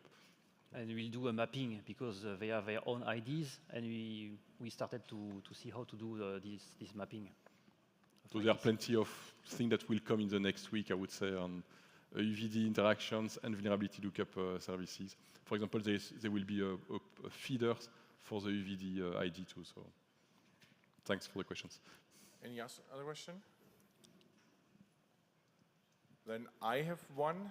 Yep. Sorry. Have you thought about integrating it also more in a security development environment, like Renovate is one example of a tool? Yeah, we have plenty of discussions right now with different users of CV search that use a data set and move to vulnerability lookup. One of them is a small company doing a kind of code QL evaluation. So they use code clarity. And the idea was to use a data set to find back the commit message from vulnerabilities to evaluate the accuracy of the patch for the vulnerabilities. Yeah, makes sense.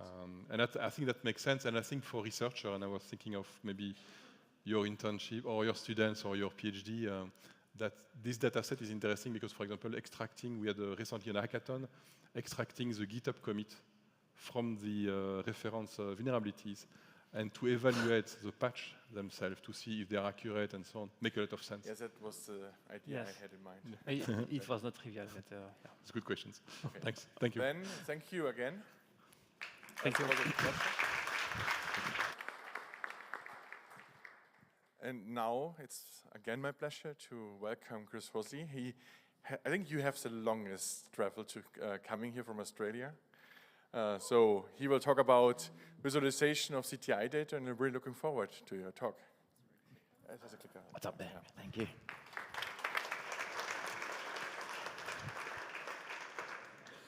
Oh, is this the one? Hello, everyone. Yes, my name's Chris Horsley from Australia. It's a country I'm trying not to remember what the time difference between here and there is. I work for COSIV. We're I guess you would call us a boutique consultancy. We specialize in SOC, CTI, and engineering work between those two things. So today, is this not the clicker? No, it's got a laser pointer. I don't know how to use a clicker. Hold on. Which one am I pressing here? It is that one. There we go. All right, thank you. Yeah, so today I wanted to talk about data visualization, specifically as it relates to CTI. I've been, let's say, an enthusiastic student of data visualization for many years, even before I started in cybersecurity 20 years ago and in threat intelligence about 10 years ago. I had a background as a web developer way back in the day, and so I think I've always had this sort of dual interest in how we could bring some of that data analysis, data visualization techniques into CTI itself. So there's 4 main sections I wanted to talk about. The first one is, why do we visualize in the first place? So we're going to start talking about maybe the motivation to do this and some of the principles behind it. The second part is the visualization mindset. So how should we start thinking about visualization beyond the traditional bar graphs and pie charts? Then I'm going to talk a little bit about common visualization problems we see. I'd call them wasted opportunities, perhaps, where we can do better, but these are the anti-patterns that we don't want to follow. And then finally, I'll talk a little bit about taking some of these ideas back into common use cases that we see in threat intelligence. So part 1, why do we visualize? So something we see all the time, or I certainly see all the time in threat intelligence reports, is that visualizations are often added as a kind of a garnish, a piece of parsley we put on top of a very heavy textual report. And we're all familiar with those reports, and they'll be 30 pages long, packed with amazingly useful intelligence. In fact, my catalyst for submitting this talk idea was I saw a report, and it was very text heavy. It was a good report, and in the middle of it, it had a bar chart. And the bar chart didn't seem to have a lot to do with the report. It didn't really support what the report was trying to convey, but it felt like somebody said, there's a lot of words. We just need a picture in there somewhere. So what I'd like to convince you of by the end of this talk is that it shouldn't be the parsley. It should be either the meat or the potatoes or one of the main ingredients to sell our message and to support all that other amazing analysis work that we've done. So I went through my photography phase, as so many of us do, and at that time, when you're a student of photography, you're trying to work out how to take more effective photos. And the number one thing that people say is a good thing for taking a photo is that it must tell a story. I've always liked this idea that when you're painting a picture, what you put in the picture is important. When you're taking a photo, what you frame out of the photo is important. So we're concentrating on what we're trying to convey to the audience. So this picture here is from Hurricane Katrina in 2005. And there were many, many articles written about Hurricane Katrina and the loss of life and the devastation. And when you look at a picture like this, it more instantly conveys the sense of that devastation. And we have that saying, a picture is worth 1,000 words. And that's very much a mindset we can bring to data visualization. To me, a good data visualization should also tell a story the way a great photo tells a story. And if we think carefully about what goes into the visualization, and how it supports that story we're trying to tell, we can be a lot more effective as analysts delivering reports to decision makers. Because if we're not convincing decision makers, I think we've somehow failed somewhat as analysts, that we haven't given them the thrust of the report to them to make that decision better. Because often the detail being buried in all of those great facts and analysis we've got, it doesn't make the report necessarily effective, even though we put so much work into it. So this is a famous data visualization done by Florence Nightingale, and maybe some people have seen this before. It's called the rose diagram. She made this diagram, this was in about 1850s she made this. In fact, 1855 on the right and 1856 on the left. And there was this idea that in warfare in this era, if you committed to a land war, you were just going to lose lots of soldiers, and there was nothing you could do about it. And the assumption from military commanders was that the people are dying because they get shot and blown up. Florence Nightingale, who was on the front lines, and you might know she was a pioneer in the way we think about medical systems and hygiene in particular, she was also a fantastic statistician. And I don't think she personally created this, but her staff did. And as we go around, it's really like a radial bar chart. And as we go around, we're looking month by month. The red you can see in the center of this right diagram, those are deaths through injury. So people getting shot or affected by cannon fire, let's say. The black are other causes of death. The gray are preventable diseases. And so Florence Nightingale wanted to convince her stakeholders, which ultimately in this case was Queen Victoria, who was the head of the armed forces. She wanted to convince them that once they had taken these actions to improve hygiene in the way they took care of wounded soldiers, they could save a lot of lives. And I think there's a lot for us to take away here as well, because Florence Nightingale, She had a message she wanted to send to her stakeholders. They saw this and they immediately realized they were wrong about some of their assumptions about how soldiers died. And she also managed to sell in the same diagram the effectiveness of improving the standards of hygiene. So she's told this story very well to ultimately to Queen Victoria and to the military commanders. She also is responsible for this fantastic quote: "Data visualization to affect through the eyes what we failed to convey to the public through their word-proof ears." And I think this is excellent. It throws a lot of shade at the public, but really what it's saying is you can write amazingly long reports that are full of great data and insight, but an image will cut through. And that rose diagram we were looking at had that cut through, so much so that it became this famous data visualization. I like to think of visualization, particularly as it relates to CTI, but more broadly too, in two main camps. The first one I would call an exploratory visualization. This is when we don't know what the story is yet, but we're sitting on top of a lot of data, information, intelligence, and we're still teasing out what that threat is. And we might run these visualizations in a different way.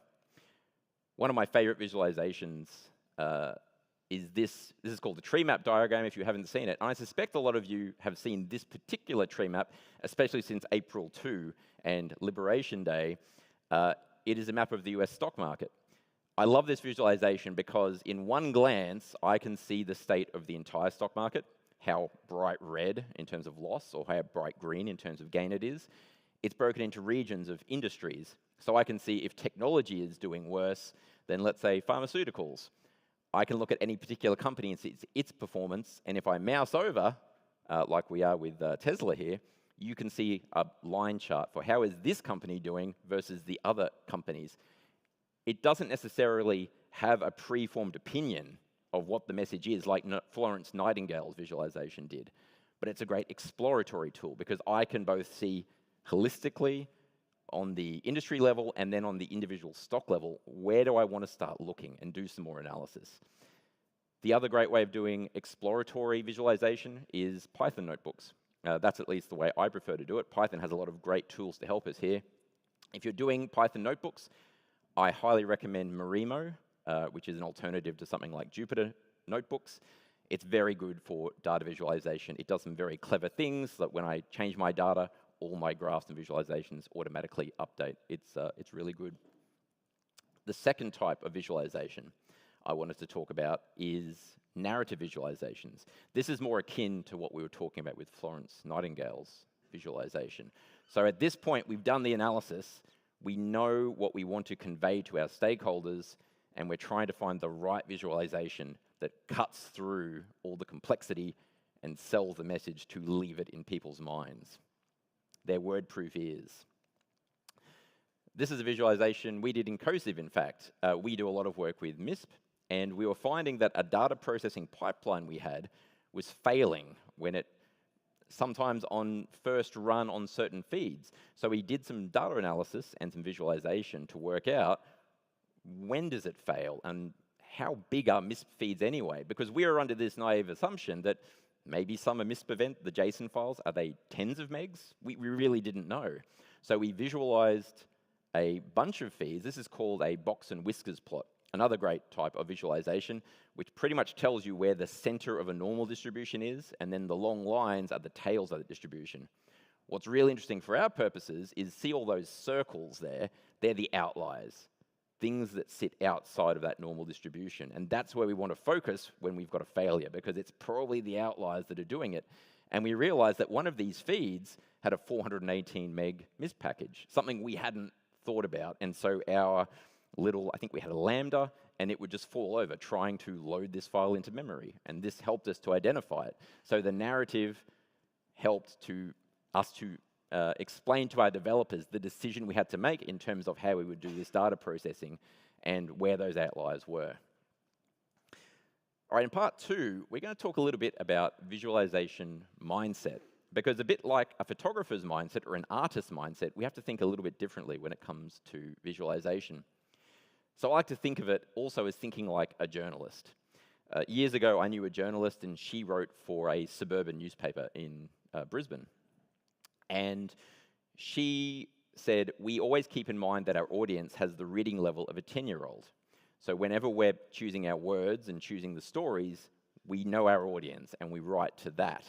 So just like a journalist has to, again, be very succinct in the way they write, think about who their audience is, and for every article they write, they have to think, what's the so what of this? If I write this article, what am I trying to convey to that audience? And you probably know about the 5W plus H, and we can bring those same ideas into data visualization. So rather than we have some data, let's just take a visualization off the shelf, a pie chart, a bar chart. Let's think carefully about who's going to be looking at this and what's the most effective way I can tell that story. One of the reasons I love data visualization is because it marries two halves of my brain. It's got that science analytical side, because without good data, insight, analysis, I can't do good data visualization. So I have to think about that side. The other half of it is the artistic side, because when we visualize, what we're really doing is trying to hack someone's perception. We're trying to arrange dots on a screen in a 2x2 matrix into shapes and colors, send that through their optic nerve up into their brain, and change that and incept an idea into their brains through these colored dots. And I think it's pretty amazing that we can do this. So that's the art side. We're trying to get people to see this piece of data art in a particular way and change the way they think and deliver a new insight to them. In this next section, I wanted to talk a little bit about common visualizations that I think we need to think again about. Before we start this section, there is, I guess you would say, one of the pioneers of data visualization in the modern era is a fellow by the name of Edward Tufte, and he's written some of the classic books about data visualization. He coined these terms, chart junk and data ink ratio, which are closely related. Chart junk is how he described anything on a visualization which doesn't contribute to the final intent of that visualization. And you see this a lot in visualization. We're going to see some examples soon. But you see it in the wild a lot. Once you know what chart junk is, you see it everywhere. You have to, if we've got that 2x2 matrix of colored lights we're trying to incept ideas into people's brain with, every pixel I waste is a wasted opportunity. It's an optimization problem. I'm trying to cram as much insight, as many dimensions of data to tell the story in there as I can. The other one is data ink ratio, which is sort of linked. And so he talked about it as ink on the page, but we can talk about it as pixels, of course. And that is, I want every piece of ink, every pixel to support the data and tell that story. And he was very minimalistic in the way he would present his visualizations. Let's have a look at some chart junk. Now, I think we all know that a 3D pie chart is the hallmark of, the worst of corporate PowerPoint sins.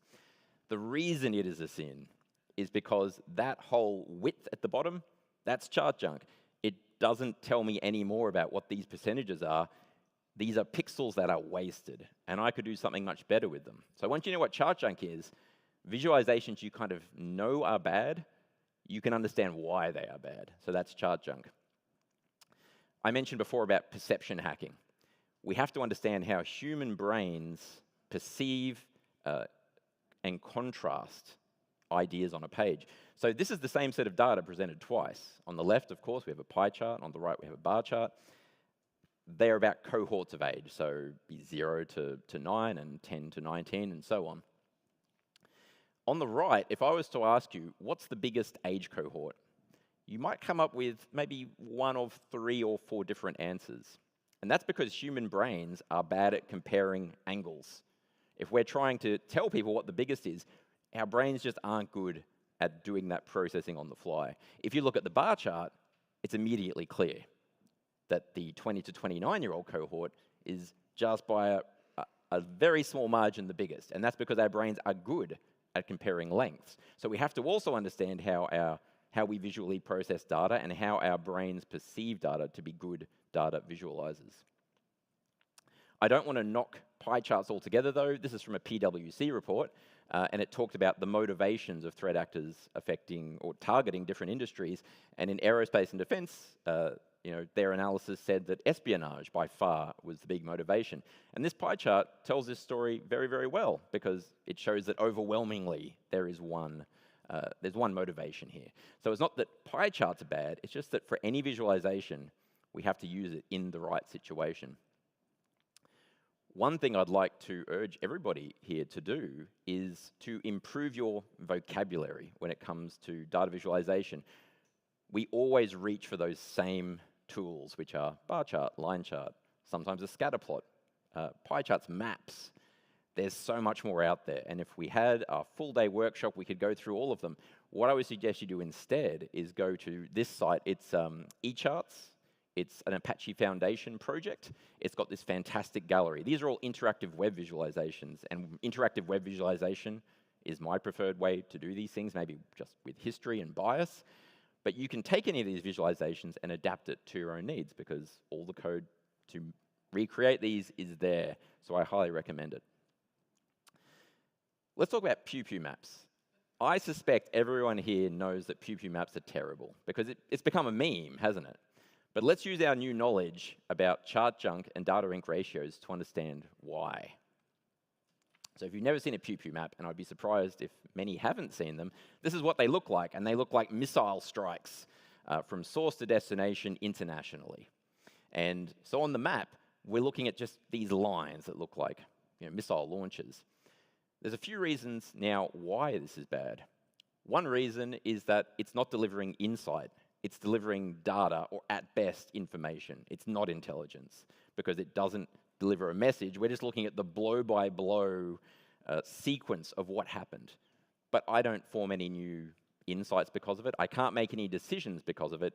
It's just flashy.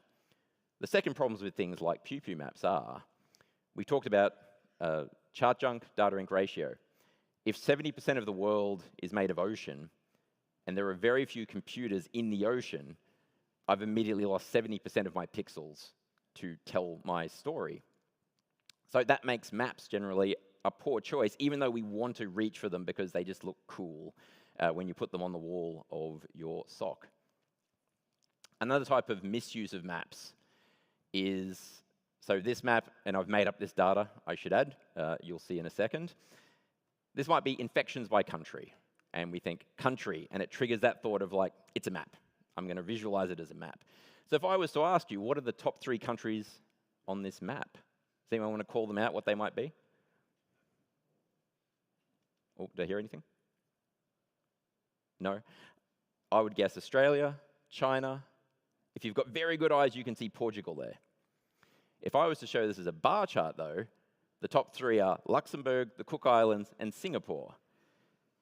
And it's unlucky that they're very small countries, because my map is horribly biased by the land mass of the country, which doesn't matter when it comes to a lot of cybersecurity problems. So again, it's a bad choice of visualization for this type of data. I don't want to say maps are terrible, though. If you're talking about submarine cable cuts, maps are a great choice, because geography matters. As soon as you pick a map, you're constraining your visualization to geographical position. And if that is important, like it's a theater of war, or you've got some regional tensions happening, let's say, great. That's what we need to show. The outages are going to be around this area. And the visualization is now showing a perfectly valid relationship between the data. Okay, in this last part, I want to talk a little bit more about some other applications in the CTI world. So the first one I wanted to talk about are CTI dashboards, because every single product or open source tool has them. Now, I have to preface this by saying I'm absolutely not trying to call out any particular piece of software, so I got an LLM to make me a bad dashboard. And I said, please make me a bad dashboard. And this is what we got. But I've seen dashboards like this everywhere. And the LLM knew exactly what I meant by bad dashboard. And it's not egregiously bad, is it? It's got some numbers, it's got a pie chart, it's got some bar charts, it's got a table of the last 5 things that happened. But why is this bad? One of the reasons is it doesn't deliver insight. If I had this on the wall of my CTI team or my SOC or whatever that might be, I'm not going to look at this and suddenly realize what I have to do next. It's not helping me make decisions, and often we make decisions by showing anomalies. This sort of dashboard, or this particular dashboard, puts the effort onto the viewer of remembering 128 high severity alerts what is that normally like on a Monday? What was it like yesterday? What was it like last year? So if you remember all those things, you might be able to make that decision. But without that sort of context of me going like, that's way higher or way lower than normal, I can't make a decision. And that's ultimately the sin of so many dashboards, is that they don't deliver something I can take action on, and they don't call these things out to me so I don't have to remember all of this history myself to know what normal looks like. A good dashboard, often we see very long dashboards. People generally don't scroll these things. And we want to put it on the wall so our whole team can see this thing in action. So it should be above the fold, all the best stuff without scrolling. It should show anomalies, like I mentioned. We should be able to look at one of these overviews and then immediately come back to our desk and view it on my workstation and dive into the data. I know there's an anomaly now. Now I'm going to find out why. And I can go from something's wrong to why is it wrong very, very quickly.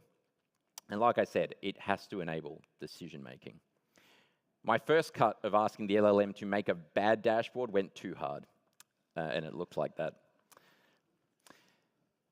The next problem I wanted to talk about that we see all the time, and I've worked with Stix and Taxi for many years.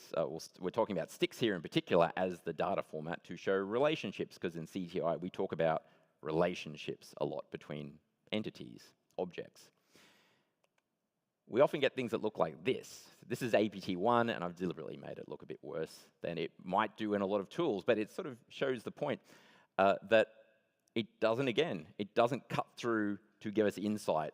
It can be okay as an exploratory tool. I can go into these nodes and have a look, but I need to arrange this in a way that makes sense to my poor human brain, because I want to deal in compare and contrast. And at the moment, like this, it looks like noise.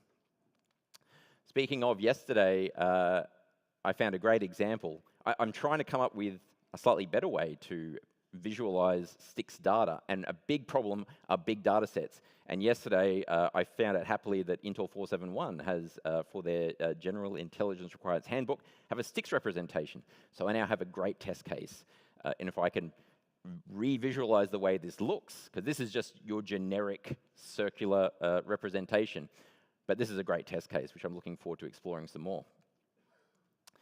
Attack flow is another. I'm a big fan of attack flow. I love the way that it sort of shows that progression through. It uses an algorithmic layout, which is great because we don't have to do much work as analysts trying to think about how to position this thing. The problem comes when I have a complex flow. And now I've got something that's kind of really hard. There's a lot of detail in there. It's quite the forest of detail, and I have to really go through to find out how to tell the story. By itself, it's not going to tell the story. It's going to help an analyst maybe explore. The other thing I do like about attack flow is that it supports Mermaid. And if you haven't used mermaid.js as a visualization tool, I really like it. It's an ASCII way, a textual way to represent a visualization. Great for putting in a wiki or committing into GitHub and making very quick changes. But it does suffer from that algorithmic layout problem. Algorithmic layouts are easy to do, but they can also fall afoul of not telling the story that a way a human would. So what I have increasingly, I guess, come to appreciate is that algorithmic layout is a good place to begin, but when we are talking about narrative visualization, we're trying to change minds and incept ideas into people, we need to use our human intuition, which might have started algorithmically, but ultimately, we're going to lay things out carefully. This comes from, I think it is Unit 42 or Proofpoint, one or the other. But somebody has taken the care to lay out this threat. They've used regions to help our brain sort of cluster similar ideas into the same place. And you see this in a lot of threat intelligence reports. This isn't necessarily a novel thing, but I thought this was a pretty good example. And if we can collectively do this more in all of our reporting, then I think we'll be winning a lot better, rather than, again, leaning. We're all time poor, so we often lean on the tools. But I think handcrafting is how you ultimately sell those messages. This is another handcrafted, well, it's probably algorithmic, but it's a well-chosen visualization. This was, I think this was a, maybe this was the Unit 42 investigation into a clever campaign. This was in the last couple of weeks. Clever campaign to get software developers to agree to do a job interview and a coding challenge the code was on GitHub. If you downloaded that code to go through that challenge, it would infect you using some insecure YAML loading. And what they wanted to portray was like, okay, so there were all of these command and control servers that this bad code was reaching out to, and they rotated about once a week, and there were this many. So the visualization served the data very well, which you'd normally just present in a table or something like that. But this paints the picture really well, I thought. So the last thing I wanted to talk about was a technique I'm quite excited about continuing to explore. So if you know what vibe coding is, it's using an LLM, and rather than writing any code, you just tell the LLM what you want, and it manages the code, and you act like its manager. And I'm not going to get into the whole thing about vibe coding right now, but I'll talk about my experiences with vibe visualizing, we could call it. So currently, Gemini Pro I found is the best for this. So where it would use, I used to work with JavaScript-based web visualization tools. D3 was my go-to, and it's a great library, but it's quite complex. And for me to build something like that sticks viewer on the screen, this is a simple sticks viewer while I've been testing this whole idea about vibe visualizing. And while I was testing that idea, I did this in about, I would say, 10 minutes to get to a basic prototype and an hour to add some more advanced features that I wanted.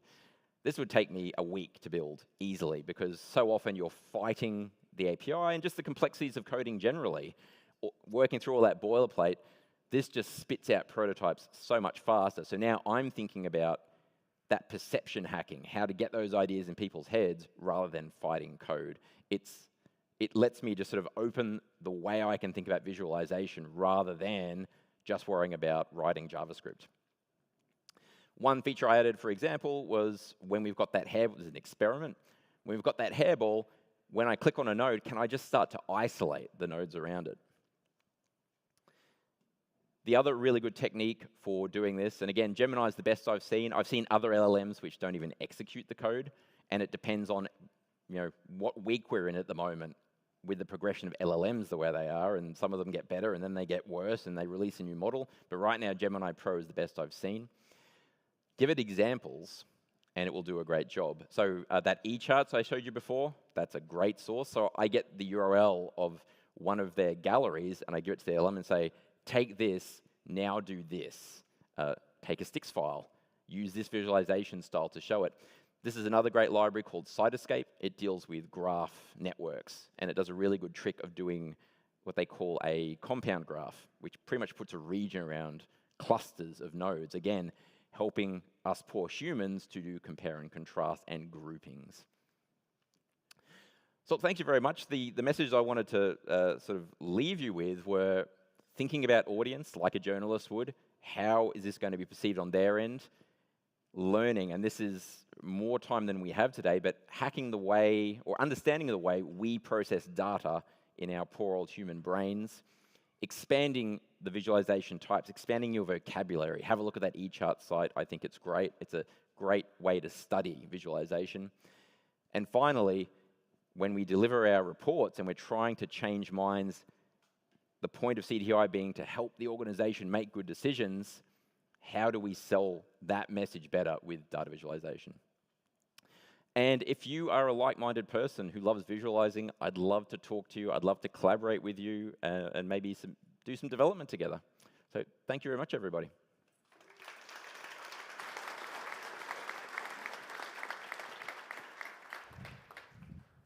Any questions? It seems like it's getting late. It is. Always up for a chat later on. Okay. Then we are at the final session, which means we do now have lightning talks. So can everyone who signed up for the lightning talk come up here and line up? So that's Hans-Peter, the Rensenlook team, James, and Serge. So we only have 4 people who came up.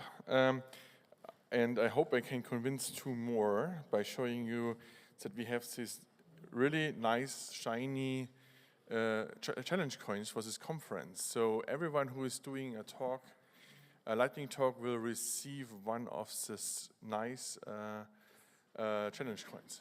We signed Okay, then, yeah, sure. So we already have 5, one more.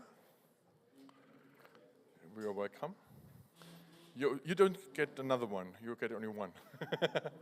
No, I'm just kidding, okay. So, Hans-Peter, you're the first one. You signed up the first. Yes. So I will make a hard cut with 5 minutes. 5 minutes? Yeah, I'm sorry for you. So I was told 5 minutes, so, and I will be hard. So then we have, the ransom look team, that's you. Then James. Then Serge. Then Eric, you and, yeah, okay, then we have lined up, okay. So that we don't get too late, I start my timer with 5 minutes and go ahead. All right. Hi, everyone. Following up such a great talk from Chris, man. I'm here from, my name is Hans-Peter Fjeld. I'm from Oslo, Norway. I've come here to talk about the concept of technical colloquy that FIRST have. It is nice events that you can find on their website. It's a bit smaller concepts. It's like for the community, by the community. And I want to bring your attention to one we have in Oslo. And we are currently looking for speakers. And if you only want to attend and have an excuse to go to Oslo, that's also perfectly fine. This will be in October, so you have some time to prepare for it. It's a nice stage often to present some presentation that you wonder if it's good for the big conferences, you know? It's a format of 1 day with workshop and 2 days with presentations. We have 1 day focusing on security monitoring and 1 day focusing on the incident response. It's open for everyone. You don't have to be a FIRST member, so tell your friend if you have people, maybe they're working for some less fortunate companies, lower budgets. It's Norway, so traveling there can be expensive, I know, but the conference itself is free. Last year we had about 300 people, and I'm part of organizing it, and I've manipulated the sign-up process so that it benefits the people traveling furthest the best, so they get more or less immediately knowledge that you have been accepted. Other years we've had an issue with a lot of Norwegians just jump piling on the sign-up process.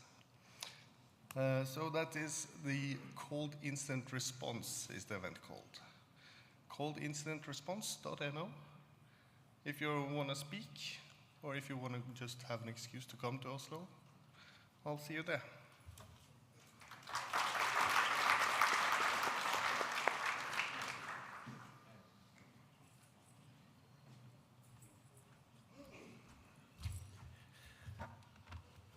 Right. Hello, everybody. My name is Tammy Harper, and I'm from the Ransom Look team. Today, I'm going to be talking to you about monitoring DDoSia targets in real time using uptime Kuma and with a name. So, DDoSia is a persistent threat. It's a coordinated DDoS. It coordinated DDoS campaigns by pro-Russian group No Name 05716, and it leverages volunteers and semi-automated tools after compromising servers. They particularly target Western government and enterprises. So why is it really important to monitor this threat? So what we were thinking was like measuring real attack impacts and analyzing the downtime patterns and assessing target infrastructure resilience from these DDoS attacks. And with a name and using this automated system really helps visualize all of this data really well. So a little bit of background on with a name. So with a name pulls configurations in real time from command and controls, the C2 infrastructure of Didacia, and it publicly makes it available, and it has been a project that's been available since June of 2023. It makes everything in JSON files and CSV formats, depending on what you need, and it is free and regularly updated. It is maintained by TAFBUNG of cybersecurity, and it's based on ONFI and CTI scan module to detect the C2. And you can get that information at with a.name. So when we're looking at how do we incorporate with a name into Uptime Kuma, so first of all, we had to choose why we wanted to use Uptime Kuma, because it's open source, it's self-hostable, HTTP, HTTPS, you can use it on that, and it has a really clean dashboard with about like outage history, so it's a really great platform to use. So what we did was we considered incorporating that data, and so we fetch the latest data from with a name, and we incorporate it into Uptime Kuma, and we connect it to the API, and that way we can actually load all of the data from with a name into there, and we have beautiful visualizations. So what's really interesting about doing this is that you get to correlate between the Telegram announcements that No Name is doing on, and then actually seeing the full target list that we're able to detect, and actually see how things compare from the no-name Telegram to the actual downtime, and we're able to visualize how these campaigns are flowing over time and how things are actually moving, and so it's really interesting. We're also able to see false detection, false positives, and like things that never went down but actually were claimed to go down, or things that don't match. So it's really, really interesting how to see that metric being utilized. So yeah, it's with a name is, and all of these, this project is available on GitHub. It's private and on request. You can definitely download it there, and you can basically take a look at it as well. Thank you.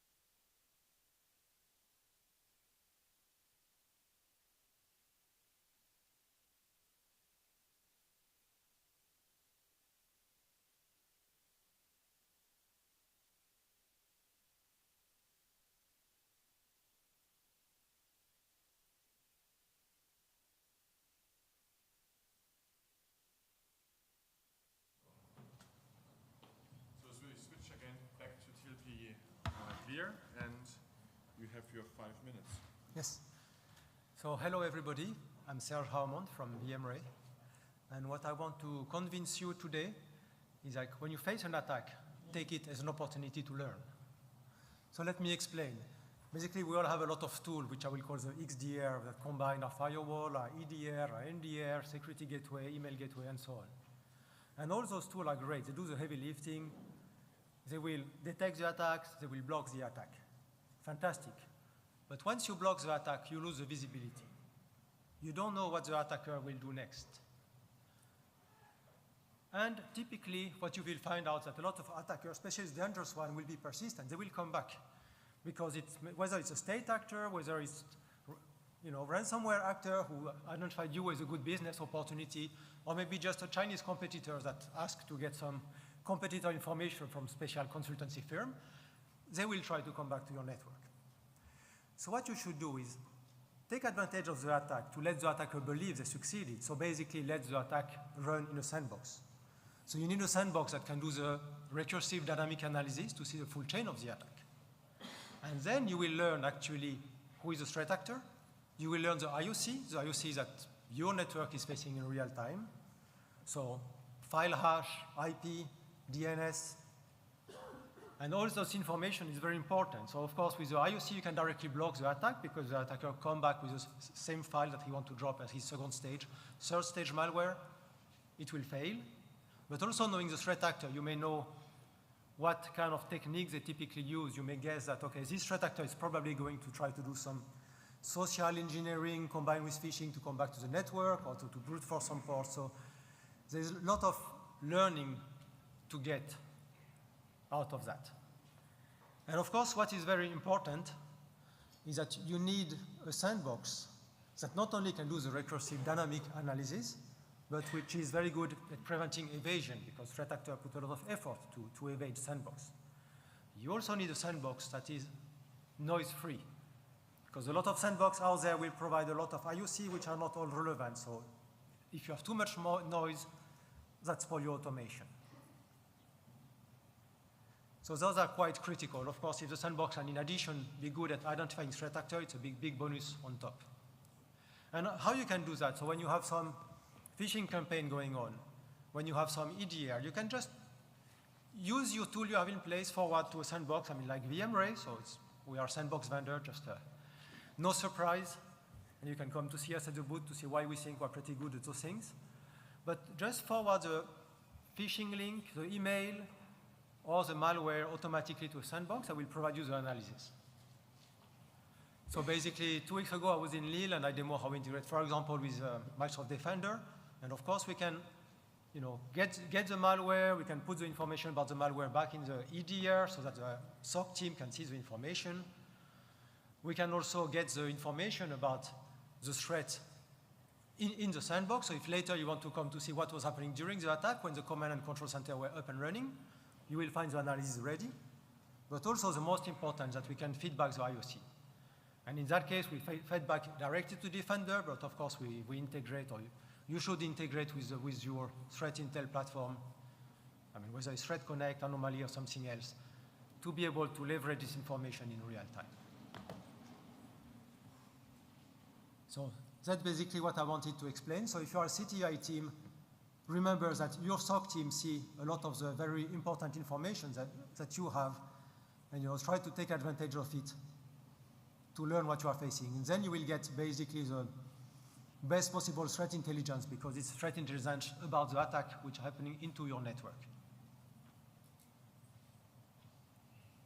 So that was the topic of my talk. Is there any question? I don't know if I still have a few. Question, sorry. No question.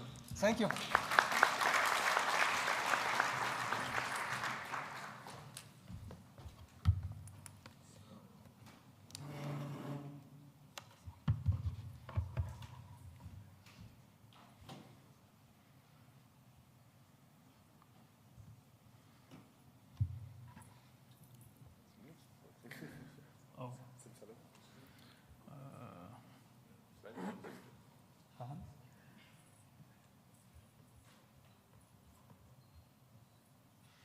It's not planned. So it's really not planned. I will take the opportunity to present you the main features of vulnerability lookup.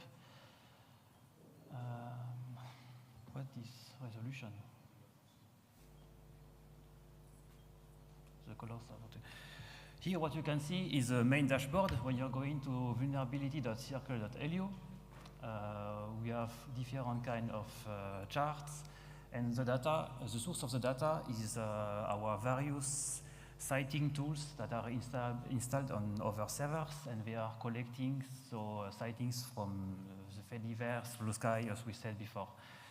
The one in green here is the mentions that you on social networks.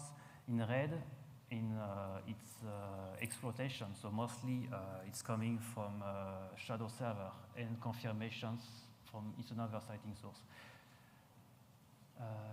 Just at the bottom of the page, we have a month calendar, and as we explained here, all this vulnerability, most of the time, are vulnerability with really high severity, and the APSS score is really, really high.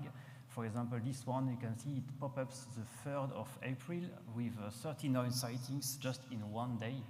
You can click on it and see the details. And this one was Ivanti Connect Secure. So as usual, you have a lot of noise in the beginning because yes, of the vendor, the brand.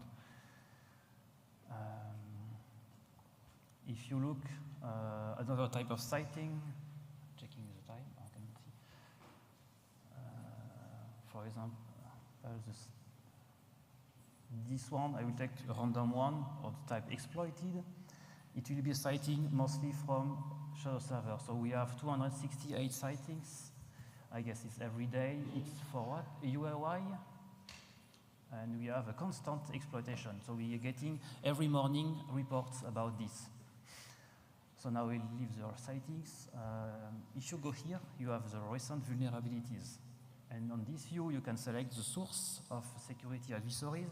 So we have CVE list 5 for CVE program, NVD, FKE, NVD, GitHub, PySec, various CSAF sources. And what is really nice, it's what we are, as we said, correlating. So I can show this one, for example. And we have a little description, as always. The template is automatically selected based on the source. And the first tab is displaying all the related vulnerabilities. Here we have just one. I have a nice example here with the CSAF from Red Hat. This one, which is correlated. So we have a quite high level description in CSAF. It depends. Sometimes you have a CSAF that are only translations. And here we have the link to the CVE. We are already displaying the GCVE ID. We have the severity, and the sightings are quite interesting. Here, it's only 3 sightings, but we have a lot of correlations of these sightings. You can have a look at that, and you can easily pivot thanks to a Bugzilla from Red Hat on a CVE, because this CVE was mentioned on the Red Hat. I don't know if I have time enough, so I will show you another nice feature that we forgot to tell about before. If you have an account, you have the possibility to go here and create on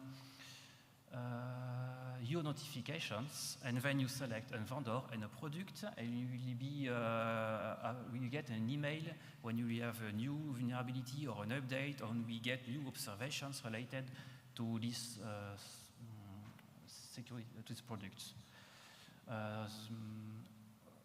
We want to support the full CVD process. That's why we embedded Vulnogram.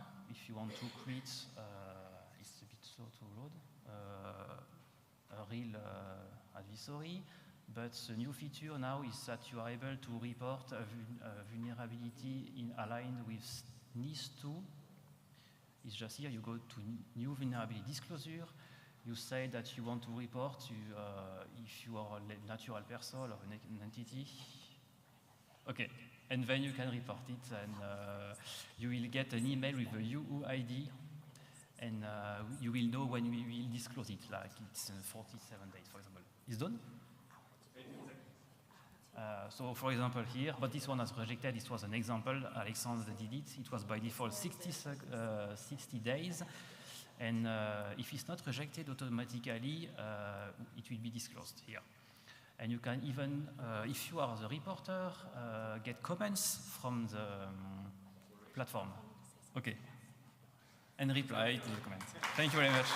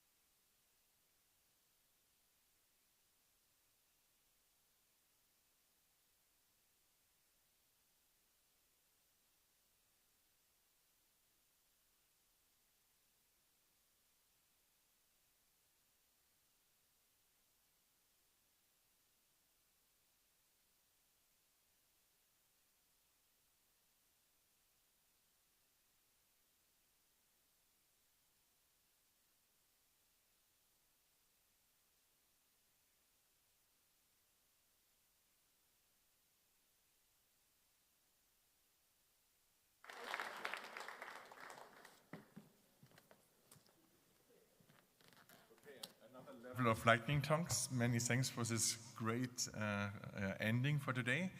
And it's almost finished. We have now reception over there. So come over, and as Mona said this morning, connect with someone you don't know before. That would be great.